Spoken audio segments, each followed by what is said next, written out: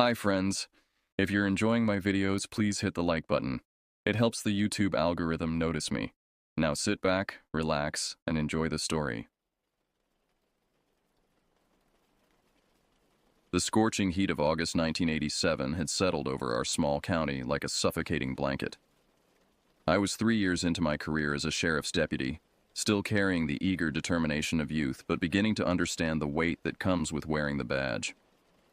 At 26, I thought I'd seen enough of human nature's darker side through domestic disputes and bar fights, but nothing had prepared me for what was waiting in those ancient woods.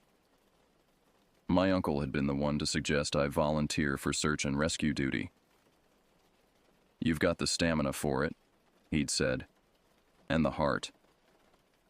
What he didn't mention was how the screaming silence of missing persons cases would follow you home. How you'd wake up in cold sweats wondering if you'd missed some crucial detail that could have saved a life. The phone rang at the station that Tuesday morning, August 18th, cutting through the humid air like a blade. Sheriff Rodriguez handed me the receiver with a grim expression that I'd come to recognize. Another missing persons case. "Deputy Morrison speaking," I answered, already reaching for my notepad. The voice on the other end belonged to Mrs. Patricia Gonzalez from Phoenix, Arizona.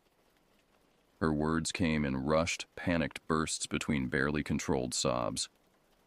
Her husband Vicente, age 54, and their 9-year-old grandson Diego had driven up to our mountain region the previous Thursday for what was supposed to be a 4-day camping and fishing trip. They should have returned Sunday evening. It was now Tuesday, and she hadn't heard a word from them. "Vicente always calls," she kept repeating, her voice breaking. "Every night when he's away, he calls to check in. Always. Even when the phone service is bad, he finds a way. Something's wrong. I can feel it in my bones." As I took down the details, their planned route, the make and model of their blue Ford pickup, Vicente's medical conditions, diabetes requiring daily insulin, Diego's fear of the dark, a familiar knot formed in my stomach. The boy's age hit me hardest, 9 years old. The same age I'd been when my own father took me on my first camping trip, teaching me to tie knots and identify animal tracks. Mrs. Gonzalez provided their intended campsite location, Deadwater Creek, about 15 miles into the wilderness area. It was accessible by logging roads, but surrounded by thousands of acres of dense forest that stretched toward the Canadian border. The area was known for its sudden weather changes, hidden ravines, and easy-to-miss trail markers. Even experienced hikers had gotten turned around out there. After hanging up, I stared at the topographical map pinned to the station wall. Deadwater Creek sat in a valley surrounded by steep ridges, with old-growth timber so thick that helicopters couldn't see through the canopy. If someone got lost in there, especially a diabetic man with a young child, time wasn't on our side. Sheriff Rodriguez assembled our search and rescue team within the hour. Besides myself, we had 4 other deputies. Martinez, a 15-year veteran with a tracker's instincts. Wilson, built like a linebacker but gentle as a lamb with scared kids. Torres, our communications specialist who could make radios work in dead zones. And Hansen, fresh out of the academy but eager to prove himself. Our civilian volunteer team consisted of 12 locals who knew these mountains better than their own backyards. There was Old Pete, a retired logger whose weathered hands could read terrain like Braille. The Morrison twins, no relation to me, identical brothers who ran the local outdoor gear shop. Susan Walsh, a school nurse who'd patched up more hiking accidents than our county hospital, and 8 others whose knowledge of wilderness survival had saved lives before.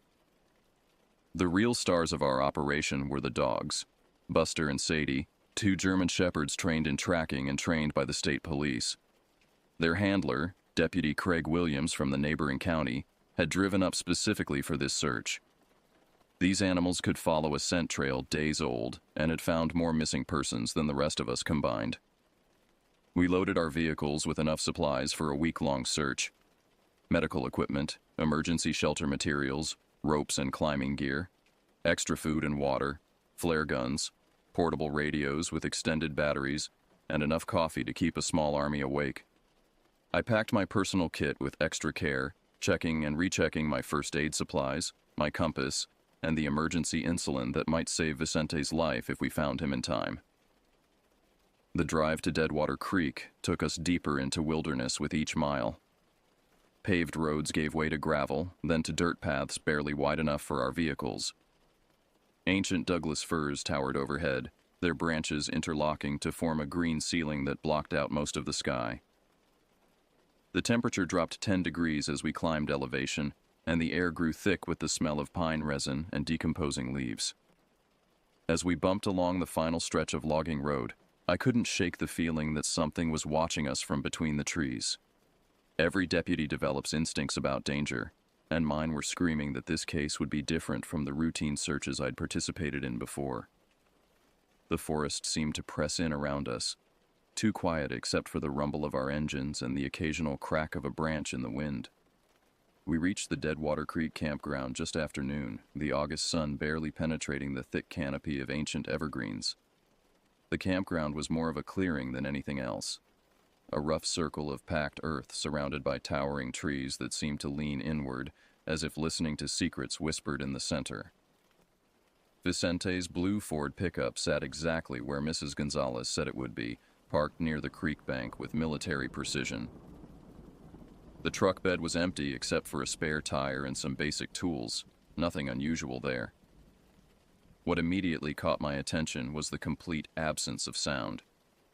No birds, no insects, not even the whisper of wind through the branches. The only noise came from the creek itself, a low gurgling that sounded disturbingly like muffled conversation. Their orange dome tent was pitched about 30 feet from the truck, still standing but with the rain fly hanging loose on one side. Deputy Martinez approached it carefully, his hand resting on his service weapon out of habit. "Tent's not secured properly," he called out. "Looks like they left in a hurry." I joined him at the tent entrance, and what we found inside made my skin crawl. Everything was still there: wallet, truck keys, camping permits, a detailed topographical map with their planned hiking routes marked in red ink, bottles of water, canned food, a first aid kit, and most troubling of all, Vicente's insulin and testing kit sitting on top of his sleeping bag. A diabetic doesn't go anywhere without his medication, not willingly. The sleeping bags were unzipped and pushed aside as if both occupants had gotten up quickly in the middle of the night. Diego's small backpack contained comic books, a handheld electronic game, and a worn teddy bear with one missing eye. The sight of that bear, obviously well-loved and carried everywhere, made my chest tighten. What 9-year-old leaves his security blanket behind? Deputy Wilson was examining the cold fire pit when he called us over. "Take a look at this," he said, pointing at a small camping pot sitting on the metal grate above the ashes. The pot was half filled with water and what had once been macaroni noodles, now bloated and gray with several days of sitting. Floating on the surface was a thin film of green algae, and tiny insects had made homes in the congealed mess. "They were cooking dinner," I said, studying the scene. "This pot wouldn't sit on the grate unless the fire was still burning, which means they left while their food was still cooking." Old Pete knelt beside the fire pit and stirred the ashes with a stick. "Fire's been dead for days, 3, maybe 4, and look here." He pointed to scattered pieces of partially burned wood around the pit's perimeter. These logs were pulled out of the fire while they were still burning. See the charred ends? Someone yanked these out fast and threw them aside. The implications sent a chill through me despite the August heat. People don't abandon a hot meal and actively extinguish their fire unless something forces them to leave immediately. Fear, panic, threat. We spent the next hour searching the immediate area around the campsite for any signs of struggle or clues about what direction they might have gone. Deputy Torres set up our communications equipment while Susan Walsh and the Morrison twins began organizing our search supplies. The tracking dogs arrived with Deputy Williams, both animals eager to work but strangely agitated in ways their handler had never seen before. Buster keeps whining and circling back to the truck, Williams told me, scratching his head.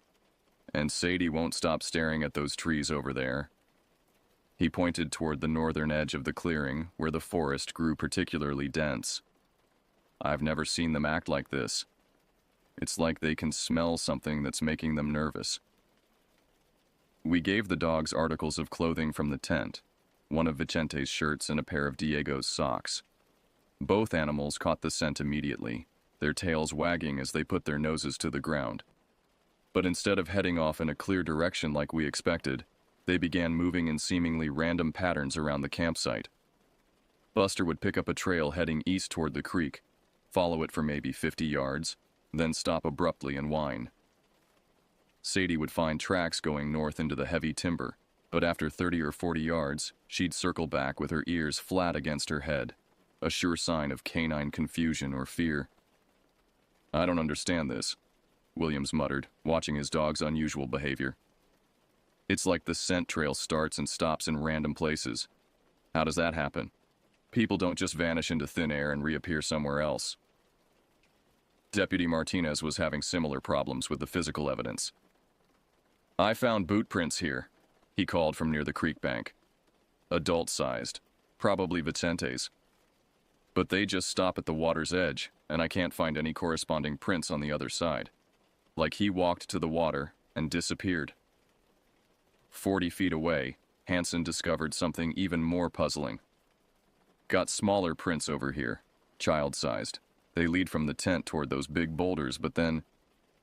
He gestured helplessly at a flat area of bare rock. Nothing. The trail just ends. As the afternoon wore on, we discovered more of these incomplete trails scattered around the campsite and extending into the surrounding forest. Boot prints that appeared suddenly in soft earth with no indication of how they'd gotten there. Broken branches at adult height in areas where no footprints existed on the ground below. A child's candy bar wrapper stuck to a tree branch 8 feet off the ground, too high for 9-year-old Diego to have placed it there himself. The physical evidence was telling a story that made no logical sense, and the dog's behavior was becoming more erratic with each passing hour. Both animals would start following a trail with confidence, only to stop suddenly and bark at empty air, their hackles raised as if confronting an invisible threat. As the sun began its descent toward the ridgeline, casting long shadows across the campsite, I made the decision that would haunt me for the rest of my life. Despite the strange evidence and the dog's nervous behavior, we had 2 people missing in wilderness that could kill them within days. Whether the clues made sense or not, we had to start searching. We'll use a standard grid pattern, I announced to the team. Martinez and Wilson take the eastern sector toward Copper Ridge. Torres and Hansen cover the southern approach to Deadwater Falls. The volunteers will work in pairs covering the western slopes. I looked at the northern tree line where the forest seemed to swallow light itself. I'll take that sector with Deputy Williams and the dogs. Something up there has their attention, and I want to know what it is. As we prepared to head out, Old Pete approached me with a concerned expression. Deputy Morrison, he said quietly, I've been hunting and fishing these mountains for 40 years. I've never seen anything like what we found here today. You watch yourself out there. This doesn't feel right.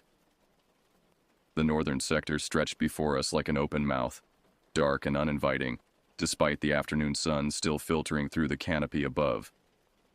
Deputy Williams and I moved carefully through the undergrowth, following Buster and Sadie as they worked the scent trails with increasing agitation. The deeper we went into the forest, the more unnatural everything felt. The silence was the first thing that struck me as wrong. In healthy forest, you should hear birds calling, squirrels chattering, insects buzzing, the rustle of small animals moving through the brush. Here, there was nothing but the soft crunch of our boots on dead leaves and the occasional crack of a branch somewhere in the distance. Even our own breathing seemed muffled, as if the trees themselves were absorbing sound. Williams, I called softly, not wanting to speak too loudly in the oppressive quiet. How long have you been working with these dogs? 5 years, he replied, keeping pace beside me while watching his animals closely. Never seen them act like this? Look at Sadie's ears. They're pinned back, but she's still following the scent. That's fear behavior mixed with working drive. Dogs don't usually show both at the same time. As if to emphasize his point, Buster suddenly stopped dead in his tracks about 20 yards ahead of us. The German Shepherd's entire body went rigid, his tail dropping low as he stared at something we couldn't see. A low whine escaped his throat, the kind of sound a dog makes when it's trying to warn you about danger it can't explain. We approached slowly, hands instinctively moving toward our weapons. Buster was fixated on a cluster of large Douglas firs, their trunks so massive that 3 people holding hands couldn't encircle one. The ground between them was carpeted with decades of fallen needles, creating a soft, brown surface that should have held tracks clearly. "There," Williams whispered, pointing at the base of the largest tree. "Boot prints." The prints were unmistakably human, adult-sized boots with a distinctive wear pattern on the left heel that matched the impressions we'd found back at the campsite. But these prints were different. They appeared suddenly in the middle of the soft needle bed, with no trail leading to them from any direction. It was as if Vicente had materialized at that spot, taken several steps in a small circle, then vanished again. More disturbing was the depth of the impressions. The prints were pressed deep into the soft earth, deeper than a normal walking gait would create. Someone had been standing there, shifting his weight back and forth with considerable force, pacing or struggling. Sadie had moved to a spot about 15 feet away, her nose pressed to the ground as she worked another scent trail. This one led to a small clearing where we found signs that made my blood pressure spike. Scuff marks in the dirt. Several broken branches at waist height, snapped cleanly as if someone had been pushed or dragged through them. And most chilling of all, a small piece of fabric caught on a thorn bush at exactly the height of a 9-year-old child. The fabric was blue denim, torn raggedly as if ripped away by force. Williams photographed it carefully before I removed it with tweezers, sealing it in an evidence bag. The material was still relatively fresh, not weathered by days of exposure to the elements. "Deputy Morrison," Williams said, his voice tight with concern. "Look at this pattern we're seeing. Random scent trails that appear and disappear. Signs of struggle in isolated spots with no connecting evidence. It's like these people were moved around the forest instead of walking through it." The implications of his observation made my stomach turn. "Moved by what?" I asked, though I wasn't sure I wanted to hear the answer. "Or who?" he replied grimly. We spent the next 2 hours working deeper into the northern sector, following the dogs as they led us from one inexplicable scent pocket to another. The pattern continued. Evidence of human presence in scattered locations with no logical connections between them. A child's shoe print pressed into mud beside a small stream, but no corresponding prints approaching or leaving the area. Adult-sized handprints pressed into the bark of a tree at shoulder height, as if someone had been pushed against it with considerable force. As the afternoon shadows grew longer, the temperature began to drop noticeably. What had started as a warm August day was turning into something much cooler, and the air carried a dampness that seemed to seep through our clothing. The forest around us was changing too, becoming darker and more oppressive with each step we took away from the campsite. The trees grew larger and closer together the deeper we went, their branches interlocking overhead to form an almost solid canopy that blocked most of the remaining daylight. The undergrowth became thicker and more tangled, forcing us to push through walls of ferns and brambles that caught at our clothing and equipment. It was in one of these dense thickets that we made our most disturbing discovery. Sadie had been working a particularly strong scent trail when she suddenly stopped and began to bark. Not her normal working bark, but a high-pitched, frightened sound that raised the hair on the back of my neck. She was focused on a large fallen log that had created a natural shelter in the undergrowth. Williams called her back and approached the log carefully, his flashlight beam dancing across the shadowy space beneath it.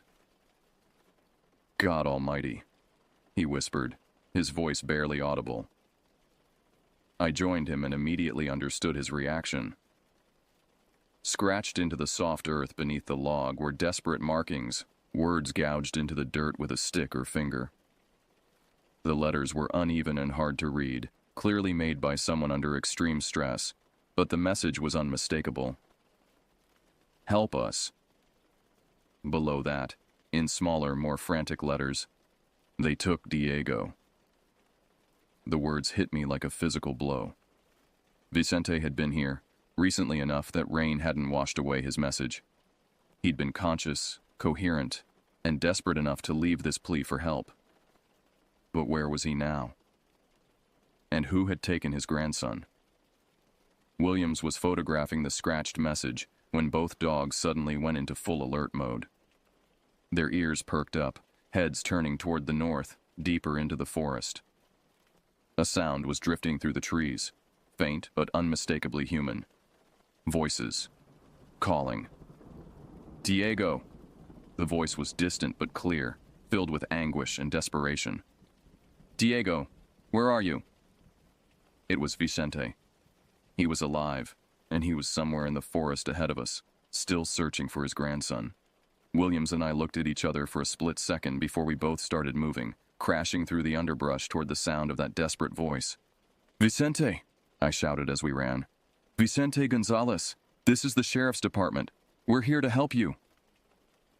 The calling stopped abruptly. The forest fell back into its unnatural silence, as if our voices had been swallowed by the trees themselves. We stopped running and listened intently, straining to hear any response, any indication of which direction the voice had come from. Nothing. Just the whisper of wind through the branches and the sound of our own labored breathing. Vicente! Williams called out, his voice echoing strangely in the dense timber. We're search and rescue. Call out if you can hear us. Still nothing. It was as if the voice had never existed, as if the forest had played a cruel trick on our desperate ears. But both dogs were still alert, still focused on something ahead of us in the darkness between the trees. As the last rays of sunlight began to fade from the sky above the canopy, I made the decision to return to the campsite and regroup with the rest of the search team. Whatever was happening in these woods was beyond anything I'd encountered in 3 years of search and rescue work, and I wasn't about to risk losing more people in the darkness. The hike back to the campsite felt longer than it should have, as if the forest itself was trying to confuse our sense of direction. Twice Williams had to consult his compass to make sure we were heading the right way, and both times we discovered we'd been veering off course without realizing it. By the time we emerged from the tree line into the clearing where Vicente's truck waited, full darkness had settled over the mountains like a heavy blanket. The other search teams had already returned and were gathered around a large campfire, their faces grim with the day's disappointing results. Nobody had found any trace of Diego. And now, with Vicente's desperate message burned into my memory, I knew we were dealing with something far worse than a simple case of people getting lost in the woods. The debriefing around the campfire revealed a pattern that chilled me more than the mountain air. Every search team had encountered the same inexplicable evidence, scent trails that appeared and disappeared without logical connection, signs of human presence in impossible locations, and an overwhelming sense that something in the forest was actively working against our efforts. Deputy Martinez reported finding Diego's other shoe wedged in the fork of a tree branch 12 feet off the ground, with no indication of how it had gotten there. The Morrison twins had discovered adult-sized footprints pressed into soft mud at the bottom of a steep ravine, but no corresponding prints on either side showing how someone could have reached that spot without rappelling equipment. Most disturbing was Susan Walsh's report from the western sector. Her team had found a section of disturbed earth near Copper Creek, where the ground showed clear signs of a struggle: torn vegetation, scuffed dirt, broken branches. But when they tried to follow any trails leading away from the scene, they found nothing. The evidence of conflict simply existed in isolation, surrounded by undisturbed forest. "It doesn't make sense," Martinez said, poking at the fire with a stick. "People don't just teleport around the wilderness. There has to be a logical explanation for what we're seeing." Old Pete, who had been listening quietly from the edge of the group, finally spoke up. "I've seen animals moved like this," he said slowly. when predators cache their prey, drag it to one location, then another, storing it for later consumption. The silence that followed his words was deafening. Deputy Torres was the first to break it. "You're talking about bears," he said, his voice hopeful. "Black bears will move carcasses to different locations." "Bears don't scratch messages in the dirt asking for help," I replied grimly. "And they don't take children's shoes and hang them in trees." Williams nodded in agreement. "Besides, the dogs would react differently to bear scent. What we're seeing is something else entirely." As we continued to discuss the day's findings, I noticed that the forest around our campsite had begun to feel different. The oppressive silence I'd noticed during the day had been replaced by something that might have been worse: the sense that we were being watched. Every time I looked up from the fire toward the tree line, I expected to see eyes reflecting our firelight from the darkness. The dogs felt it too. Buster and Sadie, who should have been resting after a hard day's work, remained alert and on edge. They positioned themselves between our group and the northern tree line, occasionally letting out low growls at sounds or movements that we couldn't detect. "We need to establish a watch rotation," I announced. "2 people awake at all times, keeping the fire burning and the dogs close. Something about this situation doesn't feel right, and I don't want to take any chances." Deputy Hanson, eager to prove himself, volunteered for the first watch along with old Pete. The rest of us settled into our sleeping bags arranged in a rough circle around the fire, weapons within easy reach. Despite the exhaustion from a full day of hiking and searching, I found myself staring up at the stars visible through breaks in the canopy.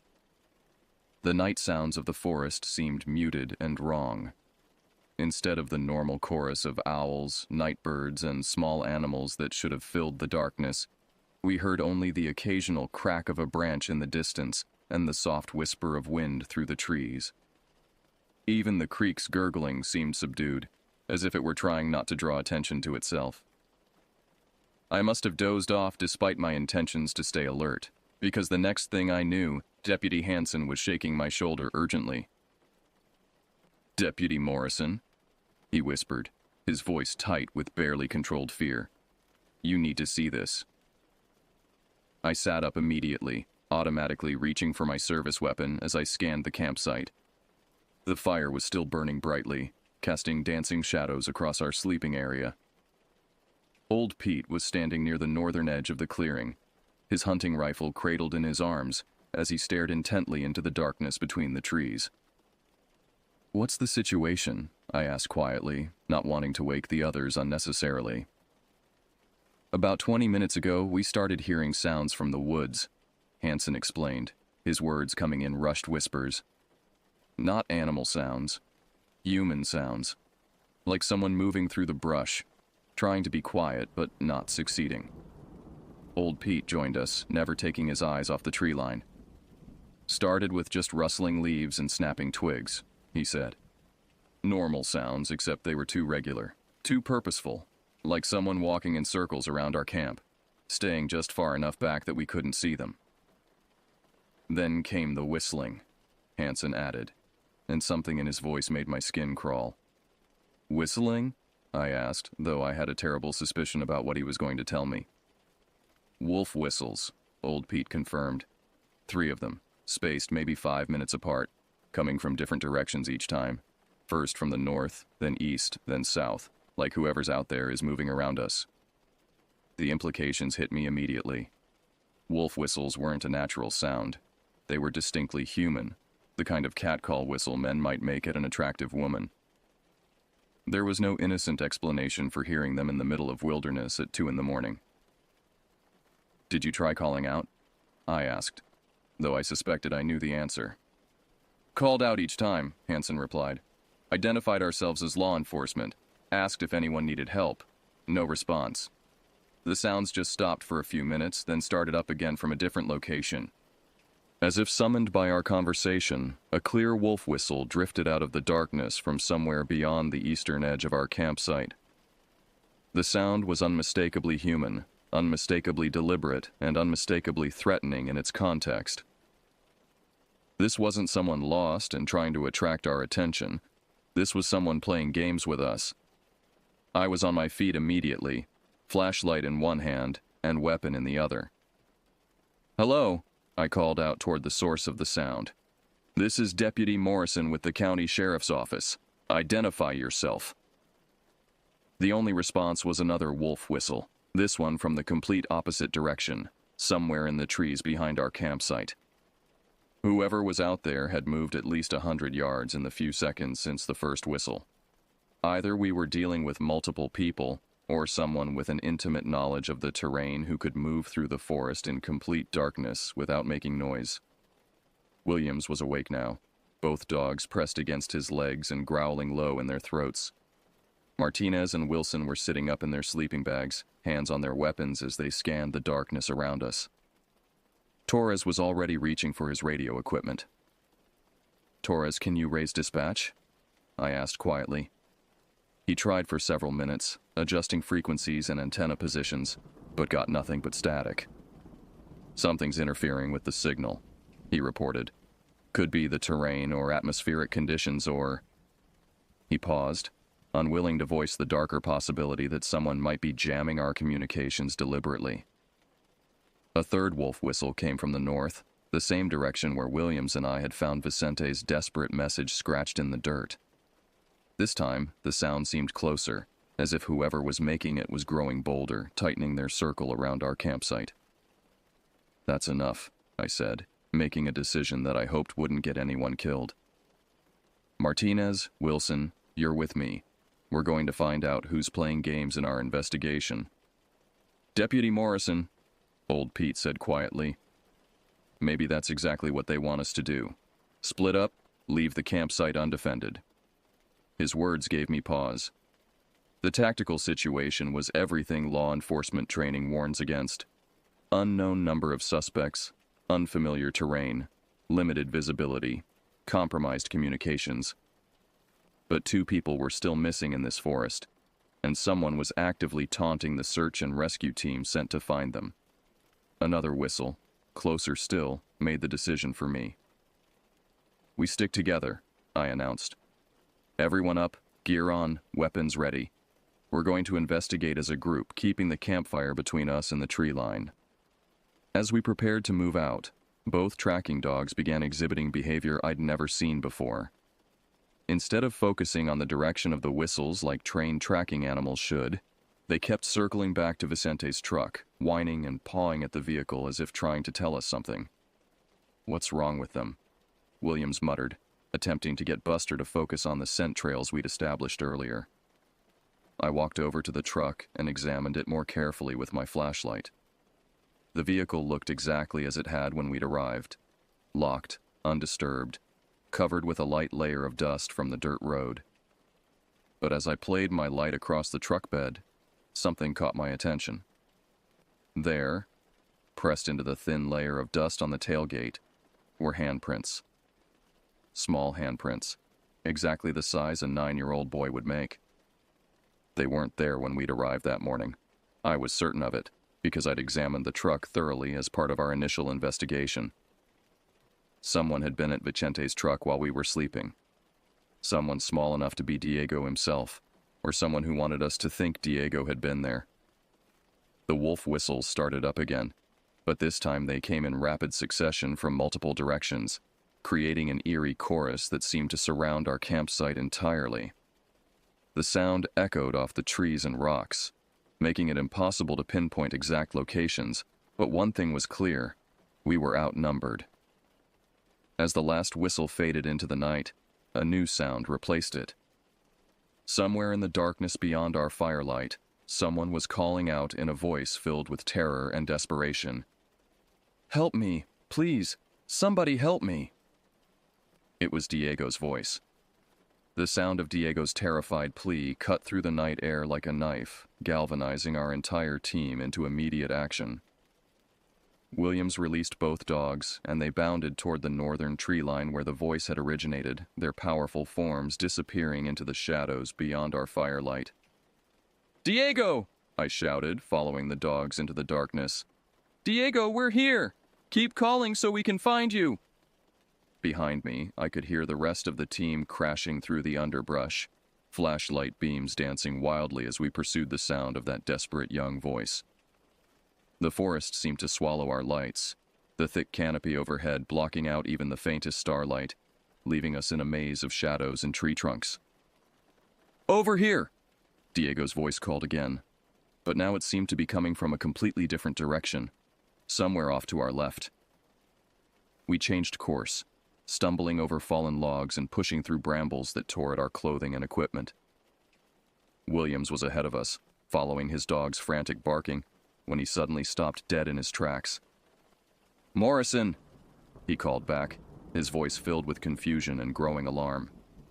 "The dogs are circling. They can't lock onto a specific direction." I reached his position and saw what he meant. Buster and Sadie were running in tight circles around a small clearing, whining and barking at empty air. Their behavior was completely contrary to their training. Tracking dogs should follow a scent trail in a straight line toward their target, not run in confused circles. "Please!" Diego's voice came again, closer now but still impossible to pinpoint. "I can't find Grandpa. Someone took him. They're coming back for me." The raw terror in that young voice drove us deeper into the forest, following what seemed like a deliberate path through the trees. But as we pursued the sound, a horrible realization began to dawn on me. Each time Diego called out, his voice came from a different location, but the distance seemed to remain constant. It was as if the source of the voice was moving parallel to us, staying just far enough ahead to remain out of sight. "Diego!" Martinez called out. "Stay where you are! Don't move! We're coming to get you!" "I can't," came the reply, now from somewhere behind us. "They won't let me! They keep moving me!" That response stopped me cold. I held up my hand, signaling the team to halt, and we all stood in the darkness listening intently. For a moment, the forest was completely silent except for the sound of our own heavy breathing and the dog's continued whining. Then Diego's voice came again, but this time there was something wrong with it. The words were the same. "Help me! Please, somebody help me!" But the tone was slightly off. Too measured, too clear for a 9-year-old boy who had been lost in the wilderness for days. Williams heard it too. "That's a recording," he said quietly, his voice barely above a whisper. "Someone's playing a recording of the kid's voice." The implications of his realization hit all of us simultaneously. We'd been led deep into the forest, away from our defensible campsite, chasing the sound of a recording. We'd been manipulated, drawn into exactly the kind of tactical situation that gets law enforcement officers killed. "Back to camp," I ordered immediately. "Now, stay together. Weapons ready." As we turned to retrace our steps, Diego's voice started up again, but this time it was coming from multiple directions simultaneously. The same terrified plea, "Help me! Please, somebody help me!" was being broadcast from different locations around us, creating a disorienting echo effect that made it impossible to determine which direction was which. The dogs were going crazy, running from one voice to another, unable to understand why their noses couldn't locate the source of the sounds they were hearing. Williams called them back, clipping leashes to their collars to keep them close as we tried to navigate back to our campsite.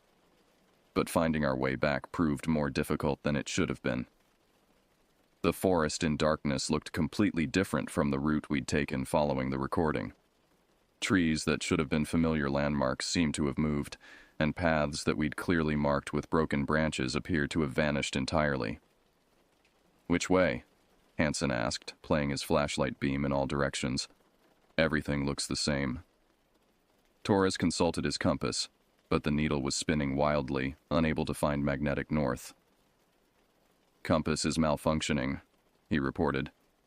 "Must be mineral deposits in the area affecting the magnetism." The recording of Diego's voice continued to play around us, sometimes close enough that it seemed like the boy should be visible in our flashlight beams, other times distant enough to be barely audible. The pattern was clearly designed to confuse and disorient us, and it was working. Old Pete, whose lifetime of experience in these mountains should have made him our most reliable guide, was having as much trouble as the rest of us. "I don't understand it," he muttered, studying the terrain with his flashlight. "This area should be familiar to me, but nothing looks right." As we continued searching for the path back to camp, the forest around us began to feel increasingly hostile. The recorded pleas for help took on a mocking quality, as if whoever was controlling them was enjoying our confusion. Worse, other sounds began to join the chorus, adult voices calling out in Spanish, obviously Vicente pleading for his grandson's safety. "Diego, where are you?" The man's voice was filled with anguish, clearly authentic recordings of Vicente's desperate search for his missing grandson. "Please, I need my medicine. I can't keep going much longer." The psychological warfare was effective. Every instinct we had as law enforcement officers and human beings was to respond to those cries for help, even knowing they were recordings. The emotional manipulation was designed to cloud our judgment and keep us moving in circles through the dark forest. Martinez was the first to spot the orange glow filtering through the trees ahead of us. "There," he said, pointing toward what had to be our campfire. "Camp's that way." We moved toward the light as quickly as the terrain would allow, eager to get back to our defensive position and regroup. But as we got closer, something seemed wrong with the scene ahead of us. The glow was too bright, too large for the campfire we'd left burning. When we finally pushed through the last line of trees into the clearing, we found our worst fears confirmed. Our campsite was in flames. Not just the fire pit, but Vicente's truck, our tents, our supplies, everything we'd left behind was burning with an intensity that suggested accelerant had been used. The heat was overwhelming, forcing us to stay back at the tree line as we watched our equipment and evidence go up in smoke. The truck's gas tank exploded as we stood there, sending a mushroom of flame and black smoke high into the night sky. "Our radios," Torres said numbly, watching the communications equipment melt in the inferno. "Our food, our medical supplies, everything." Williams was staring at the destruction with a different kind of horror. "The evidence," he said. "All the photographs, the samples we collected, Vicente's message scratched in the dirt. It's all gone." The burning campsite illuminated the forest around us in a hellish orange glow, and in that flickering light, I finally saw them. Silhouettes moving between the trees on the far side of the clearing, barely visible through the smoke and flames. At least 6 figures standing motionless as they watched our equipment burn. They were too far away to make out details, but their stillness was somehow more threatening than if they'd been advancing toward us. They simply stood there in the shadows, observing our situation with what seemed like satisfaction. "There," I said quietly, pointing toward the figures. 6 o'clock, just inside the tree line." The rest of the team followed my gaze, and weapons were drawn immediately. But even as we prepared to confront whoever had destroyed our camp, the figures began to fade back into the forest, disappearing one by one until there was nothing left but dancing shadows cast by the flames. "Spread out," I ordered. "Perimeter formation. These people have been playing games with us all night, and now they've just escalated to arson and destruction of evidence. No one moves alone. If you see anything at all, you call it out immediately." As we took defensive positions around the burning campsite, the recorded voices of Diego and Vicente finally fell silent. The forest returned to its unnatural quiet, broken only by the crackling of flames and the occasional pop of something exploding in the fire. We were stranded now, miles from the nearest road, without transportation or communication equipment, facing an unknown number of adversaries who had demonstrated both tactical planning and complete willingness to escalate the situation. Dawn was still hours away, and we had no way to call for backup. The hunt for 2 missing people had become something far more dangerous. We were no longer the hunters, we had become the prey. The flames from our destroyed campsite finally began to die down as the first pale hints of dawn crept over the eastern ridgeline. Vicente's truck was nothing but a twisted metal skeleton, still radiating heat that kept us at a distance.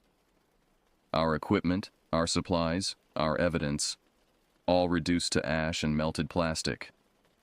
As the growing daylight allowed us to survey the full extent of the destruction, the tactical reality of our situation became clear. We were approximately 15 miles from the nearest logging road, without transportation, without communication equipment, and without the medical supplies that could keep us alive if anyone was seriously injured. Williams was examining what remained of our supply cache when he made a discovery that sent ice through my veins. "Morrison," he called softly, "you need to see this." In the soft earth near where our medical kit had been stored, pressed clearly into the dirt, was a perfect boot print. Adult-sized, with the distinctive wear pattern on the left heel that we'd been tracking for the past 2 days. Vicente's boot print. But this print was fresh, made after the fire had been set, while the ground was still soft from the heat and moisture. Which meant Vicente had been here, at our campsite, while we were chasing recordings of his grandson's voice through the forest. "That's impossible," Martinez said, studying the print. "We've been searching for this guy for 2 days. Why would he be here, at our camp, instead of trying to signal for help?" Old Pete knelt beside the print, examining it with the practiced eye of someone who'd spent a lifetime reading sign in the wilderness. "This wasn't made by someone walking normally," he said quietly. "Look at the depth, the way the heel dug in. This is the print of someone who was struggling, being dragged or carried." The implications were becoming increasingly clear and increasingly disturbing. Vicente hadn't destroyed our campsite. He'd been brought here, possibly unconscious, possibly as a witness to the destruction of our rescue operation. Deputy Torres was working frantically with the remains of our radio equipment, trying to salvage anything that might allow us to communicate with the outside world. "It's no use," he finally announced. "Everything's melted beyond repair. We're completely cut off." As full daylight settled over the burned clearing, I made the decision that had been forming in my mind throughout the long night. "We're hiking out," I announced. "All of us together, following the logging road back to civilization. We'll send backup to continue the search once we've reported what happened here." "What about Vicente and Diego?" Hansen asked. "We can't just abandon them."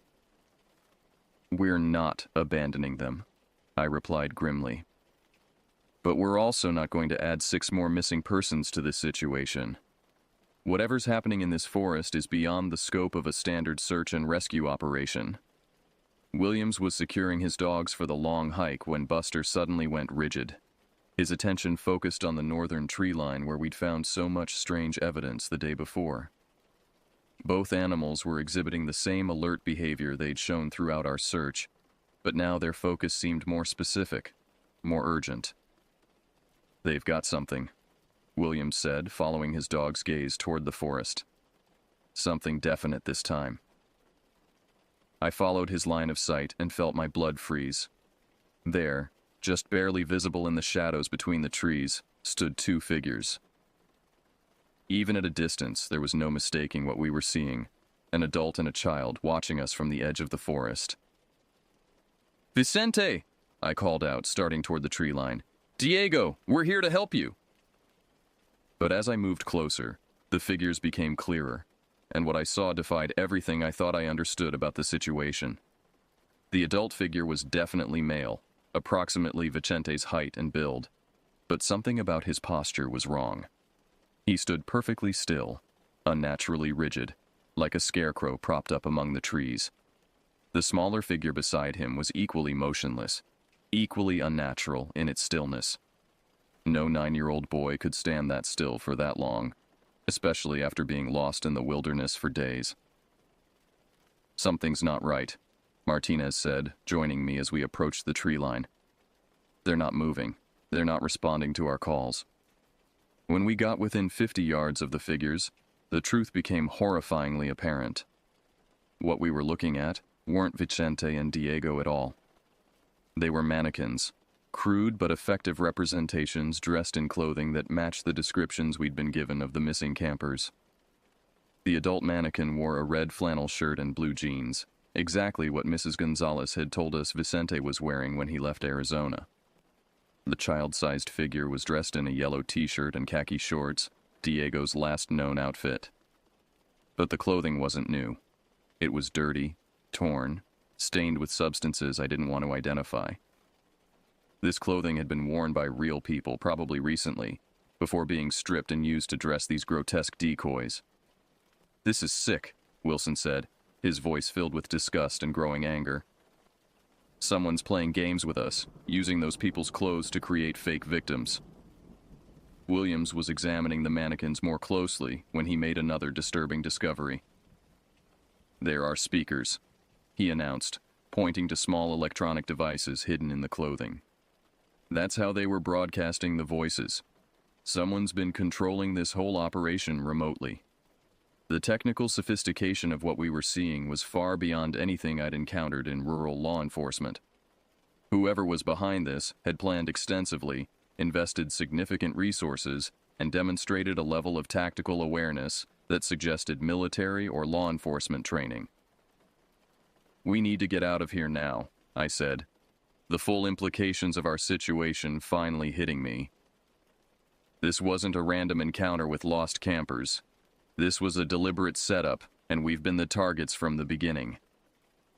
As we turned to leave the mannequins and begin our hike back to civilization, a new sound drifted through the forest.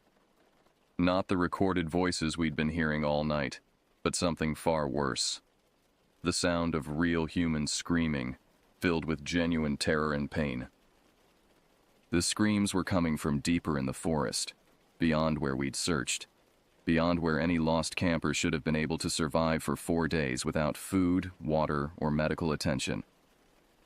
They were the sounds of people in immediate, life-threatening danger. Every instinct I had as a law enforcement officer demanded that we respond to those screams, investigate their source, attempt to help whoever was in distress. But my training and experience told me that responding would be exactly what whoever had orchestrated this situation wanted us to do. The screaming continued for several minutes, then stopped abruptly, leaving the forest in its familiar, oppressive silence. In that silence, I made the hardest decision of my law enforcement career. "We're leaving," I announced firmly. "Whatever's happening here is bigger than a search and rescue operation. We need backup, proper equipment, and a tactical plan before we go any deeper into this situation." As we began our long hike back toward the logging road, I couldn't shake the feeling that we were making a terrible mistake. Somewhere in that forest, Vicente and Diego might still be alive, might still be in desperate need of rescue. But leading my team deeper into what was obviously a carefully planned trap wouldn't save anyone. The forest watched us leave in silence, holding its secrets close. But I knew we'd be back. And next time we'd be properly prepared for whatever was waiting in those dark woods. The hunt was far from over. It was just beginning. The 15-mile hike back to the main logging road took us nearly 8 hours, every step of it through terrain that seemed actively hostile to our presence. The dogs remained agitated throughout the journey, constantly looking back toward the forest we were leaving behind, whining softly as if they could sense something following us that we couldn't detect. The path that should have been familiar became increasingly confusing as we walked. Landmarks we'd noted on our way in seemed to have shifted or disappeared entirely. Creek crossings appeared where none should have existed, forcing us to make time-consuming detours through rough terrain. Trail markers that the Forestry Service had installed decades ago were missing or had been deliberately altered to point in wrong directions. Old Pete, whose knowledge of these mountains should have made him our most reliable guide, was becoming increasingly disturbed by what he was seeing. "This isn't right," he muttered for the dozenth time, studying a trail junction that shouldn't have existed according to our topographical maps. "I've hunted these ridges for 40 years, and this terrain doesn't match what I know." Deputy Torres was having similar problems with his compass and GPS equipment. The compass needle continued to spin wildly, unable to find magnetic north, while his GPS unit displayed error messages or showed our location as somewhere in the middle of the Pacific Ocean. "It's like someone's jamming our navigation equipment," he reported, Electronic warfare stuff, military grade, way beyond anything civilian hunters or even criminals should have access to. The implications of sophisticated electronic countermeasures being deployed against our search and rescue operation added another layer of dread to our situation. We weren't dealing with random criminals or survivalist nuts hiding in the wilderness. This was organized, well-funded, and technologically advanced. Around midday, when we stopped to rest and assess our remaining water supplies, Deputy Martinez made an observation that crystallized my growing fears about what we'd encountered. "You know what bothers me most about this whole situation," he said, taking a careful sip from his water bottle. "The timing." "What do you mean?" I asked. "Think about it," he continued. "Mrs. Gonzalez calls Tuesday morning to report her husband and grandson missing. We organize a search team and get to their campsite by noon the same day. But whoever did this to our camp, whoever set up those mannequins and the recording equipment, that stuff takes time to prepare. Days, maybe weeks." His words sent a chill through me as I realized what he was suggesting. "You think they knew we were coming?" "I think they've been planning this whole operation around us specifically," Martinez replied grimly. "The question is why? What do they want with a bunch of search and rescue volunteers from a small county sheriff's office?" Deputy Wilson, who had been quietly listening to our conversation, offered a theory that made my stomach turn. What if Vicente and Diego were never really missing? What if they were taken specifically to lure search and rescue teams into the area? The possibility that we'd walked into a deliberate trap designed to target law enforcement personnel added a whole new dimension of horror to our situation. If Wilson was right, then everything we'd experienced, the strange evidence, the recorded voices, the destruction of our camp, had been carefully orchestrated to isolate and neutralize our team. As we continued our trek toward civilization, the forest around us began to change in subtle but disturbing ways. The trees seemed to grow larger and more twisted as we walked, their branches reaching toward each other overhead to form an increasingly dense canopy that blocked out most of the daylight. The undergrowth became thicker and more difficult to navigate, forcing us to slow our pace and expend precious energy, pushing through walls of brambles and fallen logs. Most disturbing was the complete absence of wildlife. In healthy forest, even a large group of people should encounter birds, squirrels, deer, and other animals going about their daily routines. Here we saw nothing. No movement, no sounds, no signs that anything lived in these woods except the trees themselves. "It's like everything's been scared away," Williams observed, watching his dog's continued nervous behavior. "Buster and Sadie are trained to work in all kinds of environments, but they've been on edge since we entered this area yesterday. Whatever's in these woods has got every living thing running scared." As afternoon wore on, our water supplies began to run dangerously low. The creek crossings we encountered were either completely dry or flowing with water that looked and smelled contaminated. Old Pete, whose wilderness survival skills were legendary in our county, refused to let anyone drink from the questionable water sources. "Something's wrong with the water," he explained, examining a stream that should have been crystal clear mountain runoff. "It's got an oily film on the surface, and it smells like chemicals, like someone's been dumping industrial waste upstream."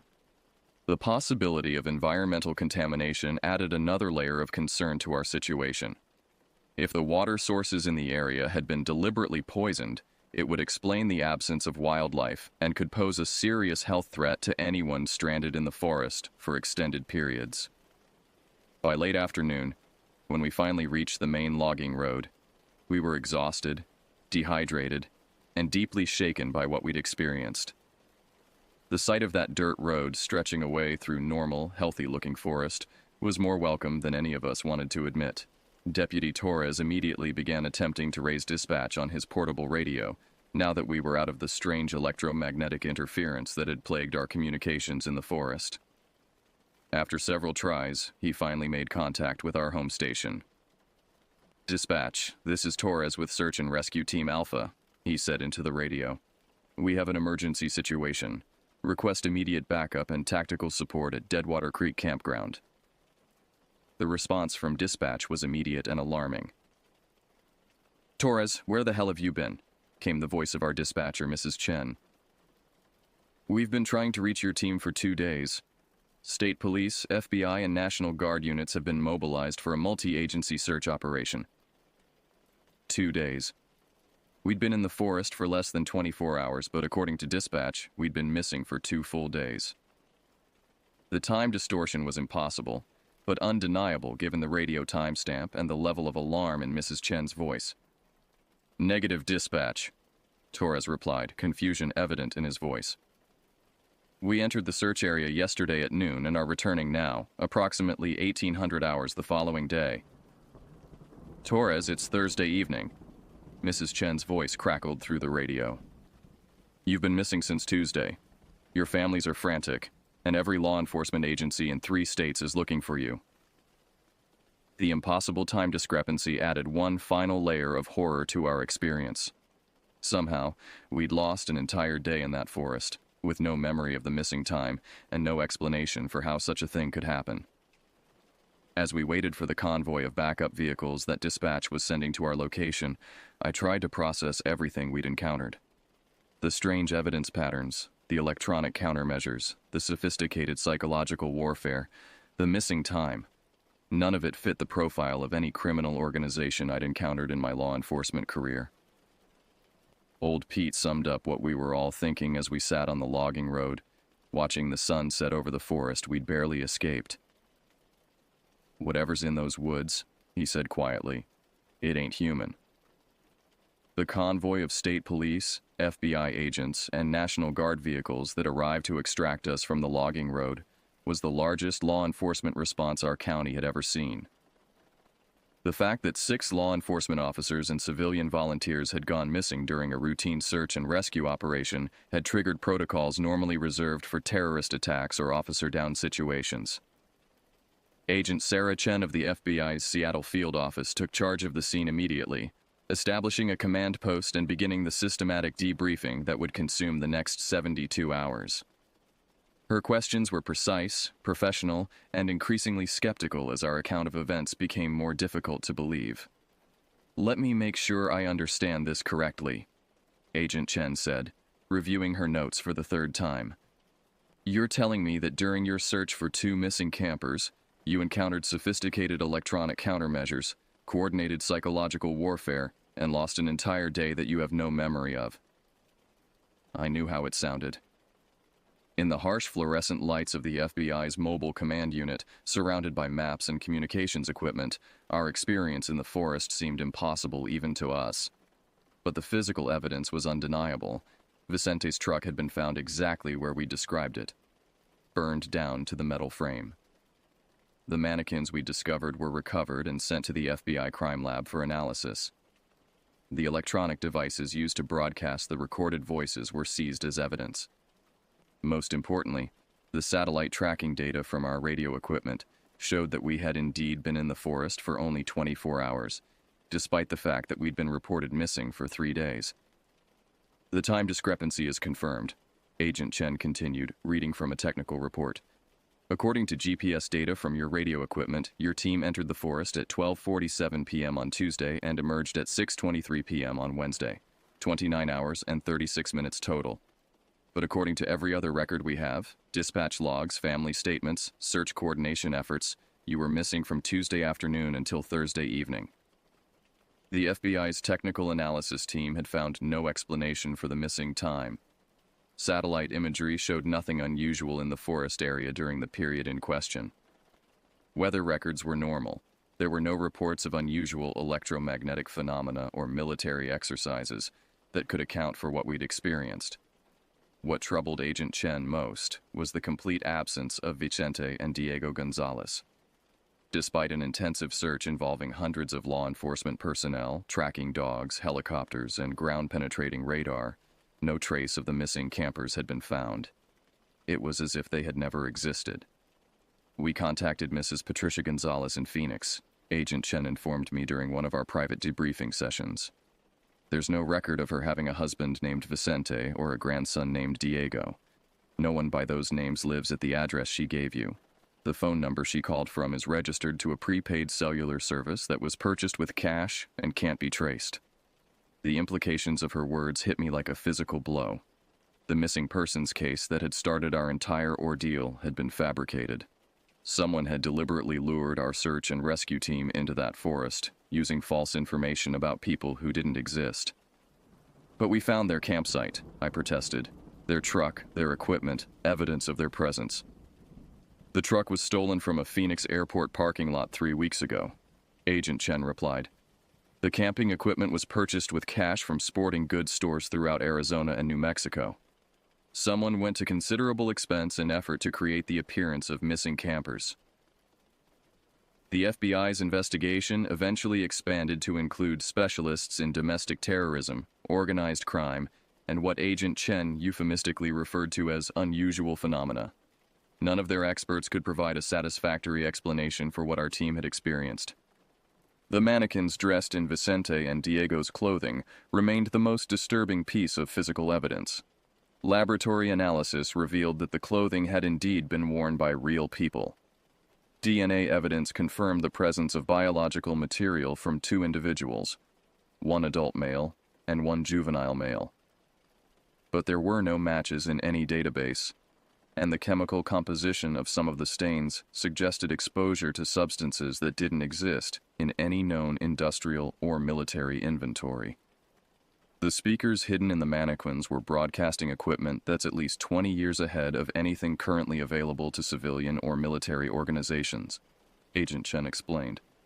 The power source was some kind of micro-reactor that our nuclear specialists have never seen before. The electronic countermeasures that disabled your navigation equipment required technology that's theoretically possible but not practically achievable with current engineering. As the weeks passed, the FBI's investigation gradually wound down without reaching any conclusions. Agent Chen was reassigned to other cases. The physical evidence was archived in federal storage facilities. The official report classified our experience as unexplained phenomena requiring no further investigation at this time. But for those of us who had been in that forest, the case never ended. Deputy Martinez transferred to a different county within 6 months, unable to sleep through the night without dreaming about wolf whistles in the darkness. Deputy Wilson left law enforcement entirely, moving to Florida where he now works as a fishing guide and refuses to discuss what happened in the mountains. Old Pete died the following winter, officially of a heart attack, but his family claimed he'd been acting strangely since our return from the forest, often talking about sounds in the woods that no one else could hear. Williams and his tracking dogs were never quite the same either. Buster and Sadie, once considered the best search and rescue team in the state, became increasingly unreliable after our experience. They would refuse to enter certain areas of wilderness, cowering and whining when asked to work in dense forest conditions, similar to what we'd encountered at Deadwater Creek. As for me, I remained with the sheriff's department for another 5 years, but never participated in another search and rescue operation. Every time a missing persons call came in involving wilderness areas, I would remember the sound of Diego's recorded voice calling for help in the darkness, and I would find excuses to send other deputies instead. I've spent 35 years since that August in 1987 trying to understand what happened to us in those mountains. I've read every book on unexplained phenomena, corresponded with researchers who study similar cases, and interviewed dozens of other law enforcement officers who've encountered situations that defy conventional explanation. What I've learned is that we weren't the first search and rescue team to disappear into the Northwest wilderness and return with impossible stories. There have been dozens of similar cases over the decades, all involving the same basic pattern: missing persons reports that turn out to be fabricated, search teams that encounter sophisticated countermeasures and psychological warfare, physical evidence that suggests technology beyond current human capabilities. The files on these cases are scattered across multiple agencies and jurisdictions, often classified or buried in bureaucratic archives where they'll never be reviewed by anyone with the authority to connect the patterns. But the patterns are there, for anyone willing to look. My nephew, who asked me to tell this story, is now a deputy himself in a different state. He's never had to respond to a search and rescue call in dense wilderness, and I pray to God he never will. Because somewhere in those dark forests, something is still hunting. still setting traps, still collecting law enforcement personnel for purposes I don't want to imagine. Mrs. Gonzalez, whoever she really was, made one phone call that destroyed the lives of everyone on our search team. Vicente and Diego, whether they were real people or elaborate fictions, served their purpose as bait to lure us into that forest. And somewhere in those mountains, in forests that look normal and peaceful on satellite images and topographical maps, the hunt continues, waiting for the next search and rescue team brave enough or foolish enough to answer the call for help. I retired from law enforcement in 1992, exactly 5 years after our encounter at Deadwater Creek. I moved to a small town in the desert Southwest, as far from dense forests as I could get while staying in the continental United States. I've never been camping since that August in 1987, and I never will again. But sometimes, on quiet nights when the wind is still and the desert is silent, I hear them. Faint and distant, carried on air currents that shouldn't exist, the sounds of wolf whistles and a young boy's voice calling for help. They're still out there, still hunting, still waiting for the next team of rescuers to answer their call. The case file on the Deadwater Creek incident remains open in the FBI's archives, stamped with classifications that ensure it will never be fully investigated or publicly disclosed. Agent Chen, who supervised the initial investigation, died in a car accident 2 years later under circumstances that her family still questions.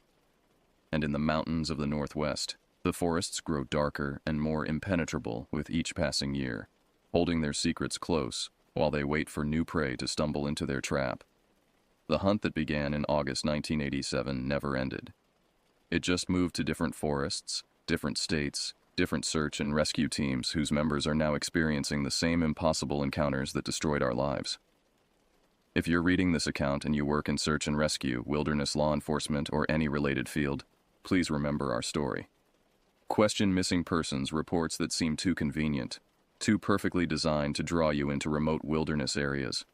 Trust your instincts when something feels wrong about a search location, and never ever go into the deep forests alone, because somewhere in those dark woods, something is still hunting.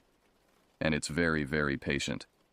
This account was compiled from interviews with the surviving members of Search and Rescue Team Alpha, FBI case files obtained through Freedom of Information Act requests, and personal documents provided by the families of the deceased team members.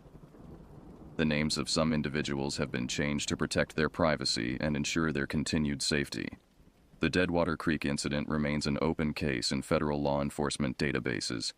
Anyone with information regarding similar encounters is encouraged to contact the FBI's Unusual Phenomena Investigation Unit through official channels.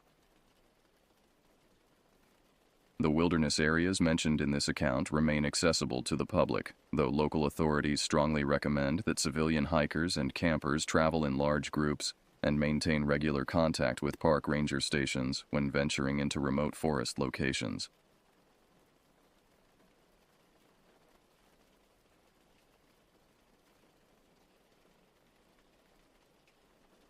The Navajo National Forest wasn't on any tourist maps. That's precisely why I'd chosen it for our annual hiking trip. After 5 years of increasingly crowded trails in national parks, I wanted something remote, untouched, somewhere I could disappear for a week and truly disconnect. My 2 longtime friends, Mike and Jason, had reluctantly agreed. They trusted my wilderness experience, even if they privately questioned the wisdom of venturing so far from civilization. We'd met in college 10 years ago, bonding over weekend backpacking trips. Now in our mid-30s, these annual excursions were our escape from corporate jobs and mounting responsibilities. "You sure we're still on BLM land?" Mike asked, adjusting his pack as we paused at a ridge overlooking miles of dense pine forest. His breath clouded in the early October air.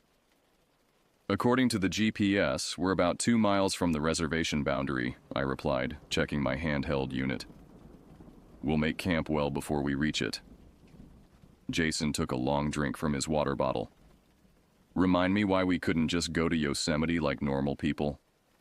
I smiled, but didn't answer. How could I explain the growing sense of suffocation I'd felt lately? The need to push beyond the comfortable and familiar? These woods called to me in a way I couldn't articulate.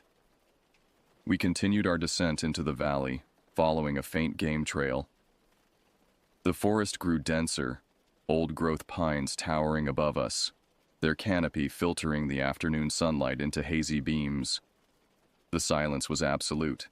No distant highway noise, no passing airplanes, just the occasional rustle of wind through branches and our boots on the needle-covered ground.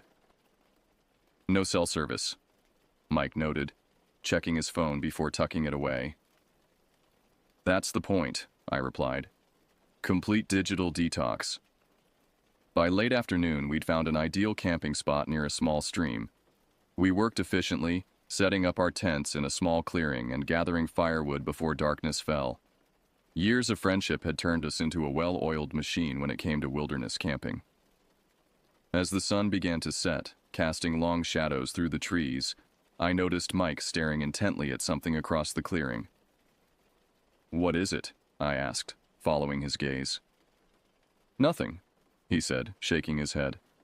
"Thought I saw something move over there, but it was probably just a deer."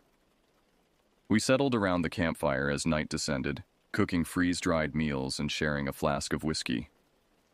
The stars emerged above the gaps in the canopy, brilliant and countless in the true darkness, only found in places far from human habitation. "You know this area is steeped in Navajo folklore," Jason said, warming his hands by the fire. "My grandfather used to tell me stories about these forests." I raised an eyebrow. "I didn't know your grandfather was Navajo." "He wasn't. He worked on the reservation as a doctor in the 70s. Picked up a lot of stories during his time there." Jason lowered his voice dramatically. "He said these woods were considered dangerous, not just because of the rugged terrain, but because of what might live here." Mike groaned.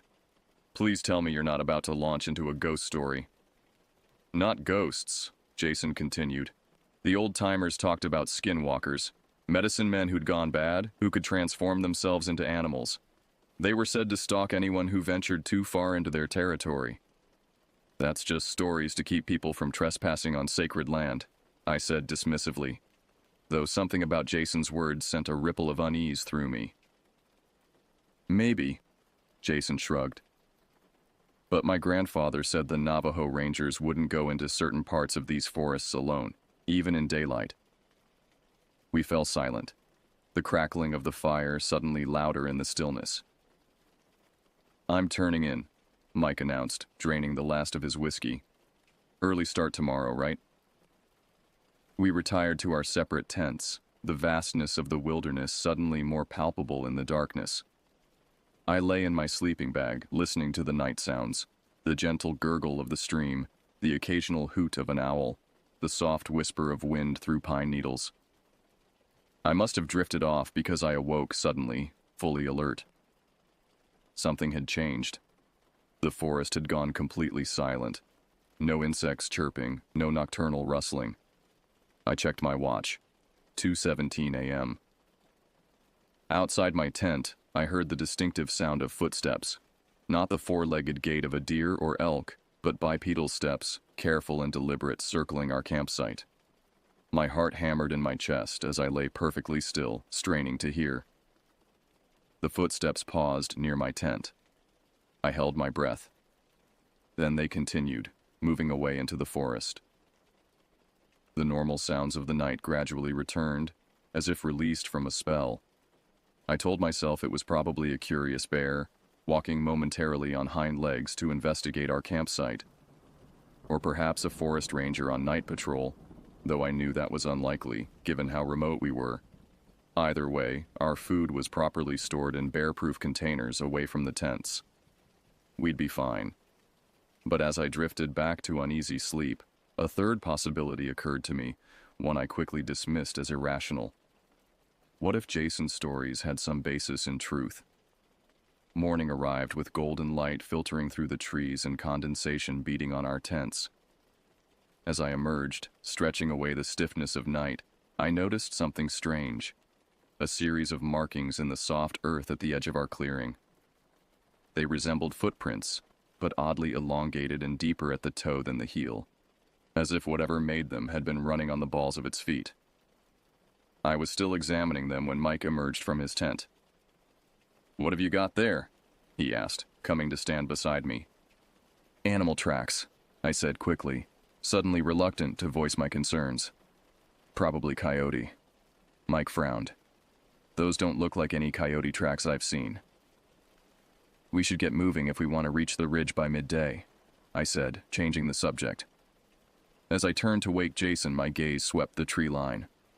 For just an instant, I thought I saw a figure standing motionless among the distant pines, tall, unnaturally still, watching. I blinked, and it was gone. Just my imagination. It had to be. Yet as we broke camp and shouldered our packs, I couldn't shake the feeling that we were being observed, assessed. The forest no longer felt welcoming. It felt like we were trespassing. And somewhere in the back of my mind, Jason's words echoed. The old-timers talked about skinwalkers, medicine men who'd gone bad, who could transform themselves into animals. They were said to stalk anyone who ventured too far into their territory. We were definitely in someone's, or something's, territory now.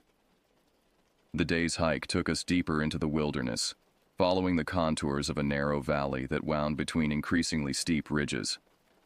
The terrain grew more challenging, the trail fading to little more than occasional game paths that required careful navigation. "You sure you know where we're going?" Jason asked as we paused to consult the map. Sweat beaded on his forehead despite the cool October air. "Roughly," I admitted. "This area isn't well mapped, but we're heading toward that ridge." I pointed to a distant line of cliffs visible through gaps in the trees. "There's supposedly an amazing viewpoint up there." Mike took a long drink from his water bottle. "I get the feeling we're the first people to hike through here in years." He wasn't wrong. The forest had a pristine quality that spoke of long isolation from human interference. Fallen trees lay where they had toppled decades ago, slowly being reclaimed by moss and fungi. In places, the undergrowth was so dense we had to navigate around it rather than push through. Around midday, we stopped in a small clearing for lunch. As I was digging through my pack for my food bag, I noticed Jason staring intently into the woods. "What is it?" I asked. "I keep seeing movement out of the corner of my eye," he said quietly. "Like something's pacing us just beyond the tree line." Mike rolled his eyes. "It's those skinwalker stories you were telling last night. Now you've got yourself spooked." "Maybe," Jason conceded, but he didn't look convinced. I didn't mention that I'd had the same sensation all morning. A prickling awareness that we were being watched followed. Several times I'd turned quickly, hoping to catch a glimpse of whatever was causing that feeling, but I'd seen nothing definitive. We continued our hike after lunch, the terrain growing steeper as we began ascending toward the ridge. The forest changed character as we climbed, the trees becoming more stunted and widely spaced, allowing broader views of our surroundings. It was during one of our rest breaks that I saw it. A strange arrangement of stones at the base of a lightning-struck pine. 7 smooth river rocks placed in a perfect circle, with a larger rock in the center. It was clearly deliberate, not any natural formation. "Hey guys, check this out," I called. Mike shrugged when he saw it. "Probably left by other hikers." "You said yourself we're likely the first people through here in years," I reminded him. Jason crouched to examine the stone circle more closely. "This doesn't look recent. These stones are partially embedded in the soil, like they've been here a long time." "Some kind of trail marker?" Mike suggested, though he sounded uncertain. "Maybe," I said, though something about the arrangement made me uneasy. It reminded me of boundary markers I'd seen on other tribal lands, warnings to go no further. We continued hiking, but the discovery of the stone circle had changed something. We talked less, each lost in our own thoughts, more attentive to our surroundings. I found myself constantly scanning the trees around us, that feeling of being observed growing stronger. As the afternoon wore on, we began encountering more unusual signs. A tree with deep gouges in its trunk, too high and too wide space to be from a bear. A deer carcass picked clean but with the bones arranged in an unnatural pattern. More stone circles appearing at increasingly frequent intervals. Okay, this is getting weird, Mike finally admitted after we found 3 stone circles within 100 yards of each other. We should turn back, Jason said, his earlier skepticism gone. Head back to the campsite from last night, and then out to the trailhead tomorrow. I wanted to agree with him, but something pushed me forward, a mixture of curiosity and stubborn pride. We're almost to the ridge. Let's at least make it there, set up camp, and we can head back in the morning. They reluctantly agreed, though the mood had shifted dramatically. We hiked in tight formation now, no longer spreading out as we'd done earlier. Every snapping twig or rustle in the undergrowth made us pause and look around. We reached the base of the ridge as the sun was beginning to set, its light turning the western sky a deep orange. The climb to the top would have to wait until morning. Let's set up camp here, I suggested, indicating a relatively flat area with good visibility in all directions. As we unpacked our gear, I noticed that Mike kept looking over his shoulder. Everything okay? I asked him quietly. I keep seeing something moving between the trees, he admitted, his voice low. Just glimpses. It's tall, walking on 2 legs, but it doesn't move like a person. A chill ran through me that had nothing to do with the cooling evening air. Probably just a deer standing on its hind legs to reach foliage, I said, not believing it myself. Mike gave me a look that said he wasn't buying it either. We built a larger fire than usual that night, none of us saying why, but all understanding the reason. As darkness fell completely, the forest around us came alive with sounds. Too many sounds. Too close. As if we were surrounded by creatures just beyond the reach of our firelight. Anyone else notice how the wildlife seems unusually active tonight? Jason asked, trying to keep his voice casual. I nodded, feeding another branch into the fire. It's like they're agitated about something. Or someone, Mike added quietly. We ate in silence, the weight of the wilderness pressing in around us. Just as we were finishing, a long, wavering cry echoed through the valley. Not quite a wolf's howl, not quite a human scream, but something horrifyingly in between. We froze, looking at each other with wide eyes. Mountain lion, I said quickly. They can sound almost human sometimes.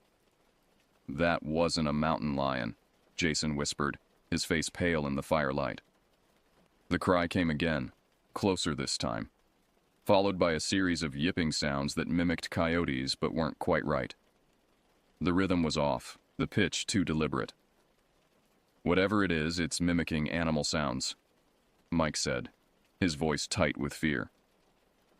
Let's get in the tents, I suggested, trying to project a calmness I didn't feel.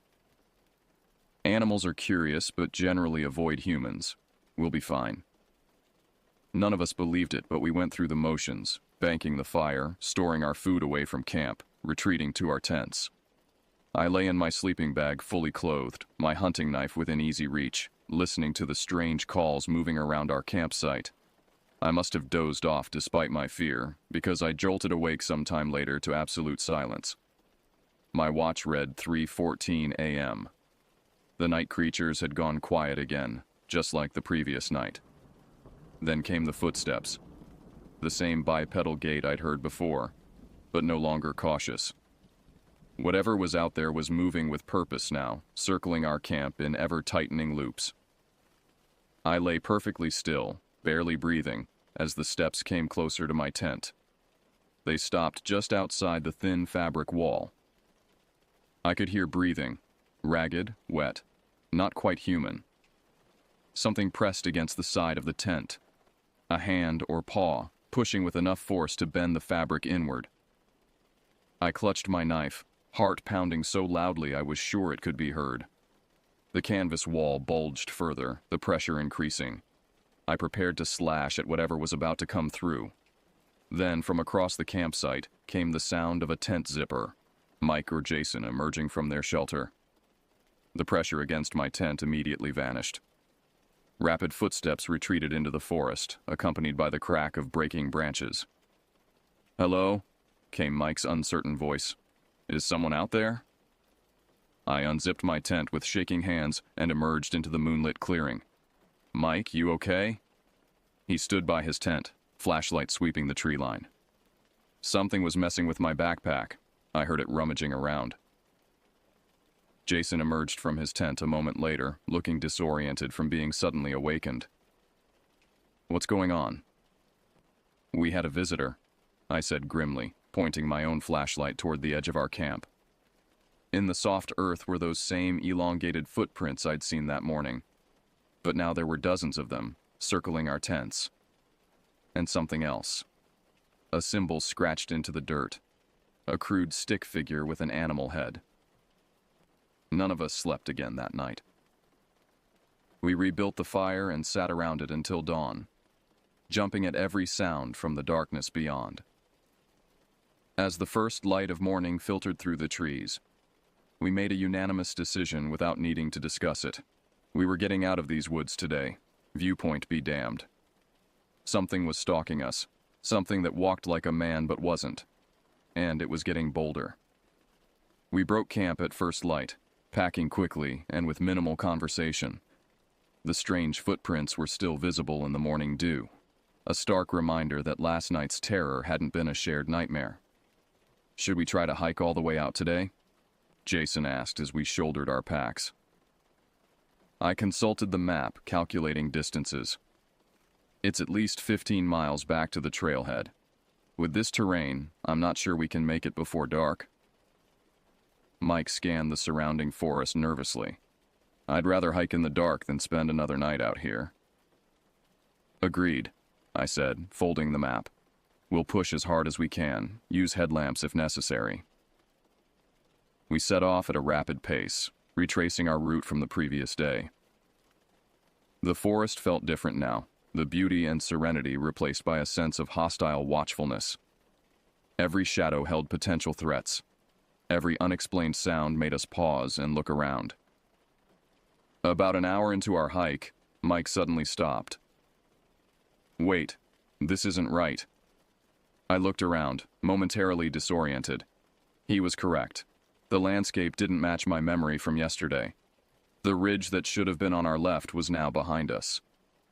"We must have taken a wrong turn," I said, pulling out the map and GPS unit. Jason joined us, breathing heavily from the pace we'd been maintaining. "Where are we?" I studied the GPS coordinates with growing concern. According to the device, we were heading northeast, almost the opposite direction from the trailhead. "This can't be right," I muttered, tapping the unit. "We've been following our tracks from yesterday." "Have we?" Mike asked quietly. I looked down at the trail we'd been following. The impressions in the soft forest floor did resemble our boot prints, but examining them more closely, I noticed subtle differences. The tread pattern wasn't quite right, the spacing slightly off. "They're not our tracks," I admitted, a cold knot forming in my stomach. "Then whose are they?" Jason asked. None of us wanted to voice the obvious question. What kind of creature could mimic human boot prints? I consulted the compass on my GPS unit, determined the correct direction, and set us on a new course. "This way. Keep your eyes open and stay close together." We moved more cautiously now, frequently checking our bearings. The terrain grew increasingly unfamiliar. Massive rock formations I didn't remember passing.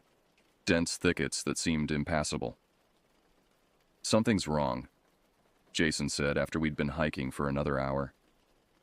"It's like the landscape has changed overnight." "Or we're being led somewhere," Mike suggested, voicing what we'd all been thinking. The realization settled heavily upon us. Whatever was stalking us was intelligent, capable of strategy. It wasn't just following us, it was hurting us. Around midday, we emerged from a particularly dense section of forest into a small clearing and stopped abruptly. In the center stood a crude structure, a framework of branches lashed together with what looked like sinew draped with animal hides. The ground around it was littered with bones, deer, rabbit, and disturbingly, what appeared to be the jawbone of a much larger animal. "Is that human?" Jason whispered, pointing at the jawbone. "Too big," I said quickly. "Probably elk or moose." But the shape was wrong for either of those animals, and we all knew it. "We need to get out of here. Now," Mike urged, already backing away.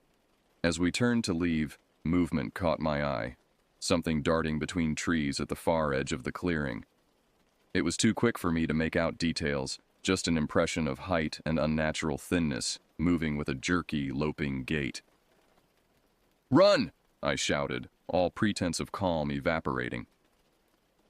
We crashed through the underbrush, abandoning the trail entirely, driven by pure instinct to put distance between ourselves and that clearing.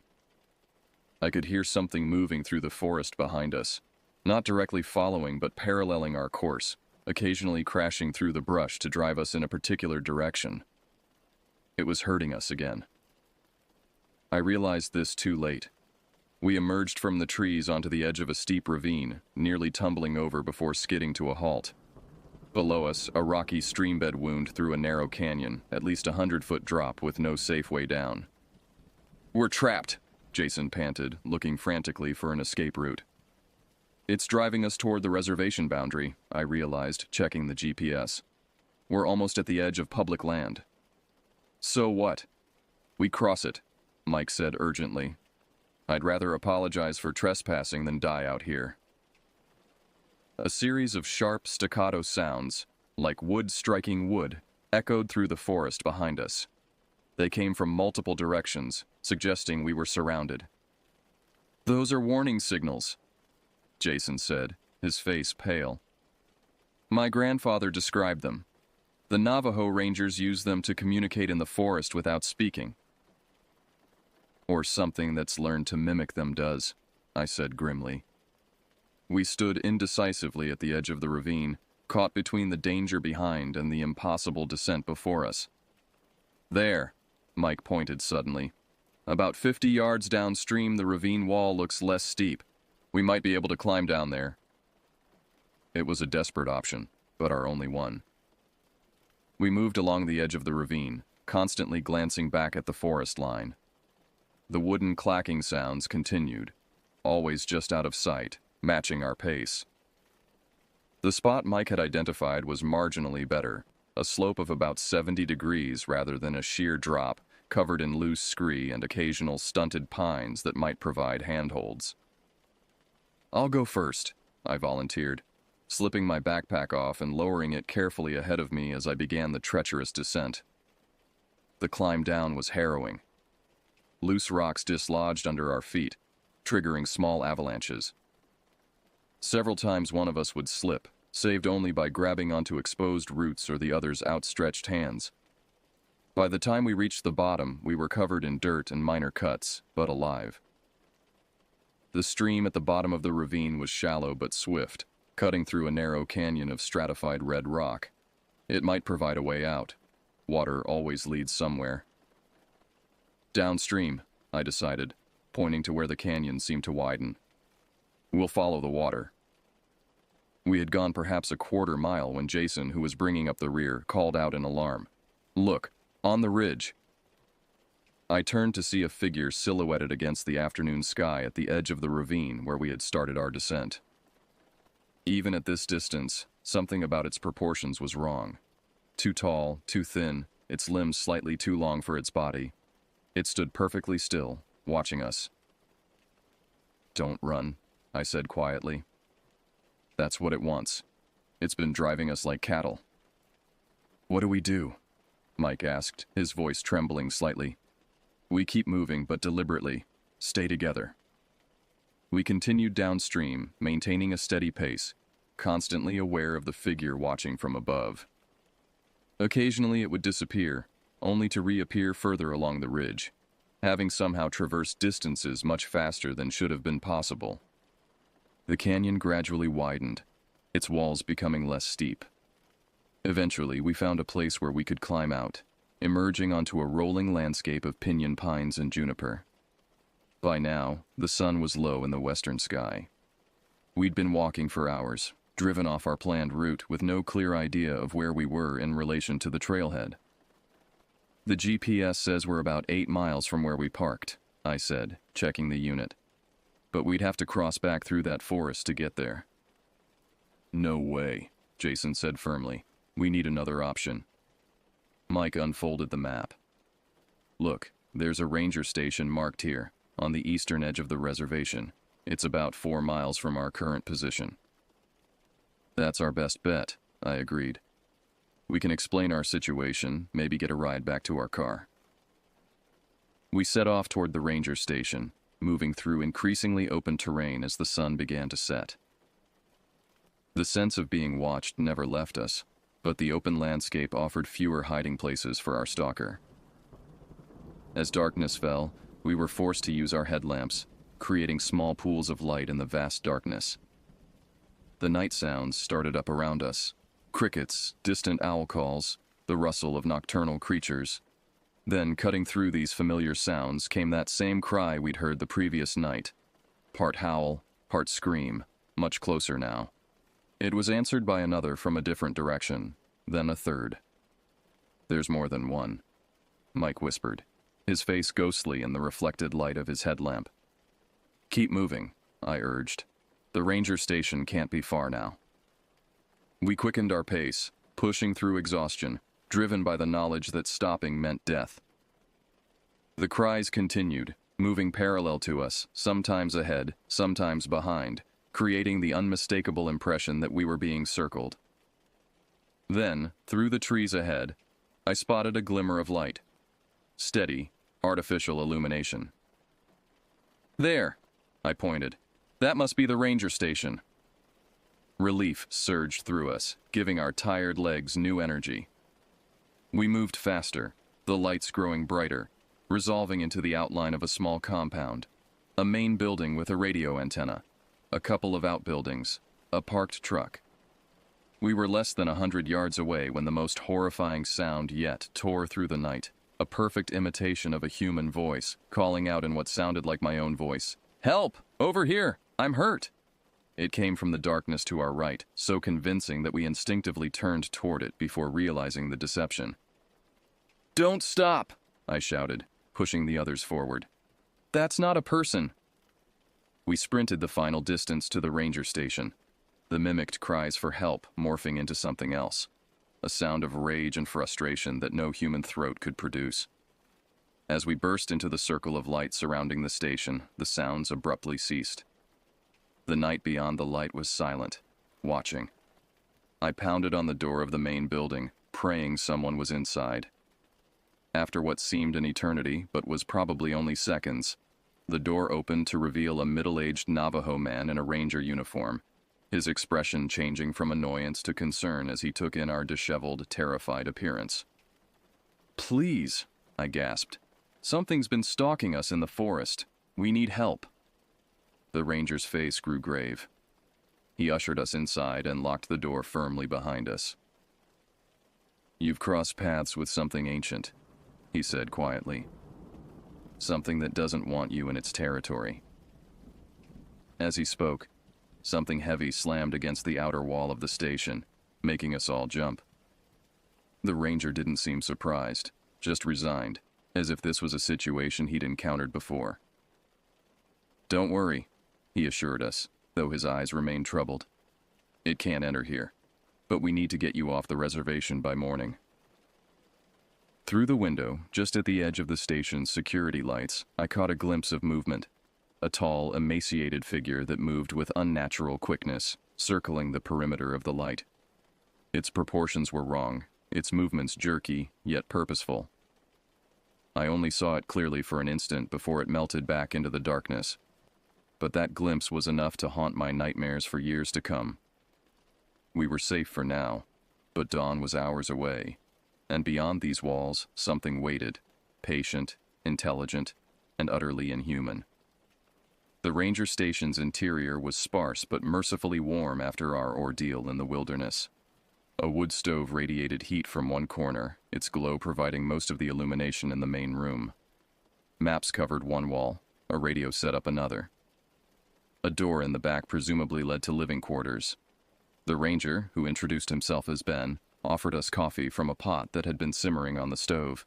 His calm demeanor was reassuring, though his eyes constantly darted to the windows, checking the darkness beyond. "You're lucky," he said as we warmed our hands around the mugs. "Not many people who encounter such things make it to safety." "You know what's out there?" Jason asked. Ben was silent for a moment, seemingly weighing his words carefully. "There are things in these forests that predate European settlement, predating even many native traditions. The Diné, what you call Navajo, have stories going back generations about entities that walk between worlds.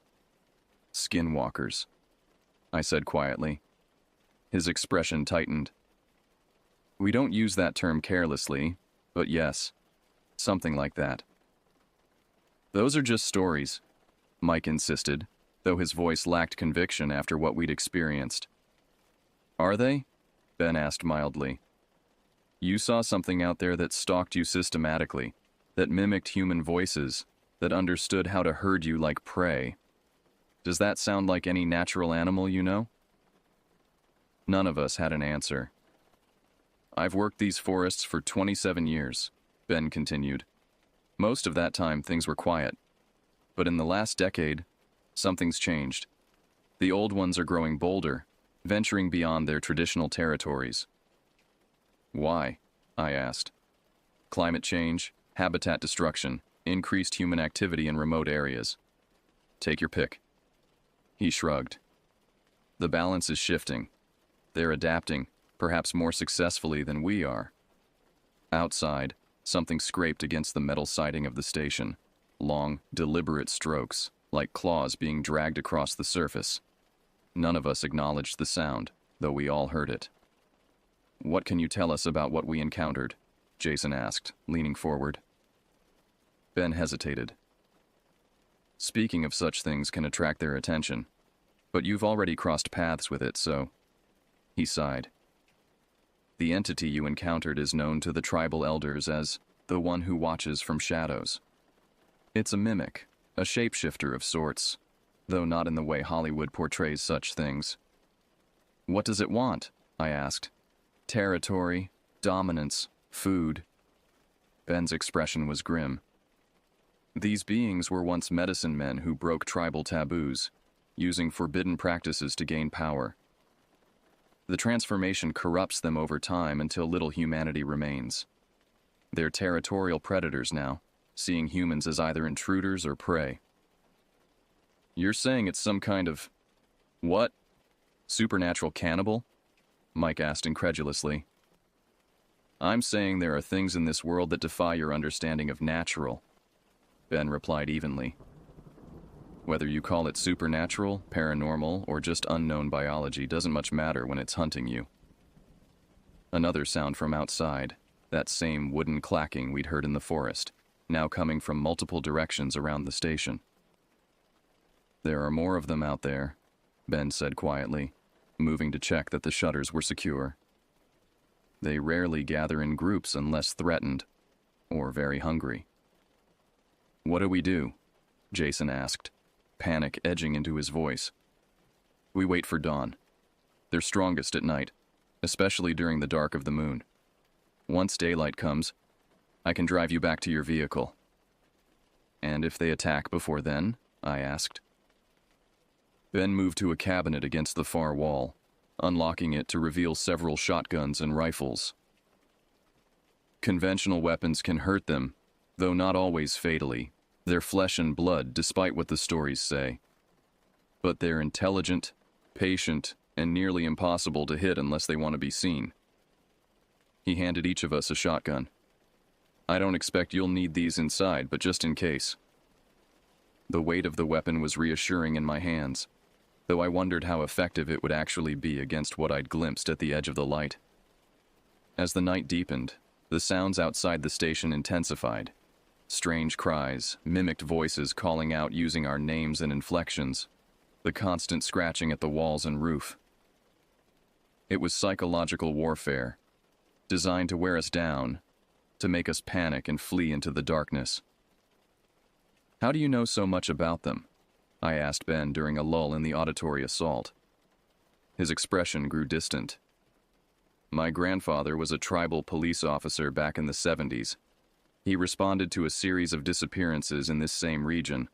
Hikers, campers, even a few locals who should have known better than to venture into certain areas alone. He tracked one of these entities for days, following a trail of mutilated wildlife and strange markings." Ben rolled up his sleeve to reveal a series of parallel scars running from wrist to elbow. He wasn't alone on that last night of tracking. I was 12, stubbornly tagging along despite his warnings. When it attacked our camp, he saved my life but lost his own. The terrible implication hung in the air. These creatures had been hunting in these forests for decades, perhaps centuries, largely unnoticed by the outside world. "Why isn't this common knowledge?" Mike asked. "Why aren't there warnings?" Ben gave a bitter laugh. Who would believe it? And those who might potentially believe, other tribal members, already know to avoid certain areas. As for the rest, evidence has a way of disappearing, and survivors like yourselves are usually dismissed as suffering from exposure, paranoia, or substance-induced hallucinations. Around 3 a.m., the attacks intensified. Something heavy slammed repeatedly against the door, testing its strength. The windows rattled in their frames as unseen entities pressed against them. The mimicry grew more sophisticated, perfect imitations of our voices having conversations, calling for help, screaming in pain. "They're trying to draw us out," Ben explained, his voice steady despite the cacophony. "Or make us so afraid we do something stupid." "Like what?" Jason asked. Before Ben could answer, a new sound cut through the chaos, the crack of breaking glass from the back of the station. "The living quarters," Ben said sharply, grabbing his rifle. "Stay here." He disappeared through the door at the back. Seconds later, we heard a shotgun blast, followed by an inhuman shriek of pain that quickly transmuted into rage. Ben backed into the main room, his rifle trained on the doorway. "They've broken the bedroom window. We need to barricade that door." We quickly dragged a heavy desk in front of the door, securing it as best we could.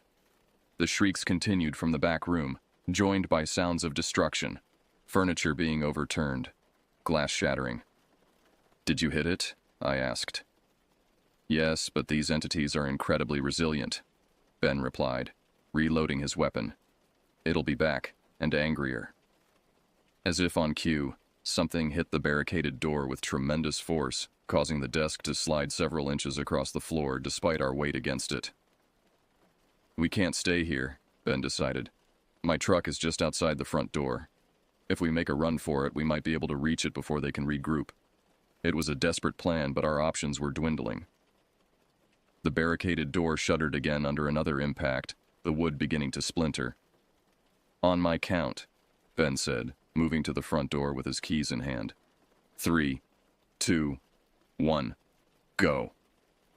He threw open the door and we burst into the night, running for the truck parked about 20 yards away. The security lights around the station provided some visibility, but the darkness beyond seemed alive with movement. Tall, spindly shapes converging rapidly. Ben reached the truck first, unlocking it and jumping into the driver's seat. Mike was next, diving into the passenger side. Jason and I were only steps behind when something erupted from beneath the vehicle.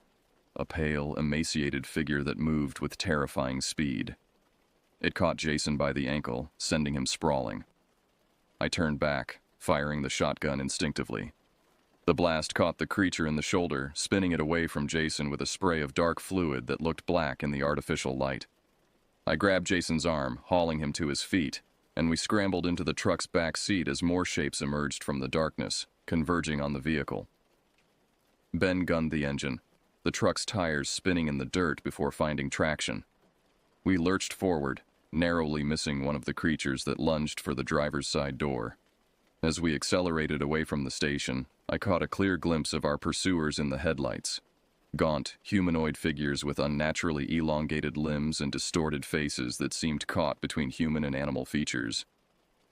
Their skin was a sickly grayish white, stretched taut over prominent bones, and they moved with a jerky, unsettling gait that was nonetheless incredibly fast. "Don't look at them!" Ben shouted, noticing my horrified fascination. "Direct eye contact is dangerous. It's how they get in your head." I tore my gaze away, but not before seeing one of the creatures drop to all fours and begin pursuing the truck with impossible speed, keeping pace even as Ben pushed the vehicle to its limits on the rough forest road. "They can outrun a vehicle?" Mike asked incredulously. "For short distances," Ben confirmed grimly. "But they can't maintain that speed for long. If we can reach the main road, we'll be safe." The truck bounced violently as Ben navigated the uneven terrain, the headlights cutting a narrow swath through the darkness. In the side mirror, I could see our pursuers gradually falling behind, their forms becoming indistinct shapes in the darkness. But one remained, the largest of them, matching our pace with unnatural endurance. As if sensing my observation, it looked directly at the mirror, its eyes reflecting the taillight's glow with an eerie red luminescence. For a moment, just an instant, I felt a terrible pressure in my mind, as if something was trying to force its way in. Whispered thoughts that weren't my own suggested I should open the door, step out, join the hunt. "Look away!" Ben shouted, noticing my transfixed stare in the mirror. "It's trying to enthrall you." I wrenched my gaze forward, the pressure in my mind receding but leaving behind a lingering sense of violation. "What was that?" I gasped. "Mental influence," Ben explained tensely, navigating a sharp turn. "That's how they lure solitary hikers, making them hear things, see things, wander off trails. The strongest ones can briefly control susceptible minds if given the chance." The realization was terrifying. These weren't just physically dangerous predators, but psychically invasive ones, capable of manipulating perception and thought. After what seemed like hours but was probably only 20 minutes, we reached a paved road. As soon as the truck's tires hit asphalt, the remaining pursuer pulled up short, standing at the edge of the forest. It raised one elongated arm in what almost seemed like a gesture of farewell, or perhaps a promise that our encounter wasn't truly over. "We're outside their territory now," Ben said, his shoulders relaxing slightly as he increased our speed on the improved road surface. They rarely cross certain boundaries, especially modern infrastructure like paved roads. "Where are we heading?" Jason asked, his voice shaky. "I'm taking you back to your vehicle," Ben replied. "It's about 30 miles from here. You should be there before dawn." As the adrenaline of our escape began to fade, exhaustion set in. But sleep was impossible. Every time I closed my eyes, I saw those gaunt figures, felt that alien presence trying to infiltrate my thoughts. "What happens now?" I asked Ben as we drove through the night. "You go home. Try to forget," he said simply. Few people ever encounter these entities and live to tell about it. Those who do often find their stories dismissed or ridiculed.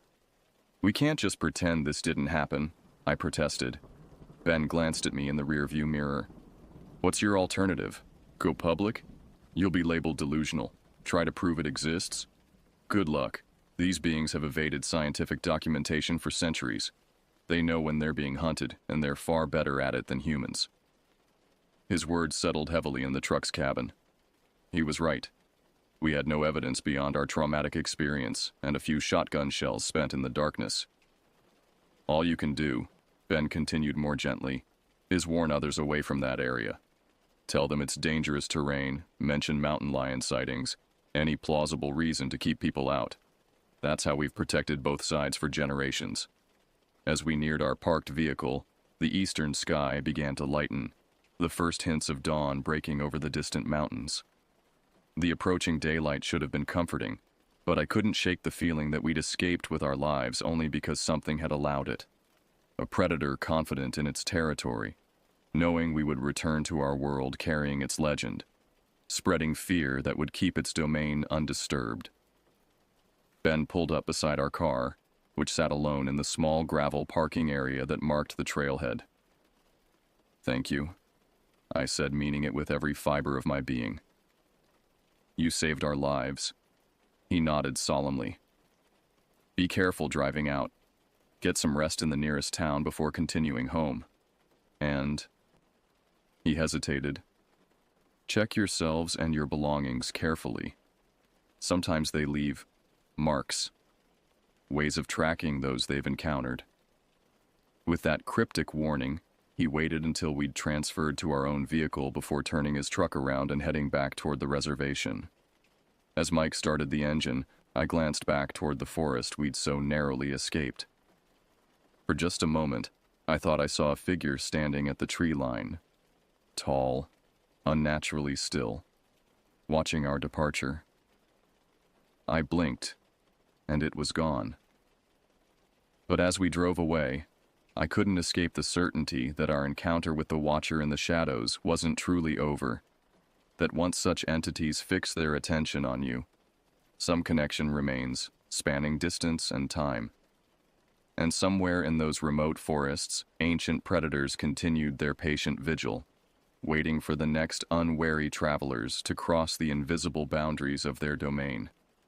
6 months passed since our encounter in the Navajo National Forest. On the surface, life had returned to normal.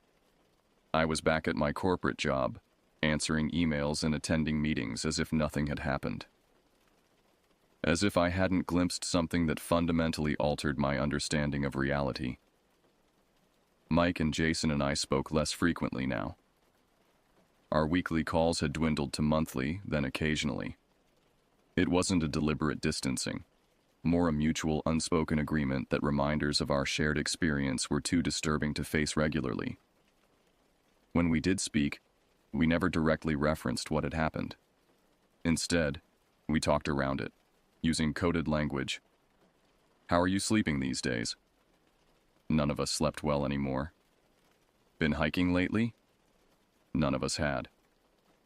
"Any unusual visitors?" A question that always raised the hair on my arms. The world felt different after the forest. Crowds made me anxious. Too many places for something to hide in plain sight. Darkness became intolerable without substantial artificial light. The sound of footsteps behind me on empty streets would send my heart racing, forcing me to turn and confront what was invariably just another pedestrian going about their business. I saw a therapist for a while, describing my symptoms as PTSD from a wildlife encounter during a camping trip. It wasn't entirely a lie. The coping mechanisms helped somewhat: grounding techniques for panic attacks, meditation for the insomnia, exposure therapy for the fear of darkness. But nothing could erase what I'd seen. What troubled me most weren't the memories themselves, but the moments when I doubted them. In the harsh light of day, surrounded by the trappings of civilization, it was easy to rationalize our experience. Stress, exhaustion, and fear combining to create shared hallucinations. Perhaps we'd encountered a particularly clever predator, a mountain lion or wolf, and our minds had transformed it into something more sinister. But then night would fall, and with darkness came certainty. The things we'd seen were real. The ranger, Ben, had known about them. They had histories, behaviors, territories. They had been hunting humans for generations.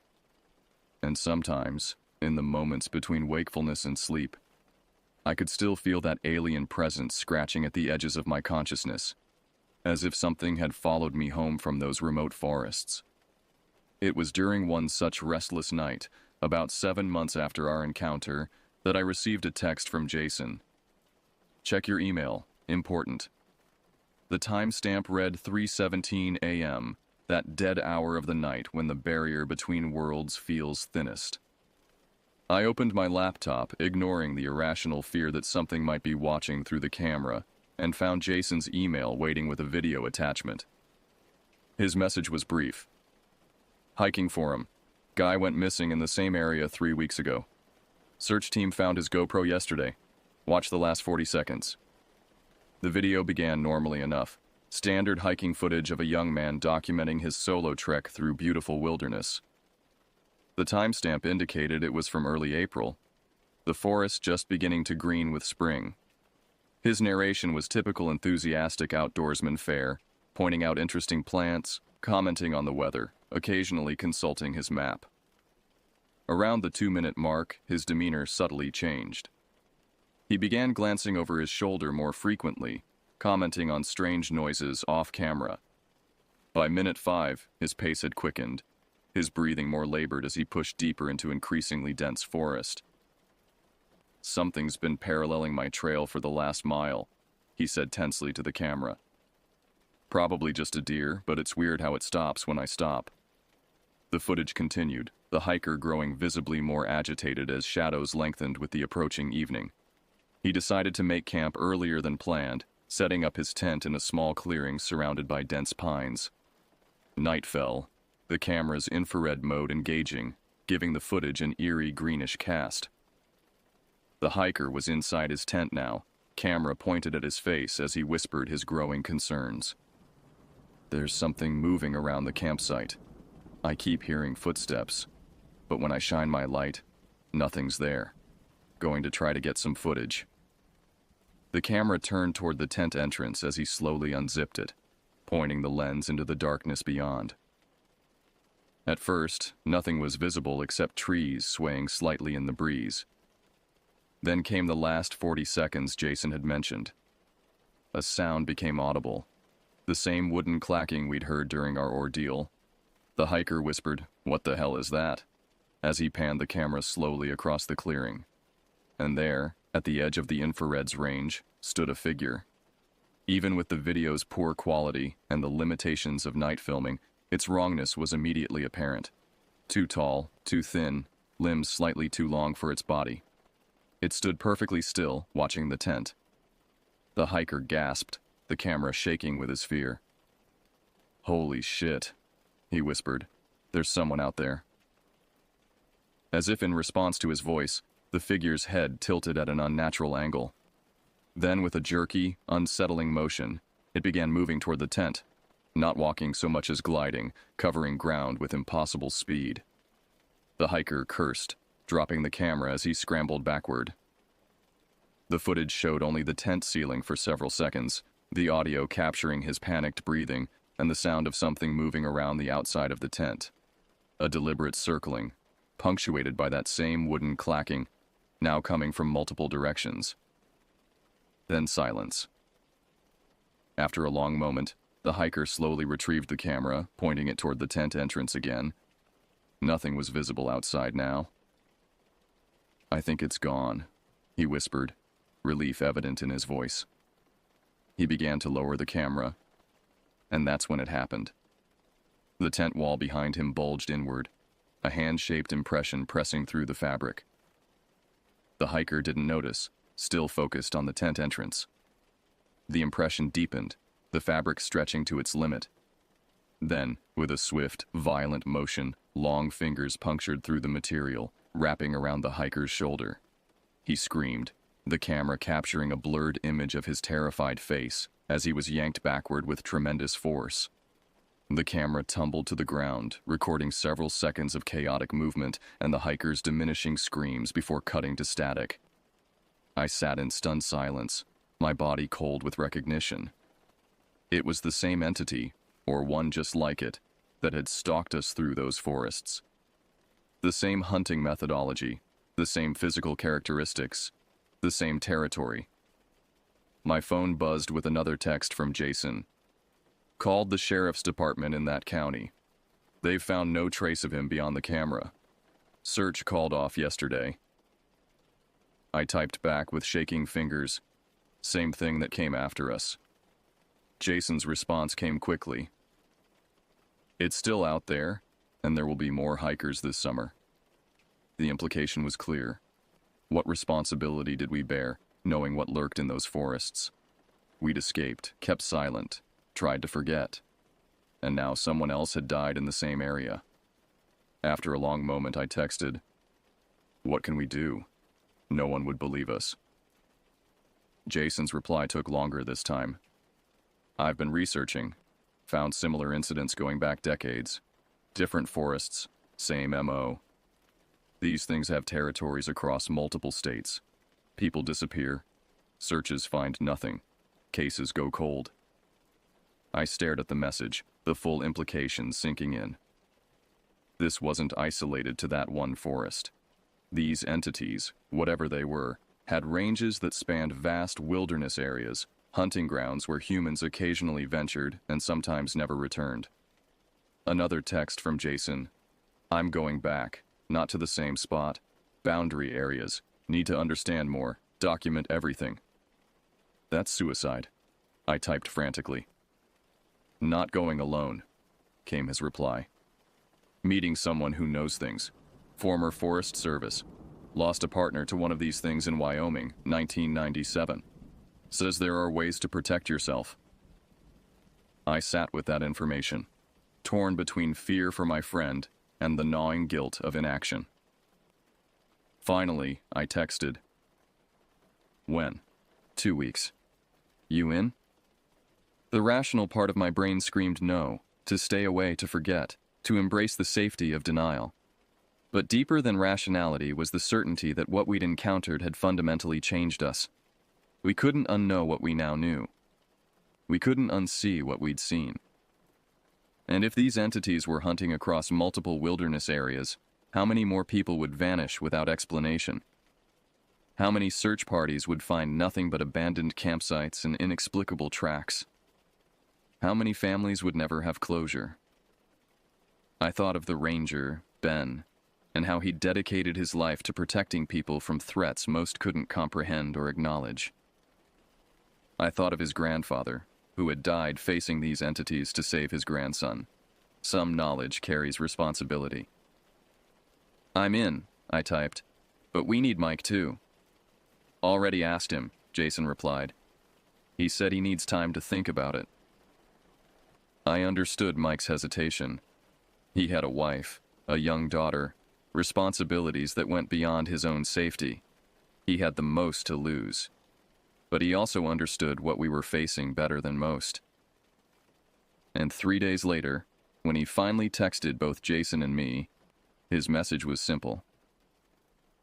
Can't let you two idiots get yourselves killed without me. I'm in. We spent the next week gathering equipment, consulting with Jason's new contact, preparing for what would certainly be the most dangerous undertaking of our lives. We weren't delusional enough to think we could hunt these entities. They were apex predators in their domain, with advantages we could barely comprehend. But we could document, map territories, identify patterns, create warnings that might save lives. The night before our departure, I stood at my window, looking out at the city lights that had once represented safety and civilization. Now I understood them as merely temporary barriers against ancient forces that had never truly retreated, just withdrawn to wait. Movement in the shadows of the building across the street caught my eye. A tall, unnaturally thin figure standing perfectly still, watching my window. I blinked, and it was gone. Just a trick of light and shadow, or perhaps my overwrought imagination. But as I turned away from the window, a familiar pressure brushed against my consciousness. That same alien presence I'd felt in the forest, trying to work its way into my thoughts. They knew we were coming back. Perhaps they'd always known we would return. Perhaps they'd been patiently waiting, watching from the shadows of our civilized world, biding their time. Tomorrow we would venture back into their territory, armed with knowledge, technology, and determination. Whether we would emerge again remained to be seen. But as I packed the last of my gear, including a journal documenting everything we'd experienced and learned, I felt a grim resolve replacing the paralyzing fear that had haunted me for months. Some threats remain hidden because no one survives to report them. Others remain hidden because survivors aren't believed. But truth has a power of its own, accumulating slowly over time, impossible to fully suppress. The Watchers had existed in shadow for centuries, hunting with impunity. But shadows recede when exposed to light, and we were bringing lights into their darkness. Cameras, journals, GPS trackers, communication devices. They were ancient and powerful in their domain, but they had never faced prey that returned deliberately, knowingly, with purpose. As I finally drifted toward uneasy sleep, one thing became clear. Our first encounter with the Watcher in the shadows had been on its terms. Our return would be on ours. And this time, we wouldn't be running away.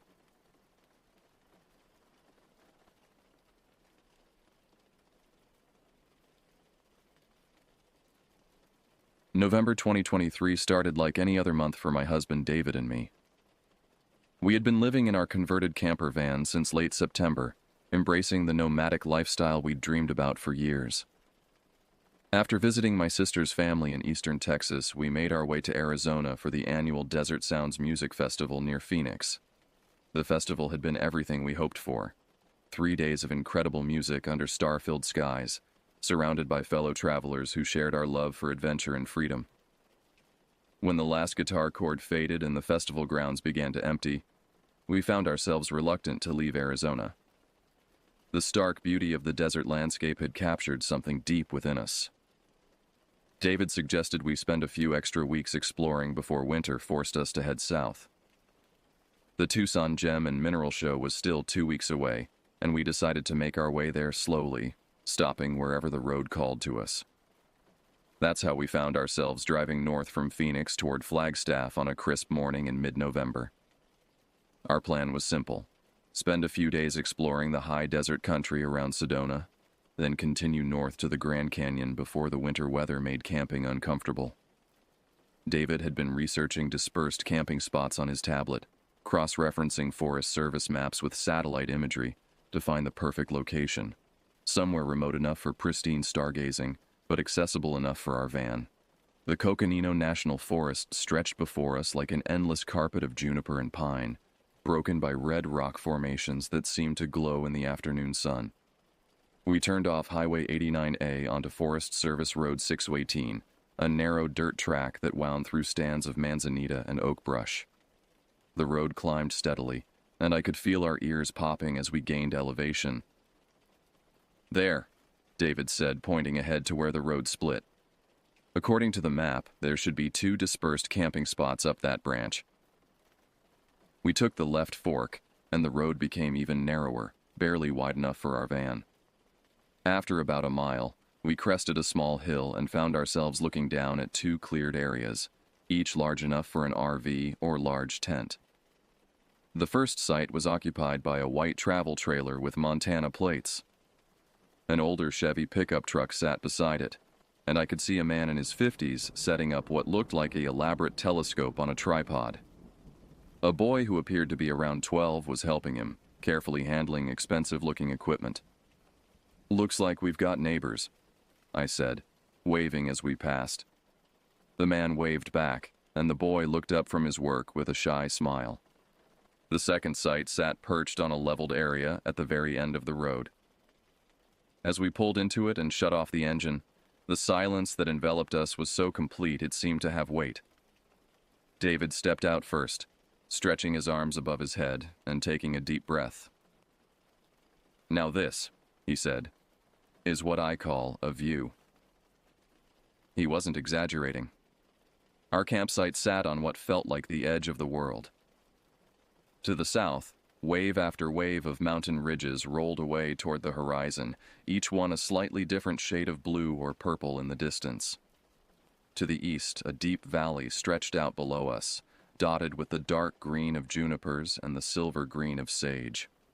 A barbed wire fence marked the boundary of what our map indicated was a large cattle ranch, its headquarters hidden somewhere in the valley beyond the next ridge. What struck me most was the absolute remoteness of our location. In every direction, I could see nothing that indicated human presence except for the fence and the occasional dirt track winding through the landscape. No power lines, no buildings, no cell towers. When I pulled out my phone to check for signal, I wasn't surprised to see no service displayed where the bars usually appeared. "We're really in the middle of nowhere," I said, and the words carried an edge of both excitement and unease. David was already setting up our camp chairs, positioning them to face west toward what promised to be a spectacular sunset. "That's exactly what we wanted, isn't it?" he said. complete solitude, perfect for stargazing. As the afternoon wore on, we settled into our usual camping routine. I prepared a simple dinner on our camp stove while David checked and adjusted our solar panel setup. The temperature was dropping as the sun sank lower, and I was grateful for the warm jacket I pulled from our storage compartment. It was while I was washing dishes in our collapsible basin that I first noticed something odd. A flash of light caught the corner of my eye, coming from one of the distant ridges to the southeast. I looked up, scanning the landscape, but saw nothing unusual. "Did you see that?" I asked David. "See what?" "A light, like a reflection or something from that ridge over there." I pointed toward the area where I thought I'd seen it.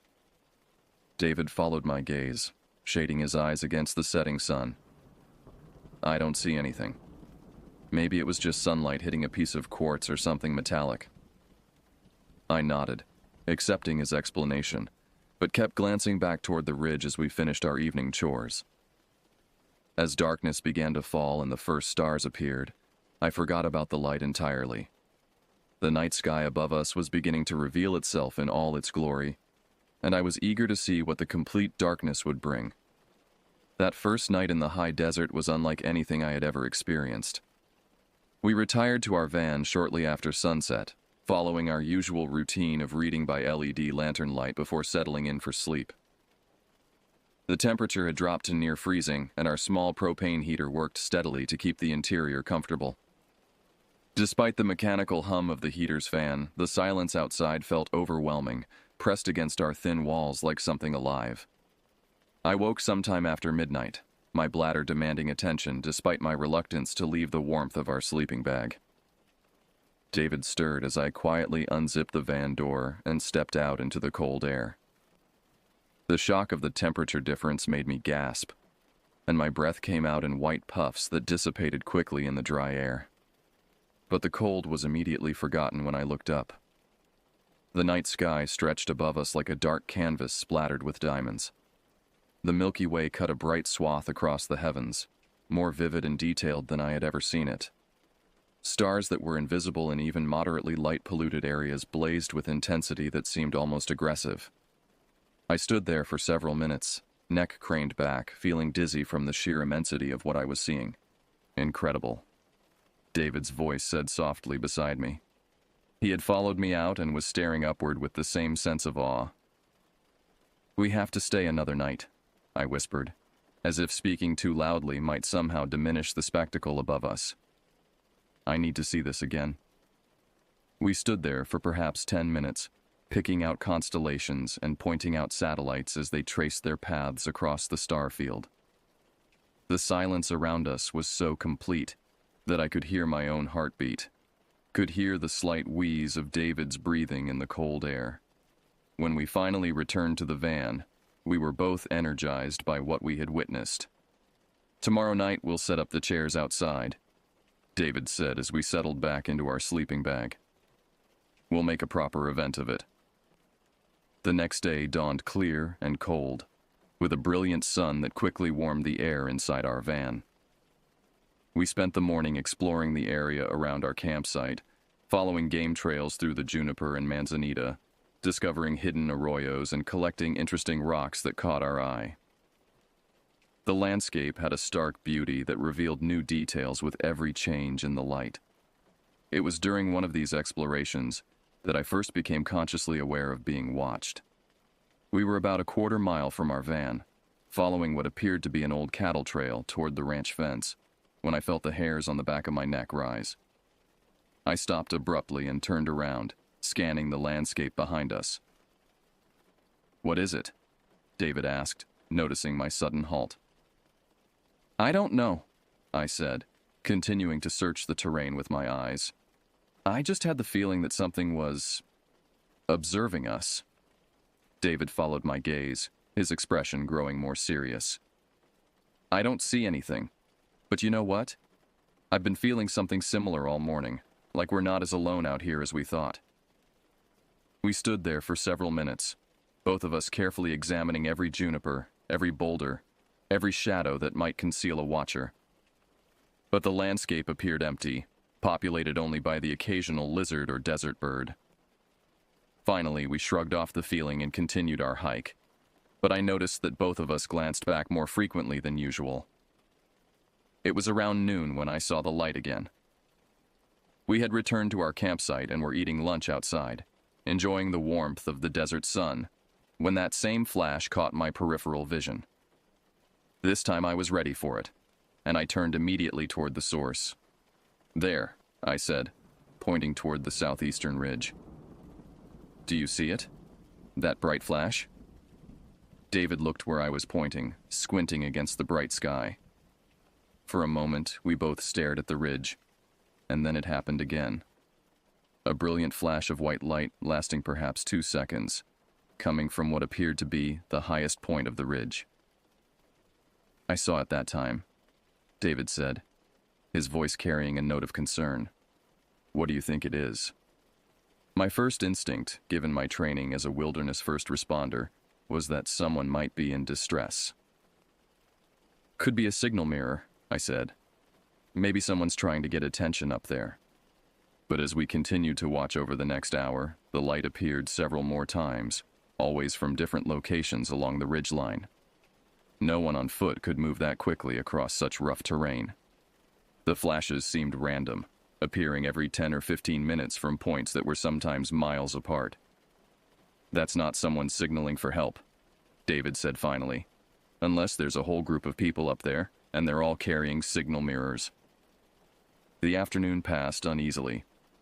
We tried to focus on normal camping activities, reading, playing cards, preparing dinner, but both of us kept glancing toward the ridge. The flashes continued sporadically, and I began to feel a growing sense of unease that I couldn't quite explain. There was something about the randomness of the lights, the way they appeared from impossible distances apart, that made my subconscious mind send up warning signals. As evening approached and we prepared for our planned stargazing session, I found myself dreading the coming darkness. The beautiful night sky that had filled me with wonder just 24 hours before now seemed like a vast, dark space where anything might hide. I tried to dismiss these feelings as mere anxiety, the result of being in such an isolated location, but the knot in my stomach continued to tighten as the sun sank toward the western horizon. Our neighbors, the man and boy with the telescope, had spent the day making trips to Sedona and had returned just before sunset. I could see them setting up their equipment again, and the normalcy of their presence provided some comfort. At least we weren't completely alone out here. But as full darkness fell and we stepped outside with our camp chairs, I could no longer ignore the growing sense that something was fundamentally wrong with this place. The temperature had dropped below freezing by the time we set up our chairs facing east, away from where our neighbor's campfire cast a warm glow in the distance. David had prepared a thermos of hot coffee, and we wrapped ourselves in heavy blankets as we settled in to watch the night sky. For the first hour, everything seemed normal. The stars emerged in their magnificent display.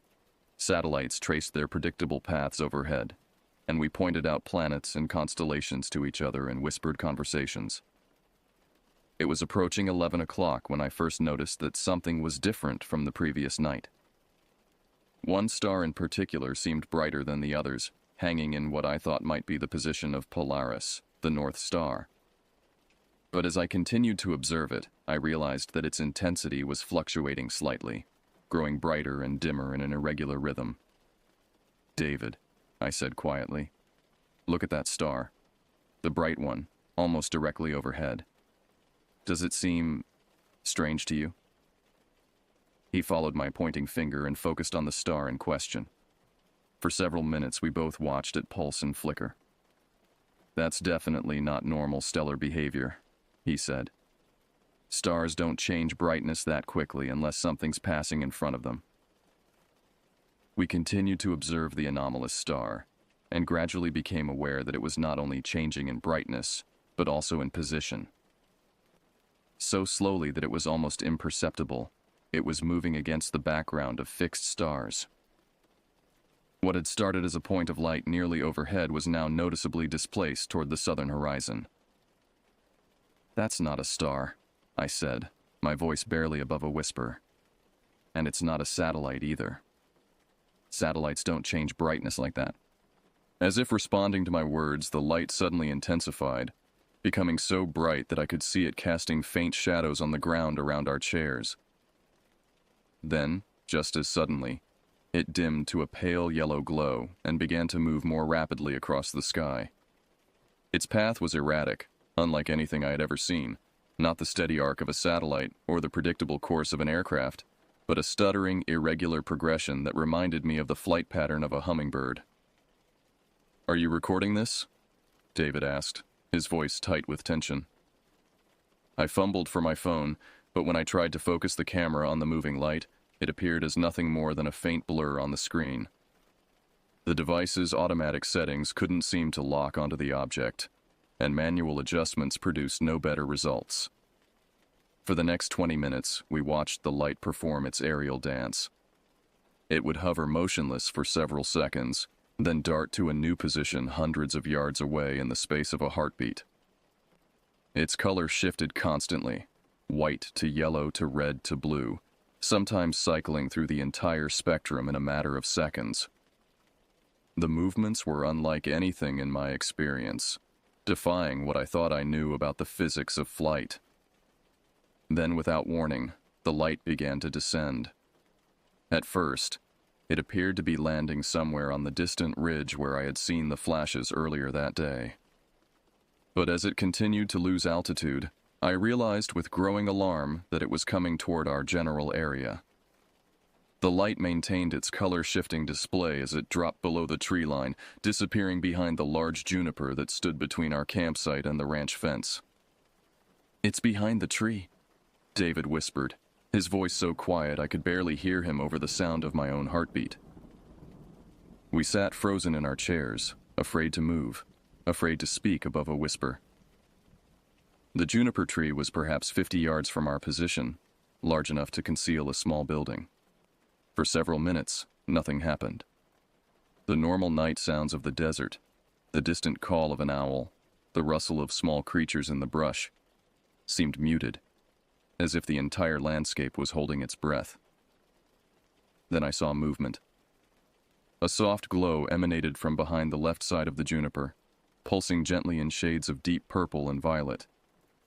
The light had a quality unlike anything artificial I had ever seen. Not the harsh glare of electric illumination, but something organic, almost living. As I watched, transfixed, the glow began to shift position, moving slowly from left to right behind the tree. "It's moving around the tree," I breathed, barely audible. The light continued its circuit, and gradually I began to make out what appeared to be a structured form within the glow. It was roughly humanoid in shape, perhaps 6 feet tall, but the proportions seemed somehow wrong. The head appeared too large, the limbs too thin and elongated. As it moved, the light emanating from it shifted through a spectrum of colors, deep blues, purples, magentas, creating an almost hypnotic display. Then, to my horror, I realized that it was watching us. The figure had stopped its movement around the tree and was positioned where it could observe our campsite. Although I couldn't make out any distinct features through the glow, I had the unmistakable sensation of being studied, examined with an intelligence that was both alien and deeply unsettling. The quality of its attention felt invasive, as if invisible fingers were probing at the edges of my consciousness. For what felt like an eternity, we remained locked in this tableau. 2 humans huddled in their chairs, and something inexplicable studying us from behind a juniper tree. The temperature seemed to drop another 10 degrees, and I realized I was shivering uncontrollably, though whether from cold or fear, I couldn't say. Then, in a moment of panic that I still can't fully explain, I jumped to my feet. The sudden movement was involuntary, driven by some primal flight response that overrode my conscious mind. The camp chair toppled backward, clattering against a rock, and I took several quick steps toward our van. The reaction from the figure was immediate and terrifying. The gentle, shifting colors vanished instantly, replaced by a harsh, pulsing red light that seemed to radiate anger and aggression. The figure dropped low to the ground, moving with a fluid, predatory motion that reminded me of a large cat preparing to pounce. From my new position, I could see it crouching behind the lower branches of the juniper, the red glow painting the surrounding vegetation in hellish shades. "Run," I said to David, though the word came out as barely a croak. We both bolted for the van, abandoning our chairs and blankets in our haste to reach safety. My hands shook so violently that I could barely work the door handle, and David had to help me get it open. We tumbled inside, slamming the door behind us and engaging both the deadbolt and the privacy chain. Our van's windows were covered with reflective insulation for warmth, blocking our view of the outside world. In that moment, I was grateful for the barrier, even though part of me knew that the thin aluminum walls of our vehicle would provide little protection if the thing outside meant us harm. We sat in the darkness of our van, holding each other and listening to the silence outside. My heart was pounding so hard I was sure it could be heard throughout the desert. David's breathing was rapid and shallow, and I could feel tremors running through his body. Minutes passed, then an hour. Gradually, our panic began to subside, replaced by a numbing exhaustion and a creeping doubt about what we had actually witnessed. "Did that really happen?" I whispered into the darkness. "I think so," David replied, his voice hoarse. "But I'm not sure I believe it myself."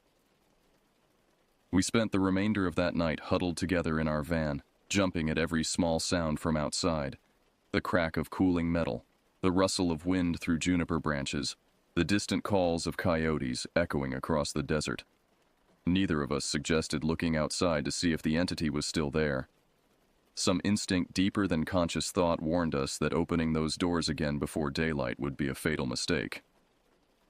Dawn came slowly, the eastern sky lightening by degrees until pale sunlight began filtering through the small gaps around our window coverings. Only then did we finally muster the courage to peer outside. David carefully pulled back a corner of the insulation covering our front windshield and looked toward the juniper tree. "I don't see anything," he said after several minutes of careful observation. "It looks completely normal out there." We spent another hour inside the van, drinking coffee and trying to process what we had experienced. In the growing light of day, the events of the previous night began to feel like a shared nightmare. The human mind, I discovered, has a remarkable ability to rationalize even the most inexplicable experiences. Maybe it was some kind of atmospheric phenomenon, David suggested. Ball lightning, or swamp gas, or something like that. I wanted to accept this explanation, to dismiss what we had seen as a misunderstanding of natural forces. But deep in my gut, I knew we had encountered something that defied rational explanation. The memory of that intelligence studying us from behind the tree was burned into my mind with a clarity that no amount of wishful thinking could diminish. Eventually, the need for normal morning routines overcame our fear. We cautiously opened the van door and stepped outside into the crisp desert air. Everything appeared exactly as we had left it. Our overturned chairs, the scattered blankets, the cold remains of our evening fire. The juniper tree stood silent and unremarkable, showing no sign of the otherworldly visitor that had sheltered behind its bulk. But as we moved around the campsite, collecting our abandoned items and trying to restore some sense of normalcy, I began to notice things that made my skin crawl. The ground around the juniper showed what appeared to be disturbances in the sandy soil. Not quite footprints, but areas where the earth seemed to have been compressed by some significant weight. The patterns were circular, approximately 3 feet in diameter, and unlike any animal tracks I had ever seen. "David," I called softly, "come look at this." He joined me near the base of the tree, and we both crouched down to examine the markings more closely. There were at least 6 of them in a rough circle around the trunk, each one pressed into the soil to a depth of perhaps 2 inches. "What do you think made these?" I asked, though I dreaded hearing his answer. David studied the impressions for a long time before responding. "I have no idea," he said finally. They're too big and too circular to be from any animal I know of. And they're definitely fresh, probably made sometime last night. We spent the rest of the morning trying to convince ourselves that we should pack up and leave immediately. But where would we go? What would we tell people about why we had fled in the middle of the night? The rational part of my mind insisted that we had simply experienced some kind of group hallucination brought on by the isolation and the thin air at high altitude. By noon, we had decided to stay another night. Part of this decision was simple human stubbornness, a refusal to be driven away by something we couldn't understand or explain. But another part was darker, a morbid curiosity about what else we might witness if we remained. Despite my fear, I felt compelled to see this mystery through to some kind of resolution. The afternoon passed quietly. We saw our neighbors, the father and son with the telescope, packing up their campsite and preparing to leave. I considered walking over to ask if they had seen anything unusual during the night. But something held me back. Perhaps it was embarrassment at how crazy our story would sound, or perhaps it was a deeper fear that they might confirm our experience was real. As evening approached, we again found ourselves dreading the coming darkness. But this time, we were more prepared. David had charged our cameras and phones, and we had positioned ourselves closer to the van, with our doors unlocked and ready for a quick escape. The sun set in a blaze of orange and red, painting the distant mountains in shades of fire. As full darkness fell, we reluctantly stepped outside and scanned the sky. For the first hour, everything appeared normal. The same magnificent display of stars, the same peaceful silence of the high desert night. Then, at approximately 10:30, I spotted them. "There," I whispered, pointing toward the valley beyond the ranch fence. "Multiple lights, moving." David followed my gaze and inhaled sharply. Across the valley, perhaps a mile away, several points of light were moving in what appeared to be a coordinated pattern. They were much smaller and dimmer than the entity we had encountered the previous night, but their movements had the same unnatural, darting quality that defied conventional explanation. "How many do you count?" David asked, his voice tight with tension. "5, maybe 6. They keep moving behind the trees, so it's hard to tell." We watched the distant display for nearly an hour, noting how the lights seemed to communicate with each other through changes in color and intensity. They moved in formation sometimes, spreading out in a line across the valley floor, then clustering together in tight groups. The colors were predominantly blue and green, much more subdued than the aggressive red we had witnessed the night before. "They're beautiful," I found myself saying, despite my fear, in a terrifying sort of way. It was while we were focused on the distant lights that I made the mistake of looking toward the ridge where I had first seen the flashes during the day. What I saw there drove every other thought from my mind and sent a wave of pure terror through my body. Silhouetted against the star-filled sky was a massive figure, at least 20 feet tall, standing motionless on the highest point of the ridge. It was too far away to make out details, but its proportions were clearly not human.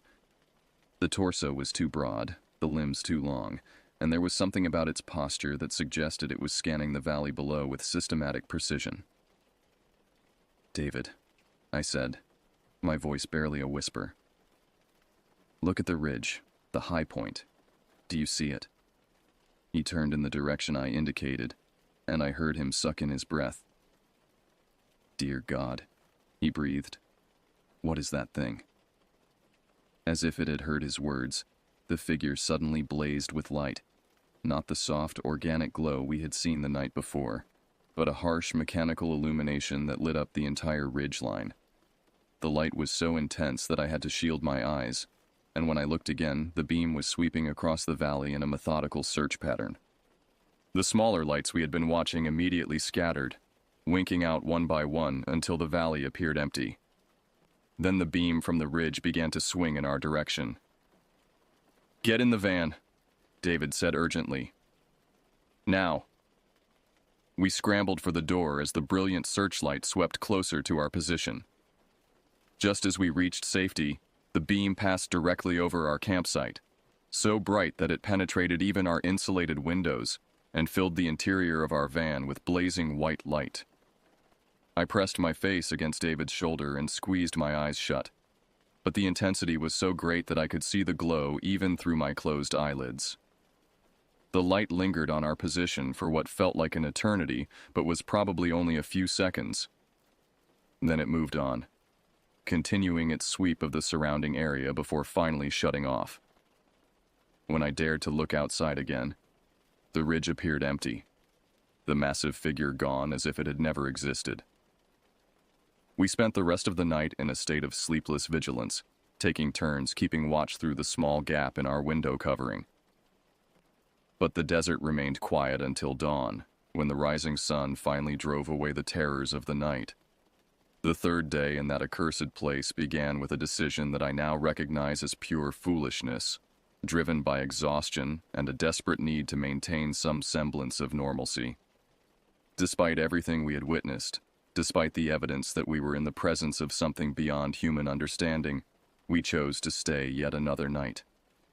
"We can't let fear control our lives," David said as we prepared breakfast on our camp stove. "Maybe if we can document what's happening here, we can find some rational explanation." His words sounded reasonable in the bright morning sunlight, but I could see the strain in his eyes, the way his hands trembled slightly as he poured coffee into our metal cups. The events of the past 2 nights had taken a toll on both of us that went beyond simple sleep deprivation. There was a brittleness to our nerves, a constant state of hypervigilance that left us jumping at the smallest sounds. Throughout the day, I found myself obsessively scanning the horizon, searching for any sign of the entities we had encountered. The ridge where we had seen the massive figure appeared innocent enough in daylight, just another line of rust-colored stone and scattered vegetation against the blue sky. But I knew that when darkness fell, it would transform into something far more sinister. It was during our afternoon exploration of the area that we discovered something that shattered any remaining hope that we were dealing with natural phenomena. About a quarter-mile from our campsite, hidden in a small arroyo that cut through the desert floor, we found them. A series of depressions in the rocky ground that were clearly not natural formations. The marks were scattered across an area roughly 50 yards in diameter, each one a perfect circle burned into the stone itself. The rock within these circles had been somehow fused, creating a glass-like surface that reflected the afternoon sun like dark mirrors. The edges of each circle were raised slightly, as if the stone had been heated to such an intense temperature that it had actually flowed like liquid before cooling again. "This is impossible," David said, kneeling beside one of the larger formations. "It would take temperatures of over 2,000 degrees to melt granite like this. And look at the precision. These circles are perfect, down to the millimeter." I counted 17 of the formations, ranging in size from 3 feet to nearly 10 feet in diameter.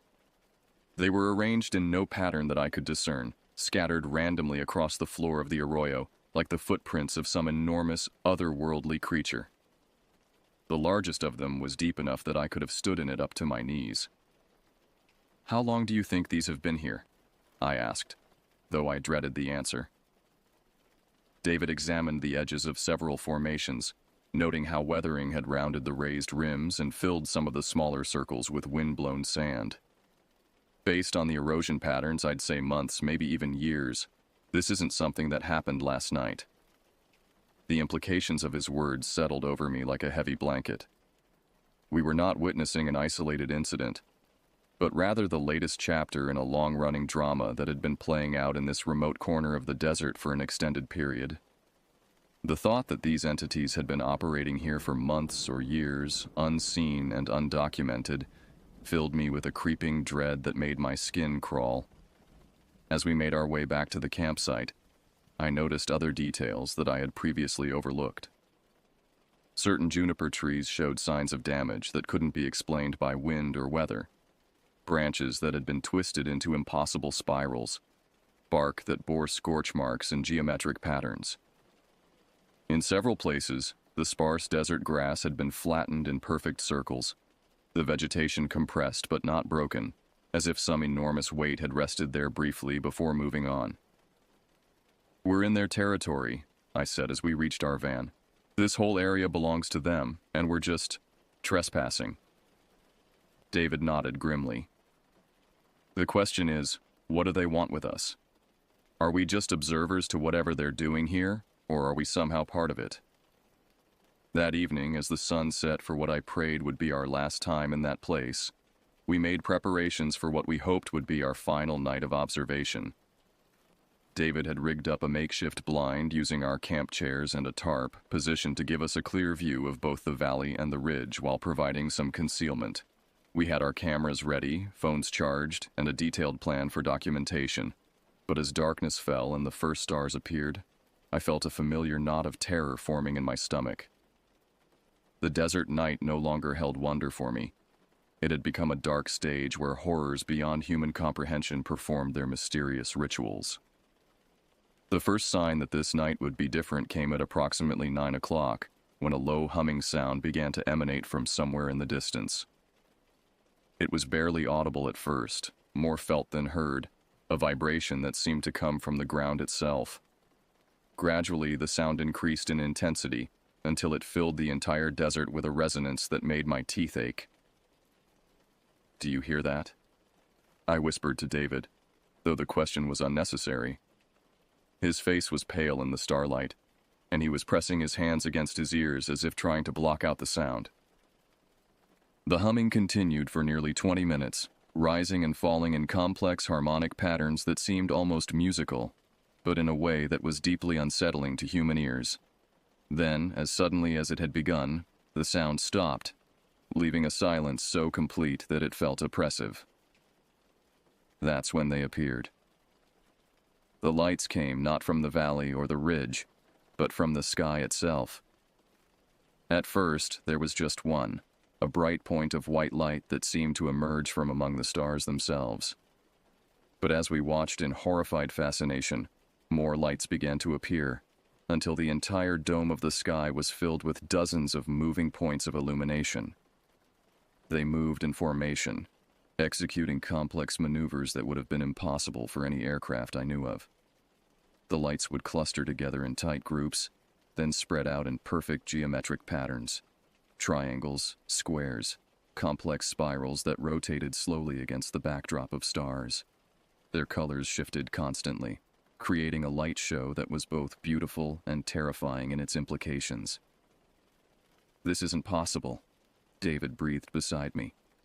"There must be 50 of them up there, maybe more." As if responding to his words, the entire formation suddenly changed direction, moving as one entity toward our position. The lights descended slowly, maintaining their complex patterns as they approached the ground.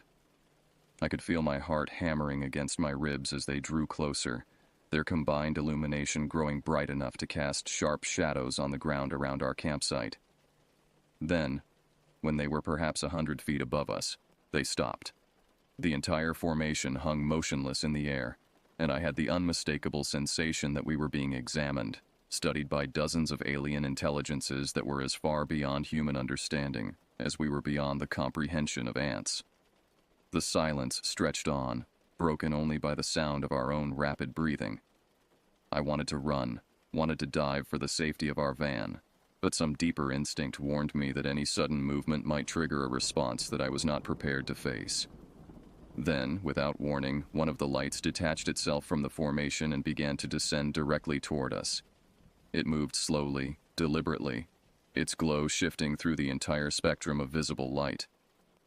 As it drew closer, I could make out a structure within the light, not the organic fluid form we had seen behind the juniper tree, but something more mechanical, more purposeful. The entity landed perhaps 20 feet from our position, its light dimming to a soft blue glow that pulsed rhythmically like a heartbeat. Through the translucent illumination, I could see what appeared to be a complex mechanical device, all angles and geometric forms that hurt my eyes to look at directly. It was roughly humanoid in shape, but clearly artificial, like a robot designed by an intelligence that had never seen a human being. For several minutes, the entity remained motionless, its light pulsing steadily as it studied us. Then, slowly, it began to move in our direction. Each step was deliberate, measured, closing the distance between us with inexorable precision. That's when my nerve finally broke. I bolted from our makeshift blind, abandoning our carefully laid plans in a burst of pure animal panic. Behind me, I could hear David scrambling to follow as I sprinted toward the van. The door seemed impossibly far away, and I was certain that at any moment I would feel some alien appendage seizing me from behind. We reached the van together, tumbling through the door in a tangle of limbs and desperation. As David slammed the door shut and engaged the locks, I looked back through our rear window and saw something that will haunt me for the rest of my life. The entire formation of lights had descended to ground level, surrounding our van in a perfect circle. The mechanical entity that had approached us stood directly behind our vehicle, its blue glow painting our rear window in eerie shadows. And beyond the circle of lights, I could see other shapes moving in the darkness, tall, spindly figures that walked with an inhuman gait, converging on our position from all directions. We were surrounded, trapped like specimens in some cosmic laboratory, with nowhere to run and no way to call for help. The isolation that had once seemed like a blessing now felt like a death sentence, cutting us off from any possibility of rescue or escape. As the lights outside grew brighter and the shapes drew closer, I pressed my face against David's shoulder and prayed to whatever God might be listening that we would survive the night. The siege began at 11:17 p.m. I know the exact time because I was clutching my phone like a lifeline, watching the digital display as our world collapsed into nightmare. The battery showed 37%, our last tenuous connection to the world we had known, though the no-service message reminded us that we were beyond any hope of calling for help. Outside our thin aluminum walls, the entities had arranged themselves in a perfect circle around our van, their lights pulsing in synchronized patterns that seemed to follow some alien mathematics. Through the gaps in our window coverings, I could see that there were at least 20 of them, each one maintaining its position with mechanical precision. The blue glow from their illumination had transformed our campsite into something resembling the bottom of an ocean, everything bathed in shifting underwater light. "They're studying us," David whispered, his voice so quiet I could barely hear him over the sound of my own thundering heartbeat. "Like we're some kind of experiment." The mechanical entity that had first approached us remained directly behind our van, its light brighter than the others, casting our rear window in sharp relief. Through the translucent barrier of our window covering, I could make out its silhouette, tall, angular, with appendages that moved in slow, deliberate gestures. It was doing something, manipulating what appeared to be a complex device that projected holographic displays into the air around it. But it was the other shapes that truly terrified me. The tall, spindly figures that had emerged from the darkness now stood between the circle of lights, motionless as statues but clearly aware of our presence. In the shifting illumination, I could make out details that defied rational description. Limbs that bent in too many places. Heads that were the wrong shape entirely. Proportions that hurt my mind to contemplate. They stood perfectly still like sentinels waiting for some signal that would determine our fate. "What do they want?" I breathed into the darkness of our van. As if responding to my question, the humming sound returned, but this time it was coming from all around us, emanating from the circle of entities themselves. The vibration was so intense that I could feel it in my bones, making my teeth ache and causing our metal walls to resonate like the skin of a drum. The sound built in intensity until it was almost unbearable, then shifted into complex harmonic patterns that seemed to carry meaning just beyond the edge of comprehension. Then, impossibly, the humming began to form words. "We. No. You." The voice was unlike anything I had ever heard. Not spoken, but somehow transmitted directly into our minds through the medium of that otherworldly sound. It carried no emotion, no inflection, just a flat statement of fact that chilled me to the core. Fear. Not. Needed. David's hand found mine in the darkness, his grip so tight it was painful. "They're trying to communicate," he whispered. "Dear God, they're actually trying to talk to us."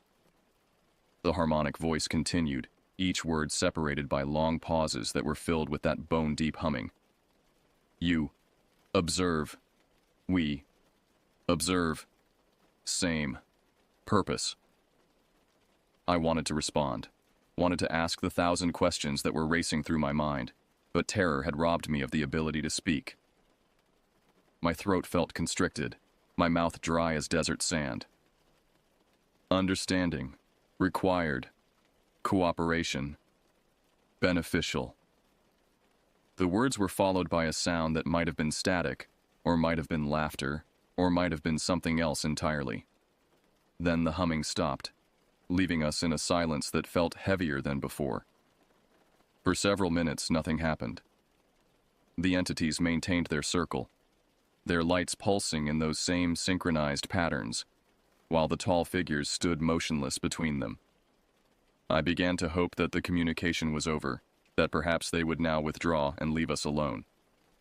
Then the mechanical entity behind our van began to move. I could hear it clearly now, a soft whirring sound, like electric motors, accompanied by the gentle hiss of hydraulic systems.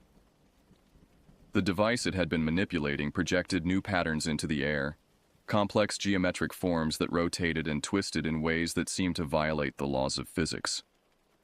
The light from these projections grew brighter, casting moving shadows through our rear window that danced across the interior walls of our van.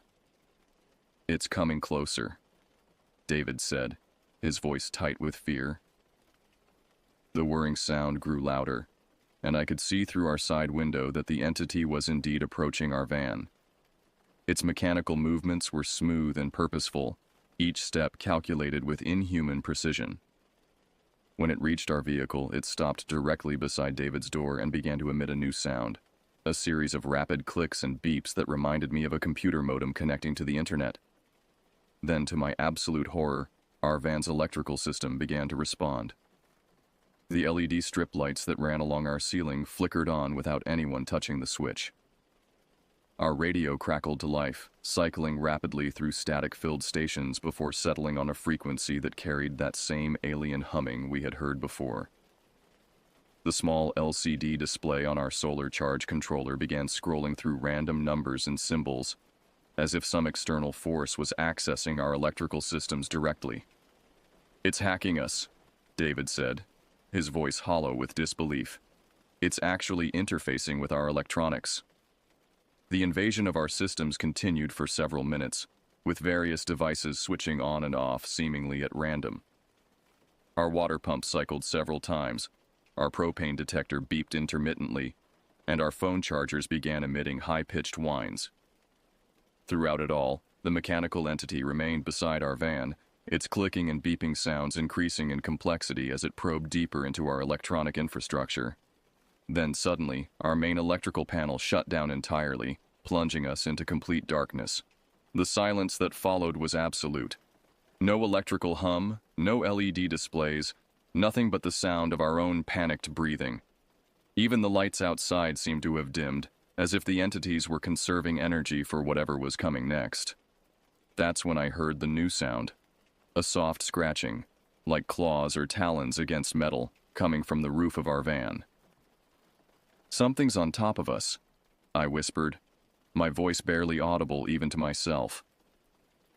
The scratching continued, moving slowly from the front of our van toward the rear, accompanied by a weight that made our entire vehicle flex slightly. Whatever was up there was heavy, much heavier than any bird or small animal. The sound it made as it moved suggested appendages with sharp points, scraping against our aluminum roof with each careful step. David reached for the flashlight we kept beside our bed, but when he clicked it on, nothing happened. Whatever the mechanical entity had done to our electrical system had apparently affected our battery-powered devices as well. We were trapped in absolute darkness, with something inhuman prowling across our roof and alien entities surrounding us on all sides. The scratching sound stopped directly above our heads, and I could feel the roof of our van sagging slightly under concentrated weight. For several heartbeats, nothing happened. Then came a new sound that made my blood freeze in my veins. A soft tapping, rhythmic and deliberate, like fingers drumming against metal. "Tap," Tap. Tap. The sound was clearly intentional, a pattern of communication that was somehow both alien and familiar. After a moment, it was repeated, the same rhythm exactly. Tap, tap, tap. It's trying to get our attention, David breathed. It wants us to respond. I knew he was right, but the thought of acknowledging the presence above us filled me with terror. What if responding was interpreted as an invitation? What if it was a test that we were already failing by our silence? The tapping continued, growing more insistent, until it was joined by a new sound. A low, keening wail that seemed to come from the entity on our roof. The sound was filled with such alien loneliness that it made my heart ache despite my fear. Whatever was up there, it was trying to establish contact in the only way it knew how. Finally, driven by some impulse I still don't understand, I reached up and tapped back against our ceiling. 3 soft knocks that mirrored the rhythm I had heard. The response was immediate and overwhelming. The keening sound rose to a crescendo of joy, and suddenly our electrical system blazed back to life, filling our van with light and sound. Every device we owned began operating simultaneously. Lights flashing, radio blaring, fans spinning, water pumps cycling, creating a symphony of electronic chaos that was somehow celebratory in nature. Outside, the circle of entities began to pulse more rapidly, their lights shifting through every color of the spectrum in complex patterns that were dizzying to watch. The humming sound returned, but now it carried harmonics that almost sounded like music, like some vast alien choir singing in frequencies just barely within human perception. As suddenly as it had begun, the chaos stopped.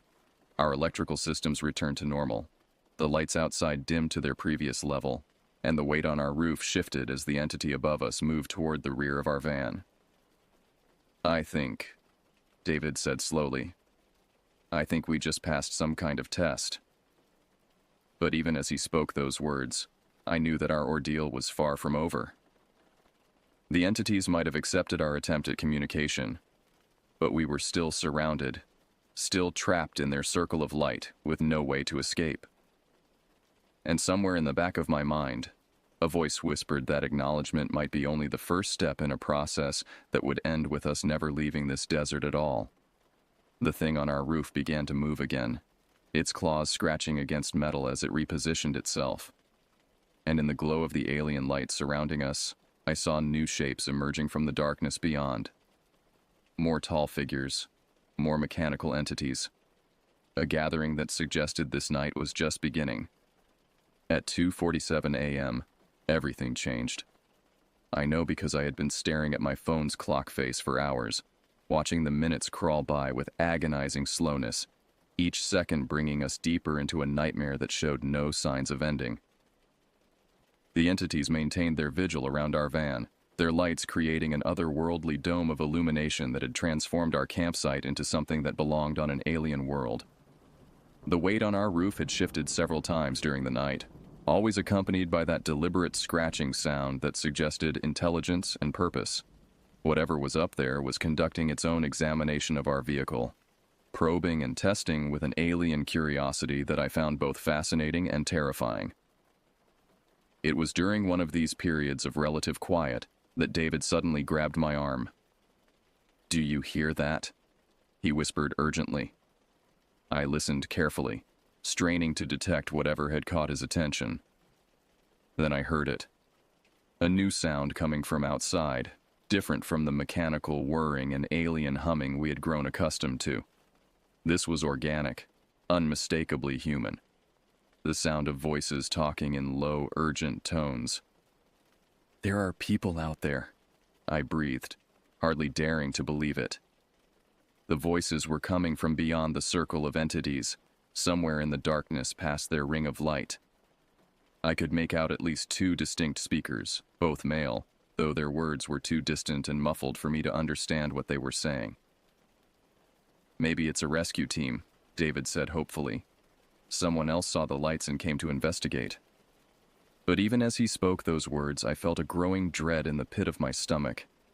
Something about the voices didn't sound right. There was a quality to them that seemed wrong somehow, though I couldn't immediately identify what was bothering me. The conversation outside continued for several minutes, the voices moving slowly around the perimeter of the entity circle.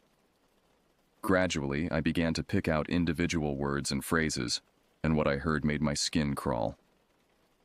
Specimens appear to be responding to contact protocols. Neural activity indicates heightened awareness. Prepare for extraction sequence.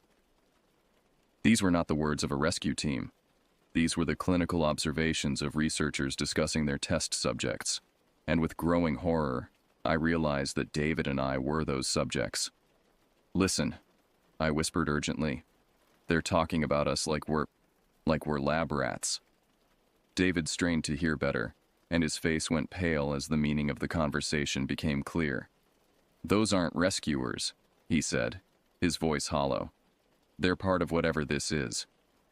The voices moved closer to our van, and now I could hear them with crystal clarity. There were 3 speakers, all male, all speaking in the flat, emotionless tones of professional scientists. "Subjects have demonstrated successful communication interface with Collection Unit 7, one voice reported. "Stress indicators remain within acceptable parameters." "Acknowledged," replied a second voice. "Phase 3 authorization granted. Initiate direct contact protocol." "Copy that. Beginning approach sequence now." The humming sound that had become the soundtrack to our nightmare began to fade, and one by one the lights surrounding our van started to dim. The mechanical entity that had been stationed beside our door moved away, its whirring sounds growing more distant. Even the weight on our roof shifted and then vanished entirely, leaving us alone in our van for the first time in hours. But instead of relief, I felt only a deeper terror. Whatever was coming next, the entities were clearing the way for it. "David," I said, my voice shaking, "I don't think those things out there are aliens at all." He looked at me in the darkness, and I could see understanding dawning in his eyes. "You think they're human? Some kind of government project?"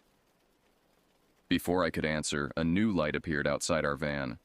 Not the ethereal glow of the entities, but the harsh white beam of a powerful flashlight.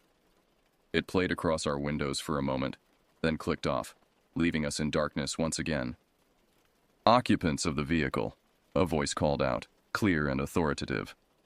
"This is Dr. Kenneth Morrison of the Atmospheric Research Division. Please exit your vehicle slowly with your hands visible." My heart sank. This was no alien encounter, no mystical experience with otherworldly beings. We had stumbled into some kind of classified military or scientific operation, and now we were witnesses who needed to be dealt with. "What do we do?" David whispered. "We comply," I said grimly. "We don't have much choice." The voice outside called again, more insistent this time. "Immediate compliance is required. Exit the vehicle now." With trembling hands, David reached for the door handle. "Stay calm," he said, though I could hear the fear in his voice. "Act cooperative. Maybe they'll just want us to sign some non-disclosure agreements and let us go." But deep down, I knew it wouldn't be that simple. We had seen too much, been too intimately involved in whatever experiment they were conducting. The clinical way they had discussed us, the references to extraction sequence and specimens, these were not the words of people planning to simply send us on our way. David opened the door and stepped out into the night, his hands raised high. I followed reluctantly, squinting against the sudden brightness of multiple flashlights trained on us. Around the perimeter of what had been the entity circle, I could now see at least a dozen human figures in dark clothing, their faces hidden behind night vision goggles. "Step away from the vehicle," Dr. Morrison commanded. He was a tall, thin man in his 50s, wearing what appeared to be a military uniform without insignia. "Move slowly toward my voice." We complied, walking carefully across the uneven ground toward the cluster of figures. As my eyes adjusted to the light, I began to make out more details of our captors. They were clearly military personnel, armed with sophisticated equipment that included not just night vision gear but also devices I couldn't identify. instruments that hummed with electronic activity and displayed readouts on small screens.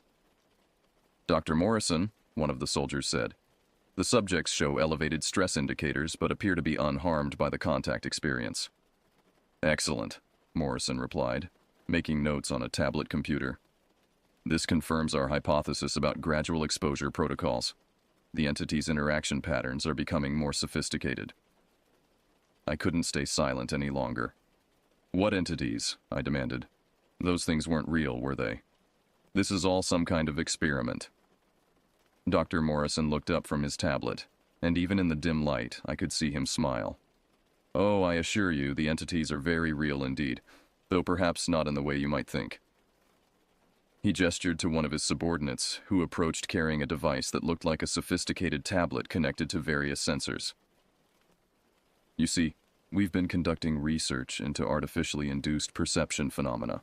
The lights, the figures, the mechanical entities, all of them were projections, holographic displays combined with electromagnetic manipulation of your nervous systems."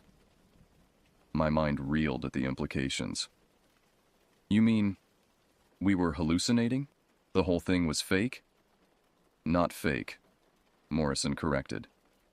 "Artificially induced, yes, but the experiences themselves were entirely real from your perspective. We've been testing the effectiveness of our projection systems in controlled field conditions, using unwitting subjects to validate our theoretical models." David stepped forward, anger beginning to replace his fear. "You experimented on us without our consent. That's illegal, immoral." "That's classified," Morrison interrupted sharply. "And unfortunately for both of you, that classification extends to your very knowledge of this project." The soldiers around us shifted position, and I noticed for the first time that several of them were carrying what appeared to be medical equipment: syringes, portable monitors, restraint devices. My blood ran cold as I realized what Morrison was implying. "You can't just make us disappear," I said, trying to keep the panic out of my voice. "People know where we are. When we don't show up—" "Actually," Morrison said, consulting his tablet again, "our background check indicates that you told your family you were planning to camp in dispersed sites throughout Arizona for several weeks. No one expects to hear from you for at least a month, and this particular location is so remote that your disappearance will be attributed to any number of natural hazards: flash floods, animal attacks, simple accidents that claim the lives of inexperienced campers every year. The trap we had walked into was complete and perfect. We were miles from any help, surrounded by armed soldiers, with no way to contact the outside world.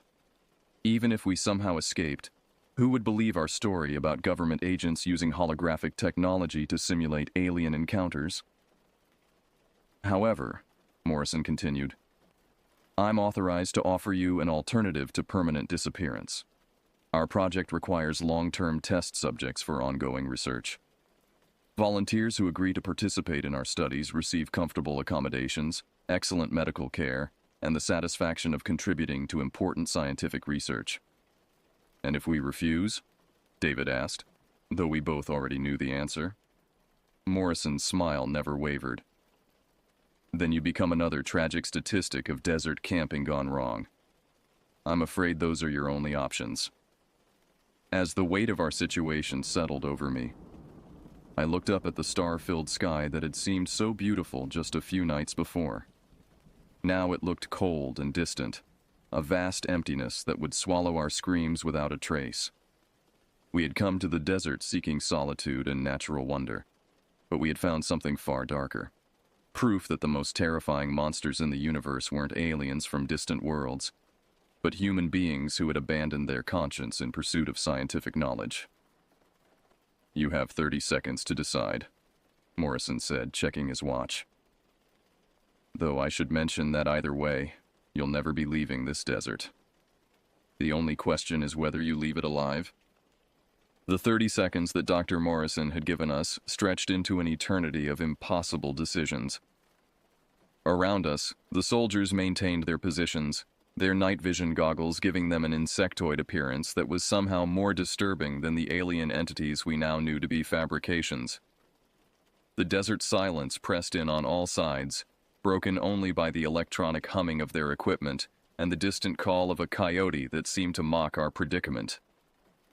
20 seconds, Morrison announced, his voice carrying the casual indifference of a man who had delivered this ultimatum many times before. David and I exchanged glances in the harsh glare of the flashlights. In his eyes, I could see the same desperate calculation that was racing through my own mind. Were they really prepared to kill us? Could we somehow escape? Was there any possibility that Morrison was bluffing about the permanence of our situation? But even as these thoughts flashed through my consciousness, I knew they were futile.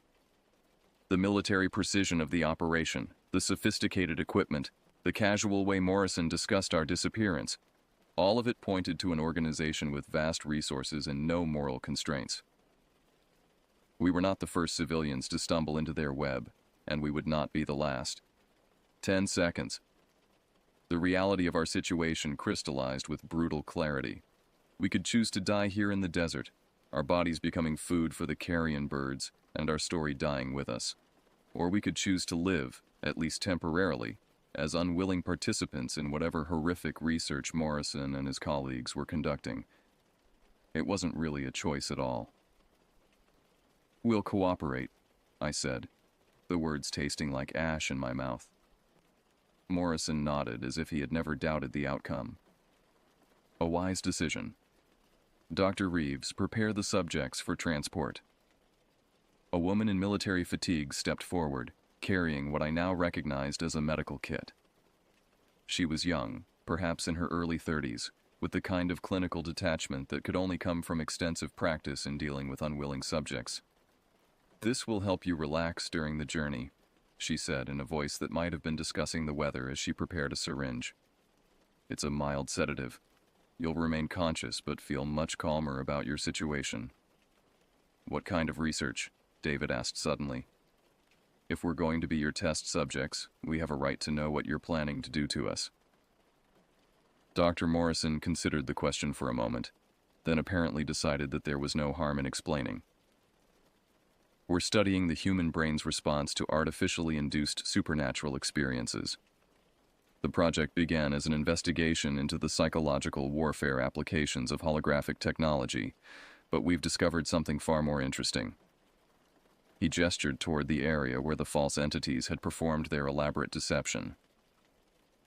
"We can create experiences so realistic, so convincing, that they become indistinguishable from reality in the subject's memory.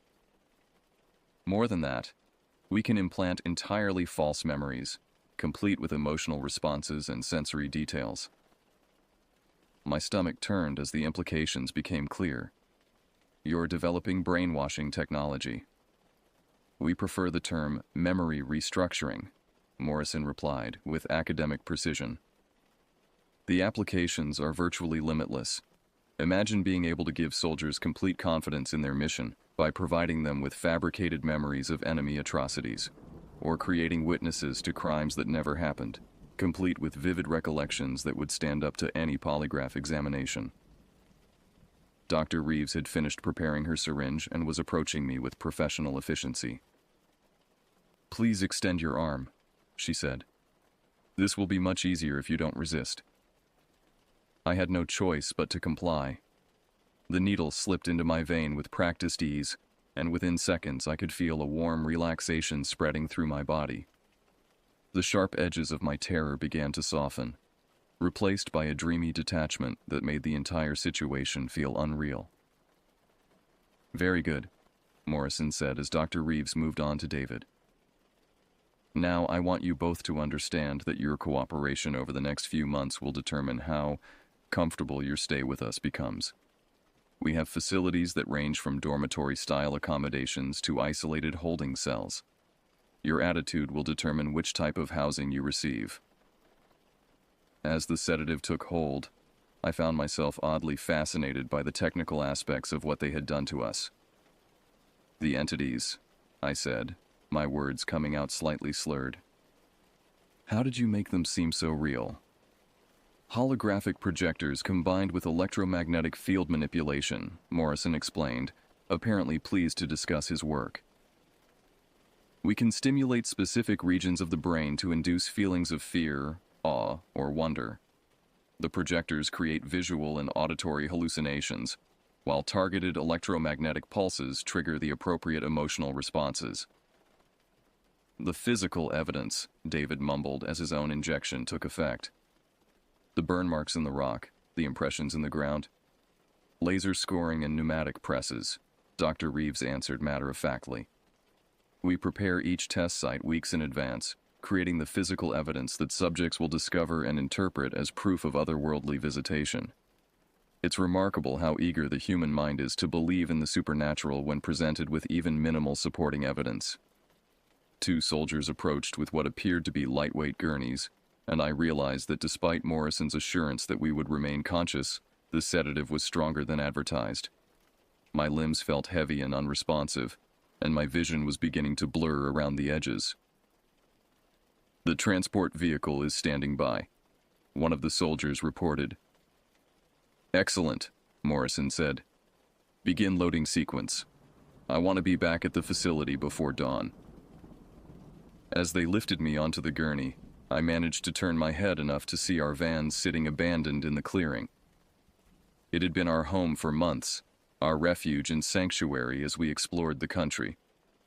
Now it would sit here until the elements claimed it, another piece of evidence supporting the story of 2 campers who had vanished without a trace in the unforgiving desert. What about? I struggled to form the words through the growing fog in my brain. What about our families? They'll look for us eventually.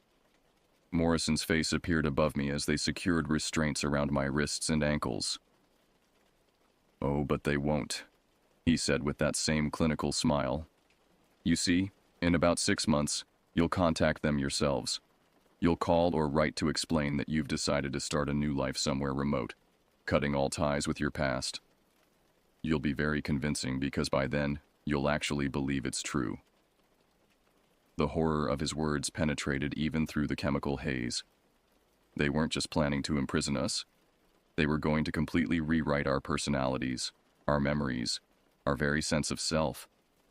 The people we had been would cease to exist, replaced by whatever versions Morrison and his team chose to create.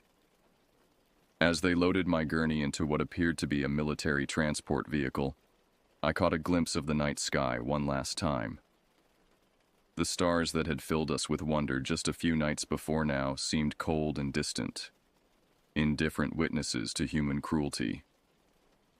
Somewhere up there, I thought drowsily, there might be real aliens looking down at Earth wondering if our species was worth their attention.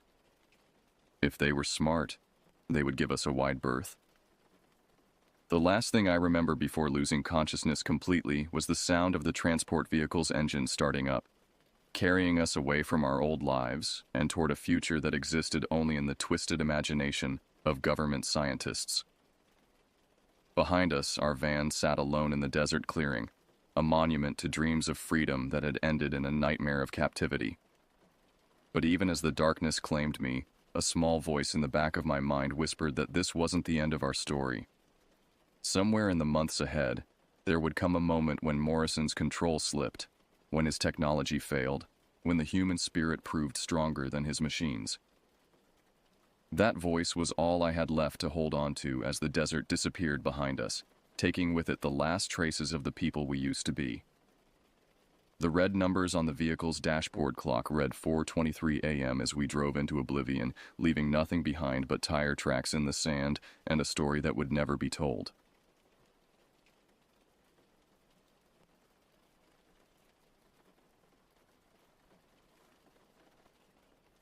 I remember the day I decided to visit Ludlow, Colorado. It was a quiet place, almost forgotten by time. My name is Wade Calhoun, and I was a journalist looking for a story that would take me away from the monotony of everyday life. I had heard rumors about disappearances in the area, and being a man driven by curiosity, I decided to see if there was any truth to them. The assignment editor at the Denver Chronicle had laughed when I pitched the story. Ludlow, that mining ghost town? Nothing's happened there since the massacre in 1914, he said, referring to the infamous labor dispute that had put the town on the map for all the wrong reasons. But I'd seen the pattern in police reports. 5 missing persons cases in 3 years, all within a 20-mile radius of Ludlow, all unsolved.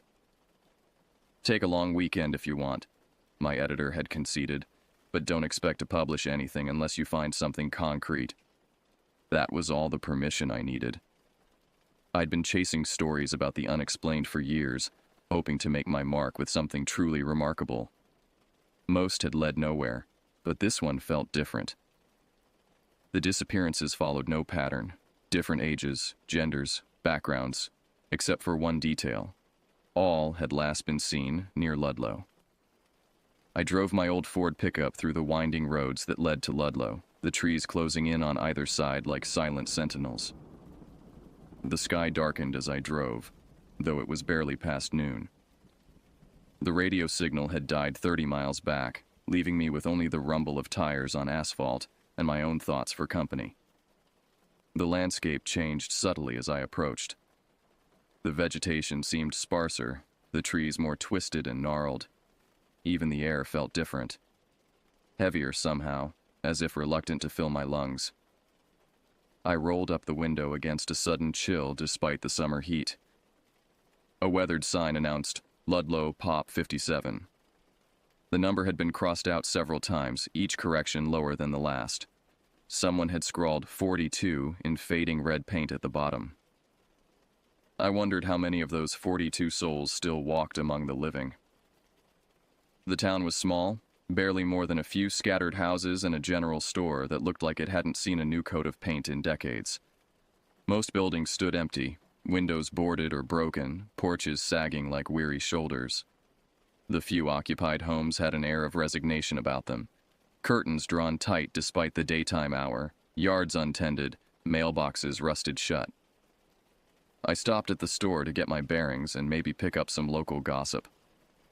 A bell above the door jangled discordantly as I entered, the sound unnaturally loud in the stillness. Dust motes danced in the anemic light that filtered through grimy windows.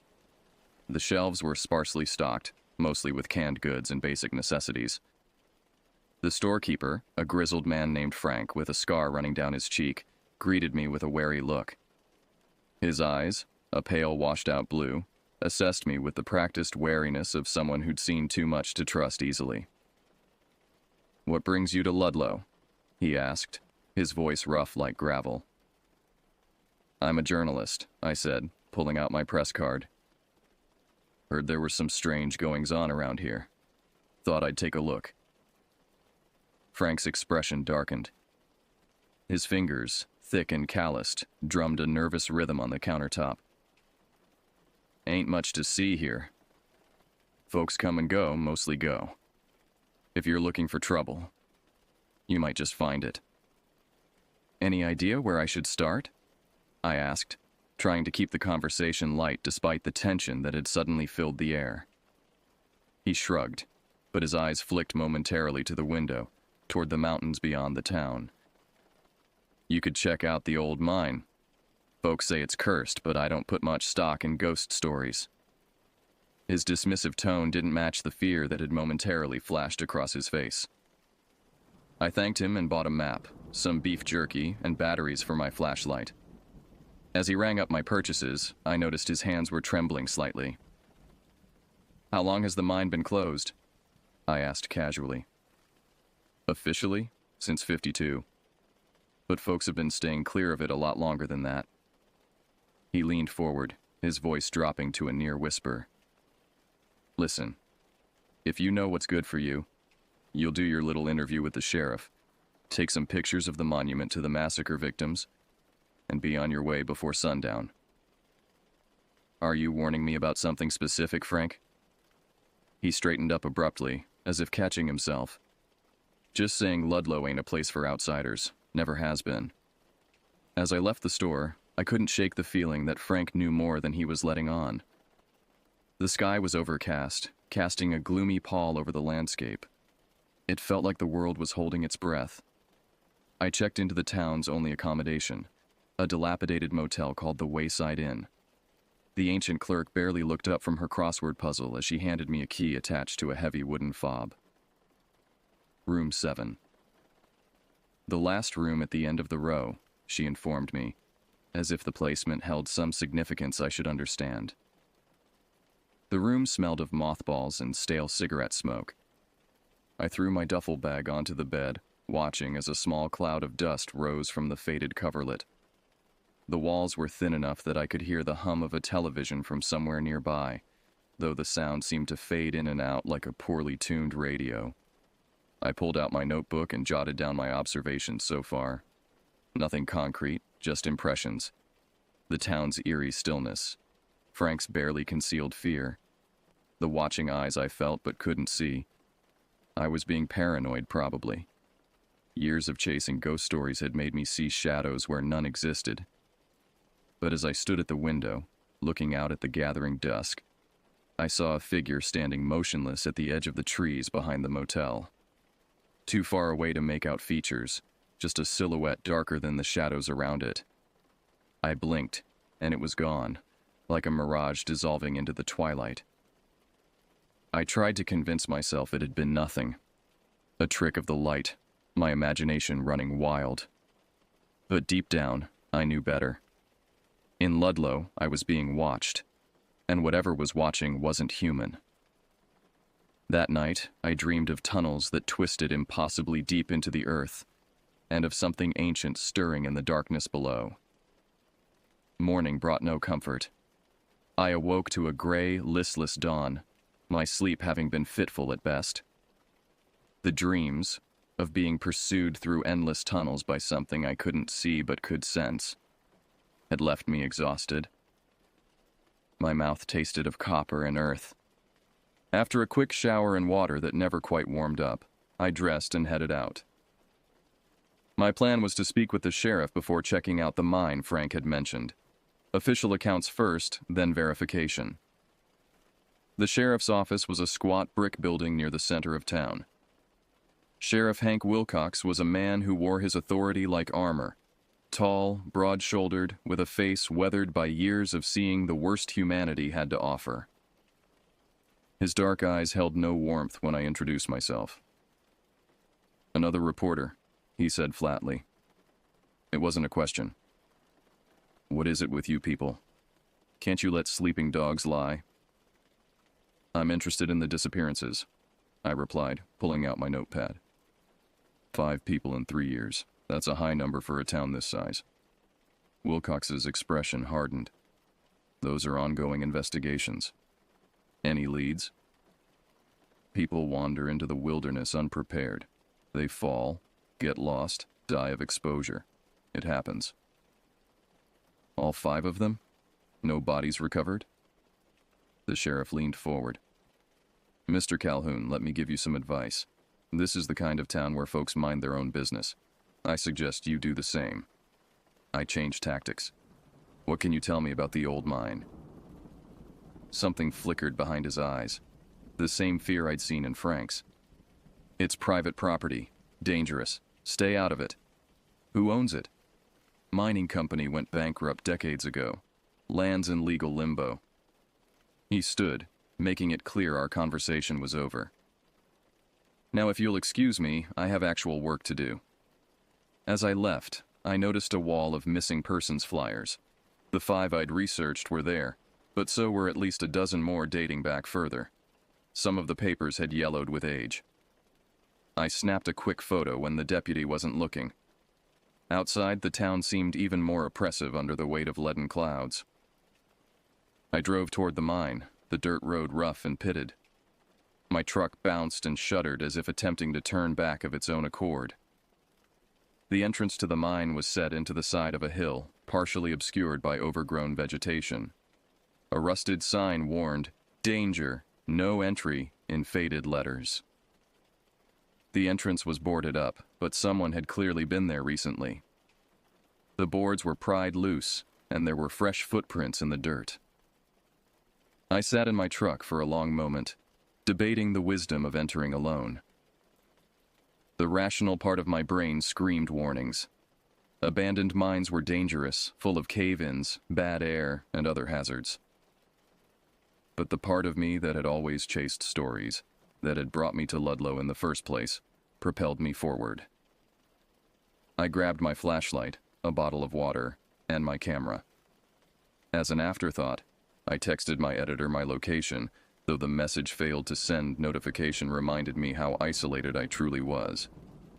The air at the mine entrance was noticeably colder, carrying the musty scent of earth and decay. I squeezed through the gap in the boards, wincing as a splinter caught my jacket.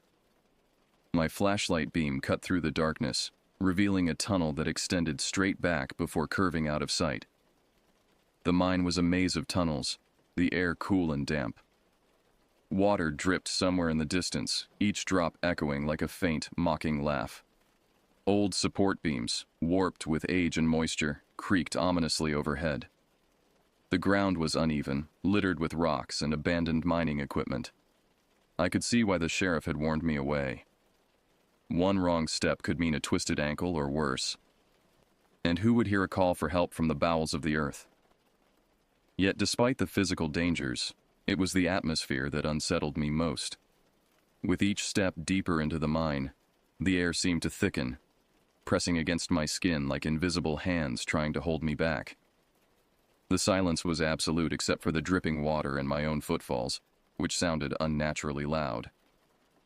I followed the footprints, my heart pounding in my chest. They led deeper, past collapsed side tunnels and ancient cart tracks half buried in mud. The deeper I went, the more oppressive the atmosphere became. I turned a corner and saw something that made my blood run cold. There on the ground was a shoe. It was covered in dirt and looked like it had been there for some time. I picked it up and examined it. It was a woman's shoe, small and once expensive, and it didn't look like it belonged to any miner. I snapped a photo, the flash momentarily illuminating the tunnel in stark relief. In that brief flare of light, I thought I saw movement further down the passage, a shifting of shadows that couldn't be explained by the static beams of the mine. "Hello?" My voice sounded thin and insubstantial. "Is anyone there?" No answer came, but I could have sworn I heard breathing, slow and deliberate, like something trying to remain undetected. Logic told me it was just the air current moving through the tunnels, but primal instinct screamed otherwise. I pressed on, my flashlight casting long shadows on the walls. The tunnel widened into a larger chamber, and I froze. In the center of the room was a makeshift camp. There were blankets, an empty can of beans, and a notebook. The camp looked recent, weeks old at most, not years. I picked up the notebook and flipped through it. The entries were scrawled in a hurried hand, detailing the writer's descent into madness. The first pages were methodical observations, geological notes, sketches of the mine layout, references to the anomaly the writer had come to study. But as the entries progressed, the writing became increasingly erratic. Day 7. Something is watching me. I feel its eyes every time I turn my back. Day 9. The noises began tonight, scratching at the walls, not rats, too deliberate. Day 12. I tried to leave today, got lost. The tunnels have changed. They're not the same as my maps. It's impossible. Day 14. It speaks to me now, not in words, in my head. It knows my name. It knows everyone's name. The last entry was cut off mid-sentence, the pen trailing off the page in a jagged line. I saw it today. It's not what I thought. It's older than the mine, older than the town, older than... Suddenly, I heard a noise behind me. I spun around, but there was nothing there. My pulse quickened and I backed away, stumbling over a rock. The flashlight beam wavered, dancing across the chamber walls. As I regained my footing, I noticed a narrow passageway that seemed to lead deeper into the mine. It wasn't on the crude map sketched in the notebook. The passage mouth was oddly shaped, almost like it had been melted rather than carved or eroded. Against my better judgment, I decided to follow it. The passage was tight, and I had to squeeze through in some places. The walls were rough, scraping against my jacket. The rock felt warm to the touch, almost feverish, despite the chill in the air. My breathing grew labored, not just from exertion, but from a growing sense of panic. I kept my flashlight trained ahead, wary of what might be waiting for me, but equally afraid to look behind. The passage opened up into another chamber, this one larger and more sinister. The air smelled different here, metallic and rotten, like blood and decaying vegetation. There were markings on the walls, strange symbols that I couldn't decipher. They weren't mining notations or graffiti. They looked ancient, carved with purpose. In the center of the room was a pit, and from its depths, I could hear a faint sound. It was rhythmic, almost like breathing, but too slow to be human. I inched closer, trying to peer into the darkness. The pit seemed to descend forever, a perfect circle cut into solid stone. That's when I saw it. A figure, hunched and misshapen, emerged from the pit. It moved with deliberate, almost predatory grace. I couldn't make out its features in the poor light, but I could feel its eyes on me, cold and calculating. I backed away slowly, my heart hammering in my chest. The figure tilted its head, studying me with an intelligence that was unmistakably aware. It was not an animal, nor quite human.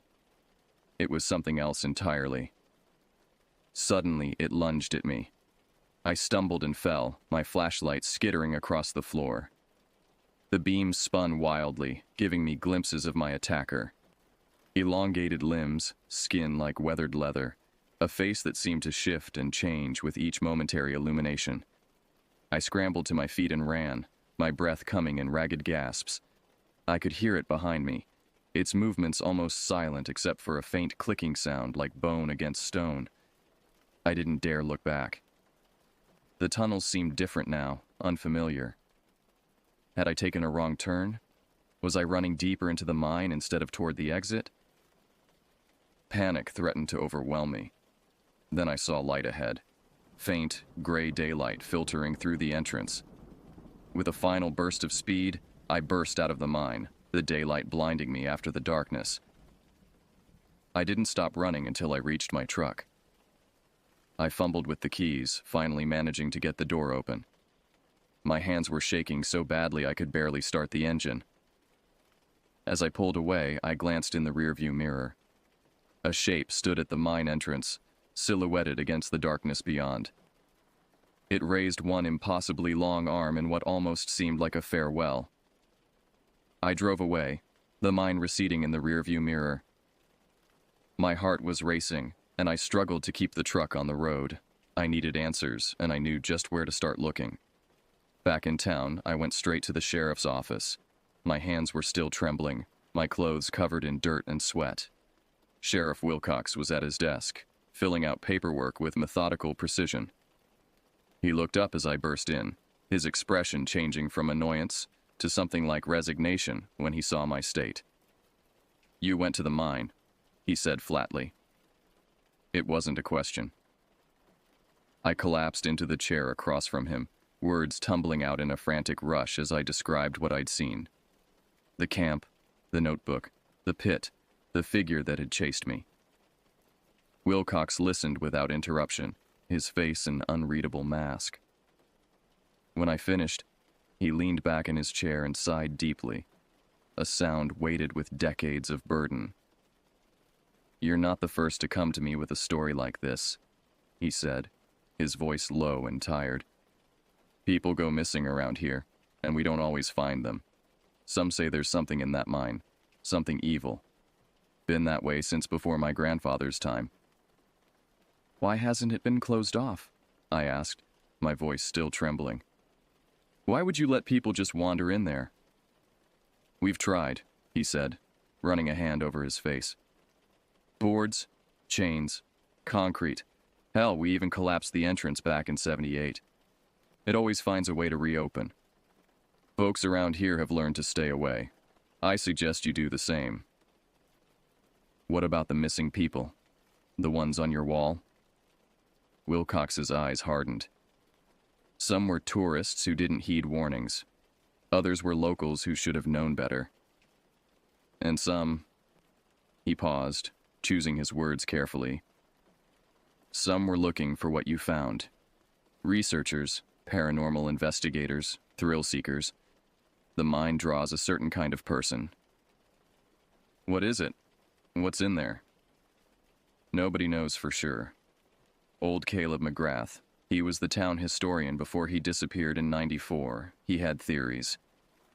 Said the mine wasn't just dug into the mountain, it uncovered something that was already there. Something that had been sealed away. The mining company knew it too. That's why they abandoned the operation even though there was still coal to be had. I left the sheriff's office feeling more unsettled than ever. The sky had darkened further, and a light rain began to fall, the droplets feeling unnaturally cold against my skin.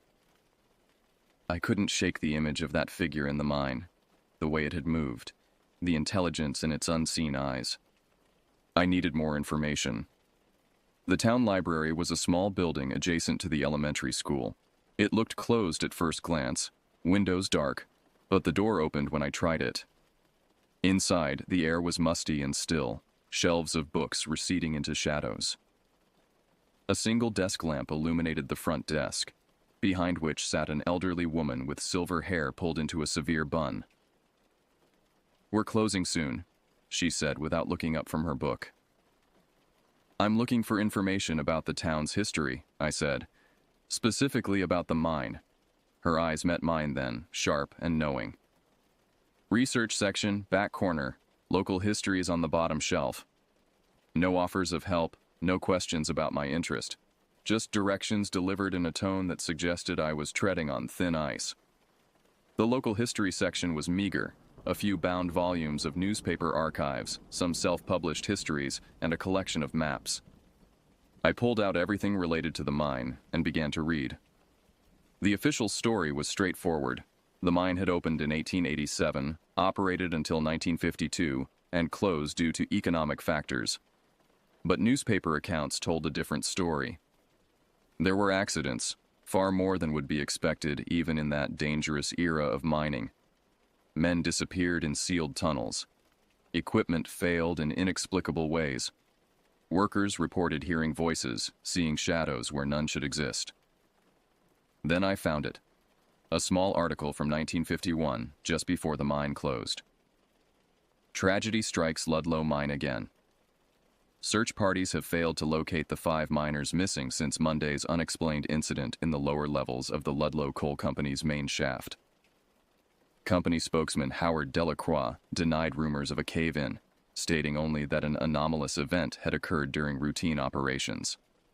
This marks the 3rd such disappearance this year, bringing the total missing to 11 men since January. Local resident Martha Carnes, whose husband James is among the missing, made disturbing allegations regarding the nature of the incidents. "That mine took my James because he saw what they uncovered," Mrs. Carnes told this reporter. "There's something living down there, something they woke up, and the company knows it." Ludlow Coal Company officials declined to comment on Mrs. Carnes' accusations. I photographed the article with my phone, then continued searching. In a hand-bound collection of local legends, I found references to the land being considered cursed by indigenous peoples long before the town was established. They had avoided the area, believing it to be a thin place where malevolent spirits could cross into our world. As I read, I became aware of a presence behind me. I turned to find the librarian standing there, watching me with unblinking eyes. "Find what you're looking for?" she asked, her voice barely above a whisper. "Maybe," I said. "Do you know anything about the mine that's not in these books?" A slight smile touched her lips. "I've lived in Ludlow all my life, Mr. Calhoun. My father worked that mine, as did his father before him. There are things known to those of us who've watched this town shrink year by year, generation by generation. Things not written down. Will you tell me?" She studied me for a long moment.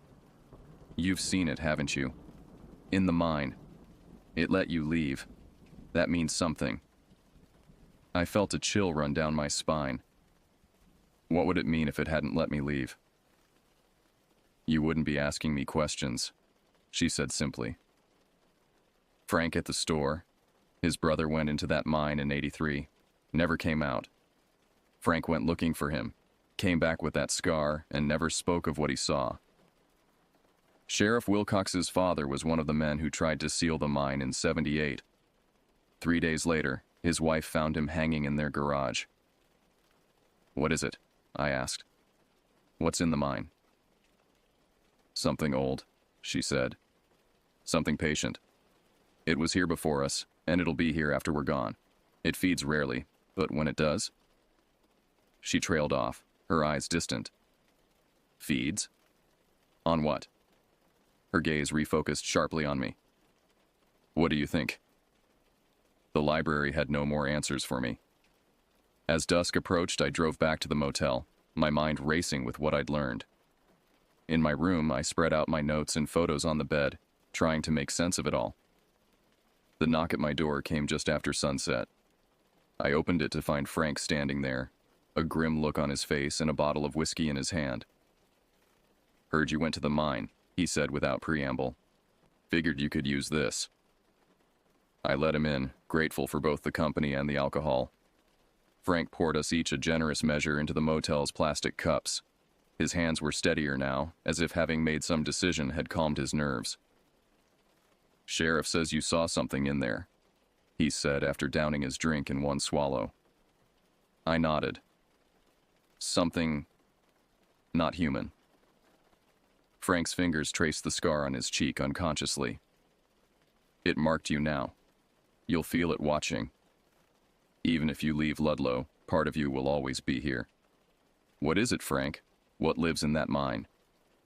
He poured himself another drink. "Nobody knows for sure. Some say it's a demon. Others think it's something from another world that found its way into ours. Old man McGrath, he used to say it was something left over from when the world was young, something that should have died out but found a way to survive. By feeding on people?" Frank nodded slowly. "Not just their bodies. Their fear, their despair, it savors them, plays with them before it takes them." "How do you know all this?" "My brother," he said, his voice dropping to a whisper. "I heard him after he disappeared. For weeks I heard him calling me from the mine, begging me to help him. When I finally went in..." His hand went to his scar again. "I saw what was left of him, and I saw it. It let me go so I could tell others, so I could bring it more food." "I need to show you something," he said, his voice low. "Get your coat." We drove out to the edge of town, to an old cemetery that looked like it hadn't been tended in years. The headstones leaned at odd angles, many cracked or worn smooth by time. Frank led me to a grave marked with a simple headstone. The name was worn away by time, but the date was still visible. It was over a century old.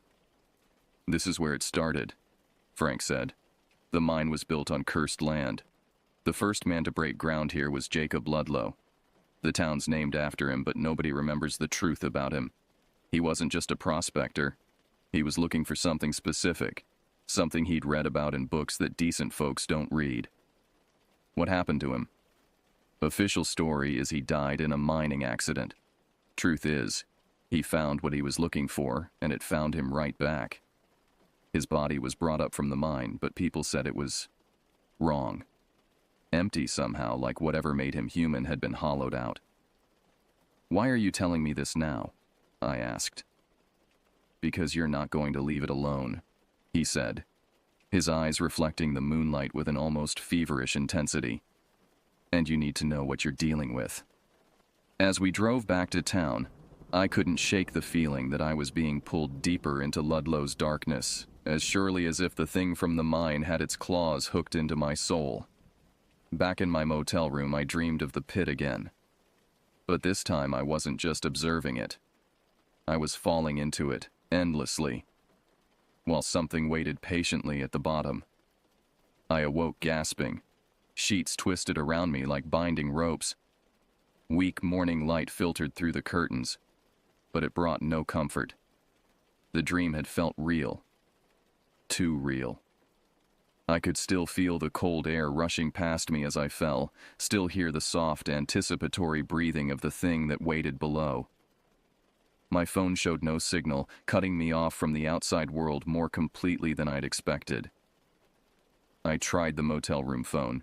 Dead. Even my satellite radio picked up nothing but static. Ludlow seemed to exist in its own pocket of isolation, as if the whole town had somehow slipped sideways from reality. I knew I should leave. Pack my things, get in my truck, and drive until Ludlow was nothing but a bad memory fading in the rearview mirror. The story wasn't worth my life. I had enough material for an article on small-town folklore, if nothing else. Yet something kept me there. Call it journalistic integrity, stubborn curiosity, or simply the pull of the thing in the mine. I couldn't leave without understanding what was happening in Ludlow. I spent the morning reviewing my notes and planning my next move. The creature seemed to let certain people go, Frank, me, perhaps others, while keeping some for itself. Why? What determined who lived and who disappeared? The answer, I suspected, lay deeper in the mine than I had ventured. The notebook I'd found mentioned an anomaly the writer had come to study. I needed to find out what that was. This time I prepared properly. I bought rope, extra batteries, a hard hat with a mounted lamp, and water from Frank's store. He watched me gather supplies with a resigned expression. "You're going back," he said. Not a question. "I need to understand." He nodded slowly. "It's always the same. The ones who see it and live, they can't let it go. Like a fish on a hook, it reels them back in." He reached under the counter and pulled out an ancient-looking revolver. "Take this. Won't kill it, nothing can, but might buy you time to run." I took the gun, feeling its weight. "Have you ever tried to kill it?" Frank's laugh was hollow. "Folks have tried everything. Guns, explosives, fire. Sheriff's daddy tried to collapse the whole mine on it. Nothing works. It's not the kind of thing that can die." I left Frank's store with supplies and a growing sense of dread. The day had turned overcast again, the air heavy with impending rain. As I drove toward the mine, fat droplets began to splatter against the windshield, quickly becoming a downpour. The rain had turned the dirt road to mud, forcing me to park farther from the entrance than before. I trudged through the muck, water seeping into my boots. By the time I reached the mine entrance, I was soaked and shivering.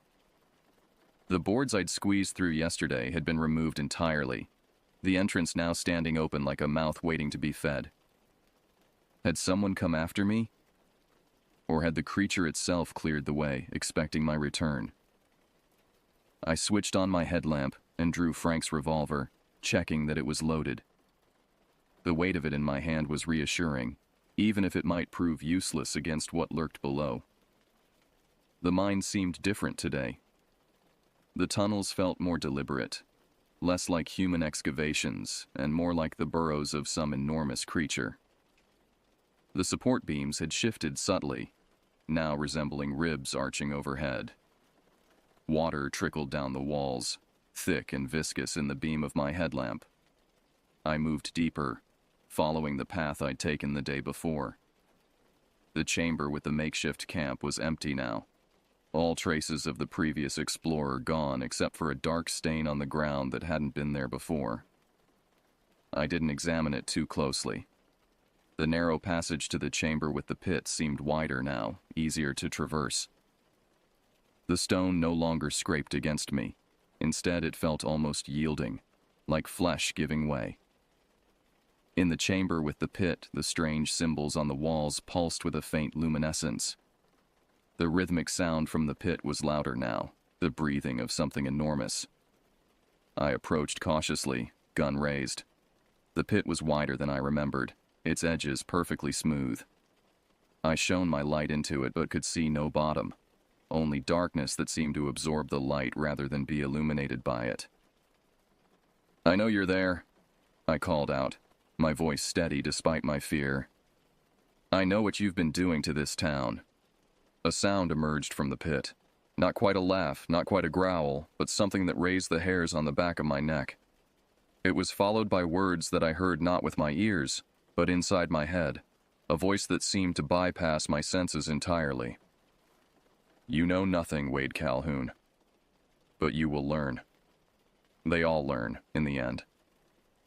The voice carried with it images, flashes of the mind throughout the decades, of men discovering the pit, of the thing emerging to feed, of Jacob Ludlow finding ancient texts that led him here, seeking power he couldn't comprehend, of generations of Ludlow residents living in the shadow of the mine, some offered as sacrifices to keep the thing sated, others marked as its messengers. What are you? I asked, though I feared the answer. I am old. I am hunger. I am patience. I was here before your kind learned to make fire, and I will be here when the last of you returns to dust. The disappearances. You took those people. I took what was offered. This town has always understood the bargain. A few lives for the many. They mark the outsiders, the unwanted, the curious, and I feed. In return, I grant certain protections. Another flood of images. Ludlow surviving economic collapse when neighboring towns failed, its residents living unnaturally long lives, diseases that ravaged surrounding communities somehow skipping the town entirely. And those you let go? Frank? Me? Some I mark as mine. They carry my touch, my scent. They draw others to me. Like moths to flame, the curious follow the marked ones, seeking answers they are not prepared to receive. I realized with horror what the creature was saying. It had let me go deliberately, knowing I would return, perhaps even knowing I would eventually leave Ludlow and my very presence would draw others to investigate, providing more food for the thing in the pit. I won't be your lure, I said, raising the gun. I'll expose you. I'll warn people away. The laugh came again, a sound of ancient amusement. Others have tried. Their warnings become legends, stories, mysteries, and mysteries draw the curious even more surely than silence. You cannot stop the cycle, Wade Calhoun. You can only choose your place within it. From the darkness of the pit, the figure began to emerge. First came long, gnarled limbs that bent at impossible angles, then a torso that seemed to shift and flow, never quite settling into a fixed shape. Finally, a head, or something like a head, with eyes that glowed like embers in the dark. I fired the revolver, the shots deafening in the confined space. The bullet struck the creature, passing through its fluid form without apparent effect. It continued to rise from the pit, its body expanding to fill the chamber. Did Frank not tell you? I cannot be killed by your weapons. I am not alive as you understand life. I backed away, firing again until the gun clicked empty. The creature moved toward me with that same deliberate grace I'd seen before. Up close, its form was even more disturbing. A constantly shifting amalgamation of features, some human, some animal, some utterly alien. What do you want from me? I asked, my back pressed against the chamber wall. I want you to understand. I want you to carry my mark. I want you to spread my influence beyond this little town, this little mine. The world changes, Wade Calhoun. I must change with it. Its limb extended toward me, elongating impossibly. I dodged, running for the passage. The creature did not give chase immediately, seeming content to let me flee. It knew the tunnels better than I did, knew all the ways out were ultimately under its control. I ran blindly, taking turns I hadn't taken before, hoping to find another exit. The tunnels narrowed, widened, curved in ways that defied the mine's original architecture. I was no longer in a human construction, but in the creature's domain, a labyrinth it had shaped over centuries. Water was rising around my ankles, the rain outside flooding the lower tunnels. In the distance, I heard the ominous creak of stressed support beams. The mine was becoming unstable. I splashed through increasingly deep water, my headlamp beam bouncing wildly off the tunnel walls. Behind me, I could hear the creature moving, not hurrying but inexorably following, playing with its food. Then I saw light ahead. Not daylight, but the beam of another flashlight. Someone else was in the mine. "Hello," I called out, hope surging. "Is someone there?" The light swung toward me, momentarily blinding me. When my vision cleared, I saw Sheriff Wilcox standing before me, shotgun in hand. "Calhoun," he said, his voice tight. "You shouldn't have come back." "We need to get out," I gasped. "It's coming. The thing from the pit." Wilcox's expression didn't change. "I know what's coming. I've always known." Understanding dawned with sickening clarity. "You're one of them. You've been feeding it. The missing persons. You led them here." "Not just me," he said. "The whole town. For generations. It's how we survive." He raised the shotgun. "Some are sacrifices. Some are marked. Some are guardians. That's my role, Calhoun. To maintain the balance. By killing people? By protecting Ludlow. The thing in the mine, it needs to feed. If we don't give it what it wants, it takes anyway. At least this way, we have some control." I heard the creature approaching behind me. Trapped between the sheriff and the thing from the pit, I made a desperate decision. I lunged at Wilcox, catching him off guard. We struggled for the shotgun, water splashing around us. The gun went off, the blast deafening in the confined space. Wilcox staggered back, red blooming across his chest. His eyes widened in shock. "You don't understand what you've done," he gasped. "Without the Guardians, it'll have no constraints, no one to direct its hunger." I grabbed the shotgun and ran, leaving Wilcox slumped against the tunnel wall. Behind me, I heard the creature reach him, heard his final scream cut abruptly short. The tunnels were collapsing now, support beams snapping under the weight of waterlogged earth. I splashed through knee-deep water, lungs burning, the shotgun clutched in white-knuckled hands. I no longer knew which way led out, only that I had to keep moving. The mine was becoming a death trap, but somehow I knew the creature would survive, had survived worse over its long existence.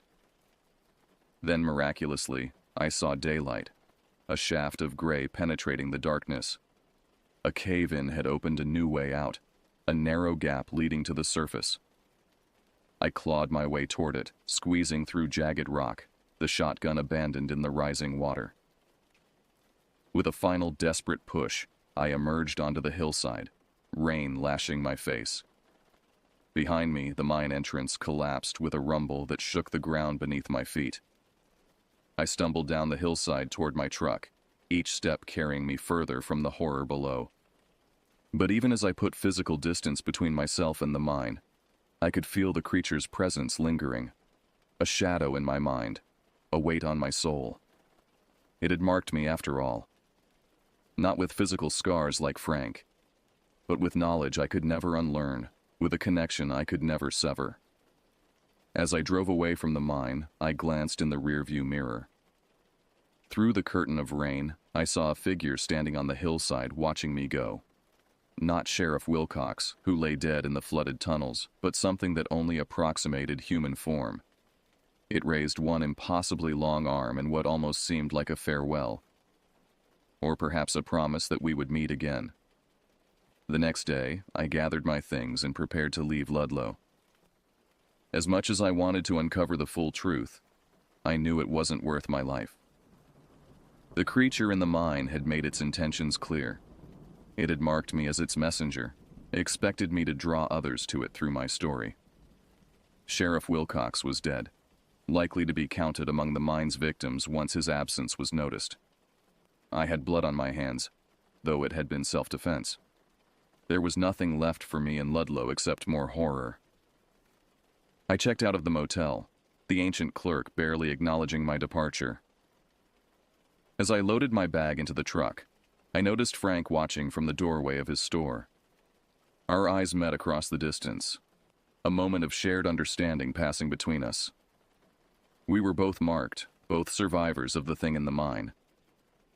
But where Frank had chosen to remain, to become part of Ludlow's dark ecosystem, I was choosing to leave. Or trying to. The road out of town seemed longer than when I'd arrived, the trees pressing closer to the roadside. branches reaching like grasping fingers. The sky darkened as I drove, though it was barely noon. The radio produced nothing but static, not even the faintest hint of a signal. I pressed the gas pedal, my truck speeding up. The faster I drove, the more distance I put between myself and Ludlow, the safer I would be. Or so I thought. 10 miles outside town, the engine began to sputter. The truck slowed, despite my foot pressing the pedal to the floor. The steering wheel grew hot beneath my hands, then ice cold. The dashboard lights flickered and died. The truck rolled to a stop at the side of the road. I tried the ignition again, nothing, not even the click of a dead battery. It was as if all the energy had been drained from the vehicle. I got out, the silence of the forest pressing in around me. No bird song, no rustling leaves, no distant traffic. Just absolute, unnatural stillness. That's when I saw it. A figure standing at the edge of the woods, partially obscured by shadow. It was the same figure from the mine, its proportions subtly wrong, its movements too fluid to be human. "You can't keep me here," I called out, my voice sounding thin in the oppressive silence. The response came not in words but in sensations: amusement, patience, certainty. The creature knew what I was only beginning to understand. Ludlow wasn't just a place on a map. It was a state of being, a sphere of influence that extended beyond physical boundaries. I had entered its domain when I crossed into town, and a part of me would always remain there, just as a part of it now resided within me. The mark it had placed on me was deeper than skin, more fundamental than a physical brand. I started walking, determined to reach the nearest town by foot if necessary. Each step felt heavier than the last, as if I were wading through invisible resistance. The road stretched ahead, seeming to elongate impossibly. After what felt like hours, I came upon a sign that made my blood run cold. "Welcome to Ludlow, Papa 42. Somehow, I had walked in a circle, returning to the very place I was trying to escape. The thing in the mine, or some projection of it, stood in the middle of the road ahead, waiting. I could feel its satisfaction, its ancient patience. It had all the time in the world. That night, as I sat in my motel room once again, I made a decision. If I couldn't escape Ludlow physically, I would defeat it another way. I would not become its lure, its messenger. I would not publish the story it wanted me to tell, the kind of mystery that would draw more curious souls to their doom. Instead, I would write a warning so direct, so terrifying, that it would keep people away. Not the kind of vague cautionary tale that becomes urban legend and attracts thrill seekers, but a detailed account of the horror that waited in the mine. Names, dates, specifics that could be verified or disproven. I worked through the night, typing frantically on my laptop. The power flickered occasionally, as if something was trying to stop me, but it never failed completely. By dawn, I had a complete manuscript, everything I had seen, heard, and experienced in Ludlow. I copied the file onto a USB drive, then deleted it from my laptop. One copy would be enough. I would get it to my editor somehow, make him promise to publish it only if something happened to me. The morning brought a strange calm. I packed my things once more and checked out of the motel. My truck started on the first try, the engine running smoothly as if the previous day's failure had never happened. As I drove through town, I saw Frank standing outside his store. He raised a hand in farewell, his expression resigned. He knew what I was trying to do, and he knew the odds were against me. The road out of town was clear, the trees keeping a respectful distance from the pavement. The sky brightened as I drove, the oppressive atmosphere of Ludlow seemingly falling away with each mile. But I knew better than to trust appearances. The thing in the mine was cunning, patient. It might be allowing me to leave physically while maintaining its hold on some deeper level. I glanced in the rearview mirror and saw a figure standing at the edge of the road, just outside the town limits. It was the same figure from the mine, its eyes fixed on me. It raised one impossibly long arm in what almost seemed like a farewell.